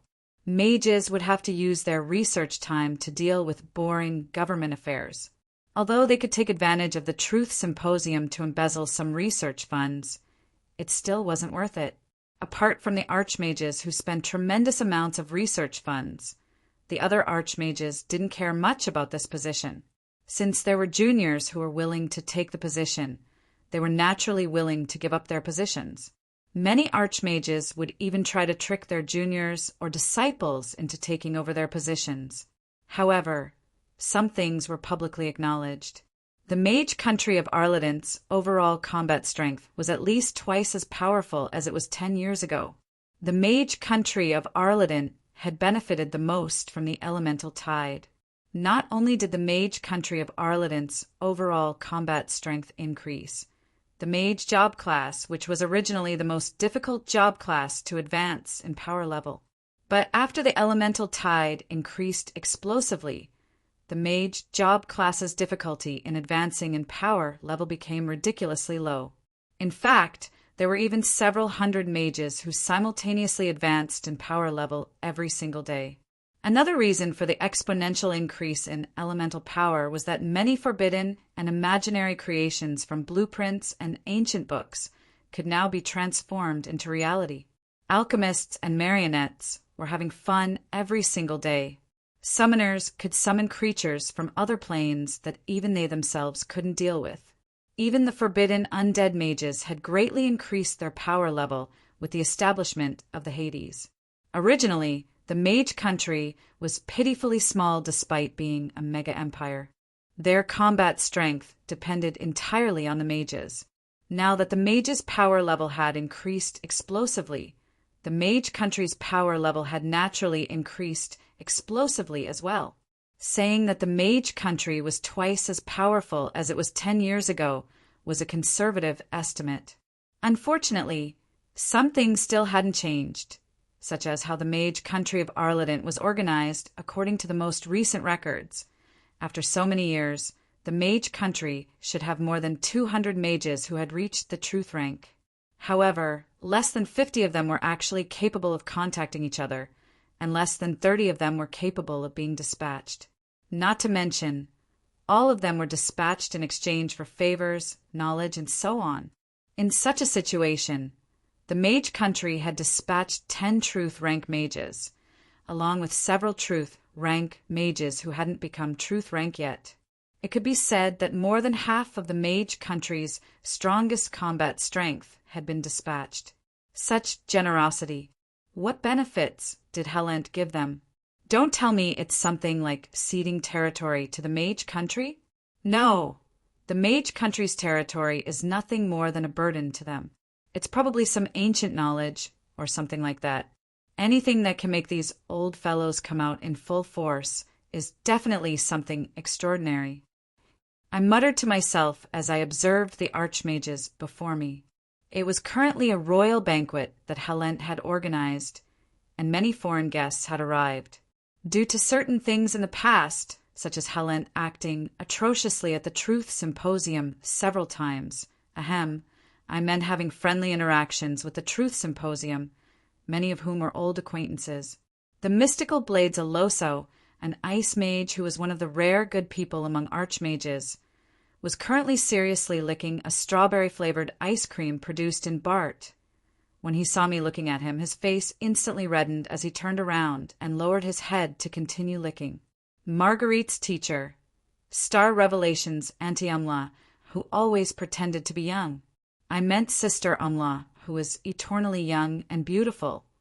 Please retract the demon in the shadows. A white-bearded old mage, whom I didn't recognize, was smiling at me while proudly pointing at the truth emblem on his chest. Who are you? Don't act so familiar. You, Roland. I'm Cade, the Earth Archmage Cade, your old classmate for so many years. Lulicon Cade, you're still alive? Are you here to return the 100,000 gold coins I owe you? Of course I'm still alive. I wouldn't die even if you turned into dust. No, wait, it's only 100 gold coins. Oh, wait, you're the one who owes me money. I was almost led astray by you. Ah, you're doing this again. I'm not a Lulicon. What's wrong with liking little girls? No, wait, I'm not a pervert. Such a familiar stream of comments, as expected of a Lulicon Cade. I looked at the white-bearded old man with sympathy, and then, in a friendly manner, I handed him a drink. He was already quite old, and had spoken too much in one go, so he was already choking and coughing. However, he didn't notice that his companions had silently distanced themselves from him. Once he returned, it was likely that all the little girls would avoid him. Ha! Ha! To think that you still have a conscience. What's this? Before he could finish his sentence, he collapsed. When he collapsed, his old face was still red and hot. I looked at the label. Oh, Dwarf and Tight wine? The famous Dragon Slayer wine? Who would throw such a thing at a banquet? I looked at the elderly mage who was lying on the ground with a mysterious smile on his face and the strange expressions of everyone around me. I felt that from tomorrow onwards, not only would all the little girls and girls stay away from Cade, even all the women would stay away from him. Pitiful Cade. I made a cross in front of my chest as a form of praying for him. The most pitiful thing about him is that he got to know you. As always, the silly cat's comments were timely. But today, she was quite different from before. She had a proud smile on her beautiful face, and her long blonde hair was as smooth and beautiful as silk. Her black formal attire matched her golden moon earrings quite well, making her seem noble and mysterious. As the Empress of the Elves and a truth-level archmage, she was doubtlessly the center of everyone's attention, and in consideration of the elves' diplomatic image, she could only appear like this in public. But doubtlessly it was easier for others to view her as an adult. As far as I was concerned, only some of the truth-level mages were familiar with me. But for Harloise, there were probably only a few people she wasn't familiar with. She could casually call out the archmages' nicknames and talk about their scandals from when they were acolytes without hurting their reputation. Everyone around her would laugh at her, as expected of an old fox who had lived alone in the mage country for so many years. After adjusting her age, Harloise was able to utilize her past advantages and quickly became friends with the truth-level mages. Her astonishing knowledge and connections made people sigh in admiration. There was already a circle of people surrounding her. For most mages with unique personalities, this was an incredibly rare opportunity to get along well with others. Actually, I was quite famous in the mage world. Not only was I an undead archmage and an ice mage, I had also publicly prophesied the dangers of the Holy War in the Cloud Tower and promoted magical engineering technology, which left a deep impression on the mages. And as my prophecy was proven to be true and magical engineering technology was gradually proven to have limitless possibilities, I naturally obtained the fame I deserved as an outstanding prophet. And after I killed Cade, the archmage who had originally intended to chat with me wisely kept his distance. In this day and age, even pets were more popular than their masters. While I was having a rare moment of free time, a familiar child's voice sounded behind me, causing my scalp to go numb. Dad, Mom invites you over. Chapter 749. Dad, Mom wants to invite you over. I turned around to see one of the 7 virtues, Rosa, looking at me with undisguised longing and love in her eyes. Her cute face had a sincere smile on it. She was so cute. If it wasn't for the fact that the environment wasn't suitable for her, I would have raised her up high and then taken out a lollipop. And then you'll get the same treatment as that Lulicon over there. Are you carrying snacks with you to entice young girls? You really are all perverts, a nest of snakes and rats. The silly cat actually managed to take this opportunity to retort. However, I still couldn't bear to see Cade's ugly state as he lay on the ground. Was there really not a single kind-hearted person who dragged him off the stage? Auntie Umla walked over. What a nice person, as expected of Marguerite's teacher. Why did you step on him? You even stepped on his face. You were so vicious. Should I say that as expected of Marguerite's teacher? And then I really couldn't bear to watch any more. Hey, Cade, what's with that mysterious smile of yours, even after being stepped on? I did notice that you had such a hobby back in the day. Dad. Behind me, the cute Rosa frowned and pouted, as if she was dissatisfied that I had forgotten about her. Actually, it wasn't that I had forgotten about her.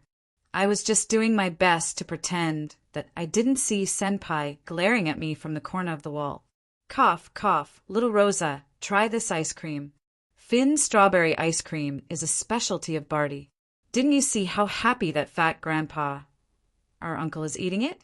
It's already his 15th bowl, and he's still licking his glass. Is the food in the cloud tower really that bad?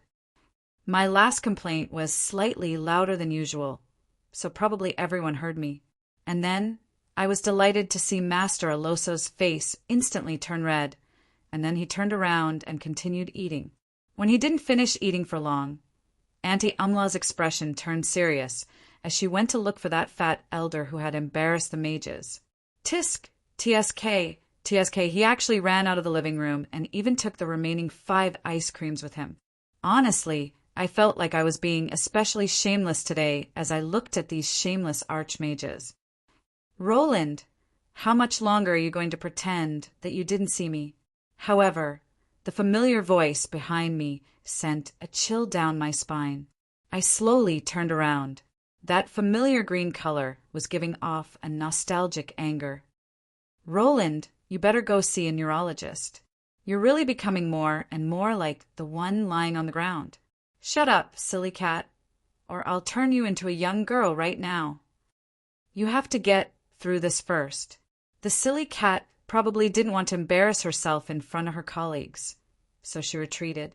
However, this only gave me an even greater headache. He slowly turned around and put on a well-practiced social smile. He scratched his head and squeezed out a sentence. Senior sister, you're really beautiful today. It wasn't a bad idea to praise a well-dressed woman first. Furthermore, I wasn't lying. Unlike her usual plain attire, the senior sister was wearing a light purple silk dress today. There were mysterious facial lines on her pretty face, making her look dignified and mysterious. Her green hair, which was originally slightly curly, was straightened to her waist. Unlike the other noblewomen attending this banquet, Amelia didn't wear any precious metal jewelry on her body. However, the fresh flowers on her head, the green vines on her arms, and the grass garlands on her bare feet were all mystical jewelry that had a natural artistic style. She wore a pair of gold-rimmed eyeglasses, which made her seem less glaring. If it wasn't for the fact that no one attending this banquet was an ordinary person, perhaps someone would have already tried to hit on her. Today, Amelia was quite special.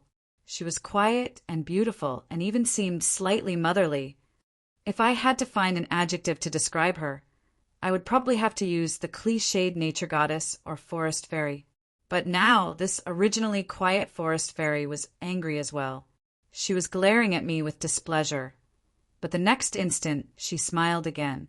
Since you're praising me sincerely, I'll forgive you for now. Since when did my senior sister become so easy to talk to? I told her to go to the Northlands. But she stood me up and she forgave me just like that? Of course I won't let you off so easily. Promise me one thing. I paused in surprise, but silently nodded. As expected, my senior sister wasn't so understanding. Roland, I know several excellent psychiatrists. You should go take a look. Silly cat, shut up. However, Amelia smiled. Unlike before, this smile was very faint, making it hard for others to see it clearly. Come to the Forest of Dreams in the future when you have time. Jill has already said many times that Daddy has other children and doesn't love us anymore. Samantha has also secretly looked at your portrait and cried several times. Although those children are independent and stubborn, they actually lack fatherly love. At the very least, come often. Someone was currently pulling on my shirt. I looked down to see Rose's pitiful expression as she tried to hold back her tears. I'll cry for you if you don't agree. This was a wordless threat more powerful than anything else. At this moment, I was petrified. Fatherly love, responsibility. I panicked. I really panicked. Then Amelia gently helped me tidy up my untidy shirt. She got closer to me and lightly rubbed her red lips against my cheek. Amelia then directly left with Rosa, leaving behind me in a state of complete confusion and petrification. I was also viciously criticized by everyone. Roland, you're just as perverted as that Cade. No, you're even worse scum. Your child is already so old, yet you're still fooling around outside. Auntie, you're an archmage, yet you don't know what a wood spirit is. Can you not lie through your teeth? Angel Amelia, my eyes.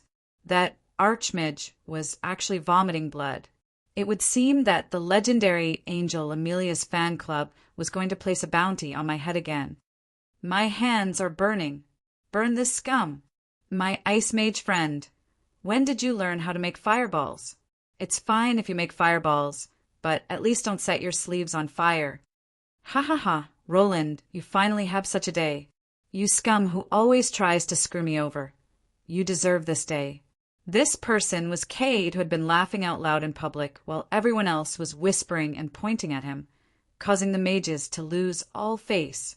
He had been courting death for over 100 years without wavering. Cade was currently shivering from the cold after Auntie Amelia used a layer of sleet to sober him up. Now he was pointing at me arrogantly and laughing out loud, but he didn't notice that Auntie Amelia was so angry that she was rolling up her sleeves. I felt that it wouldn't be long before all the archmages in the town of Wrath would have to learn a new required class: mage diplomatic etiquette and self-cultivation. Today's humiliation would serve as the best example, with Aunt Amla as the representative of the idiotic archmages in the town of Wrath. Today's senpai is somewhat different. I muttered to myself as I watched Senpai's back, but right after that, a tall, fair-skinned female elf rushed over and seemed to say something in an intense manner. Senpai seemed to respond with a few words, but the silver-haired high elf seemed to be dissatisfied. He even started to pull at Senpai, *boom. The floor was directly pierced through. If I recalled correctly, this was the first floor, and below us was solid granite. If that female elf was still intact, she would probably be buried underground as well. Senpai retracted her smoking fist and viciously glared all around her, dispelling all the curious gazes around her. Your Majesty, a male voice behind me sounded rather excited. He was probably the only one who would call me that. Reinhardt, you're here. I turned around and saw that it was indeed that familiar face of mine. The Black Knight Overlord was staring at me with an overly passionate gaze. Behind him was a short, middle-aged man with a perverted expression. I remembered this face. He was the former first senator of Shiloah, the most shameless bone dragon, Gurkajo. Thank you for your hard work. Eat something and get some rest. As I ordered the undead to eat, I kept feeling like I was forgetting something. Wait a moment. If Shiloah's people were here, then could the one who was hammered into the ground just now be the bone dragon Queen Gria? I looked at the large hole in the ground and Senpai, who was obviously still angry. I considered what Gria might have said for 2 seconds, as well as the possibility that Gria might take out her anger on me. I wisely decided to forget about Gria. This time, Shiloah's undead army was here as reinforcements for the Mist Alliance. The Mist Alliance was paying for their ally, Barty. My previous undead army was actually split into 2 main groups. One group consisted of the Mist Kingdom's main forces, with Bex and the Red Hunting Hounds as the main forces.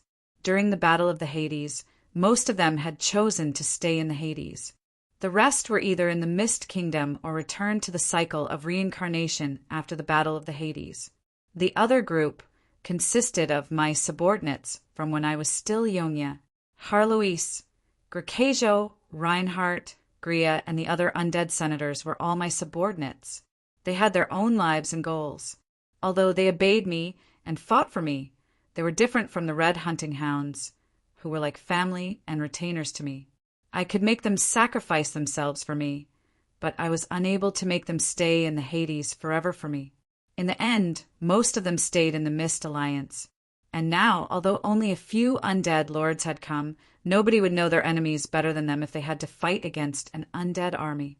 Of course, it wouldn't be wrong to say that they were here to support me. In order to achieve my strategic goals, they would be absolutely necessary.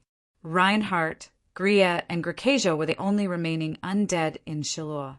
However, unlike Reinhardt and Gria, who had always been loyal, Grakajo's power level was definitely the strongest. However, he was also the most unreliable and unreliable, as well as the least reliable of them all. He was fine if he fought with the wind, but if he met with even the slightest danger, he would either flee or surrender. He had just arrived, but not only did he not greet me, he even hid behind me and looked around nervously. It was as if he didn't feel safe at all since there were powerful experts here. Suddenly, Grakajo's expression changed as he screamed, "Impossible! Impossible! Harloise, you actually took that step." This was yet another unexpected situation. Everyone's gazes followed the direction of Grakajo's finger to look at Harloise in the crowd. Reinhardt also looked over, but he instantly paused in surprise. After a while, he couldn't help but mutter to himself, "Your Majesty?" This, "Your Majesty," didn't have the same level of respect as before. Instead, it referred to Grakajo's one and only status, the highest position in the undead world. Undead Emperor. Some of the more knowledgeable people added on. For a moment, the archmages who were truly knowledgeable about the undead world all sucked in a cold breath. The circle that was originally surrounding Harloise instinctively retreated. Harloise was also astonished at first, but then she condescendingly glanced over at Grakajo, her old enemy who was ranked higher than her, and revealed a proud smile. "Yes, I'm now an undead emperor as well. This is the benefit of following boss. No, it's the benefit of warming boss's bed every night. Are you jealous?" "Harloise, I know that you're quite proud of showing off in front of your old enemy. But what did you mean by that last sentence? Why did you say that to Upanishad? Ah, she's glaring at me. You silly cat, you're trying to murder me.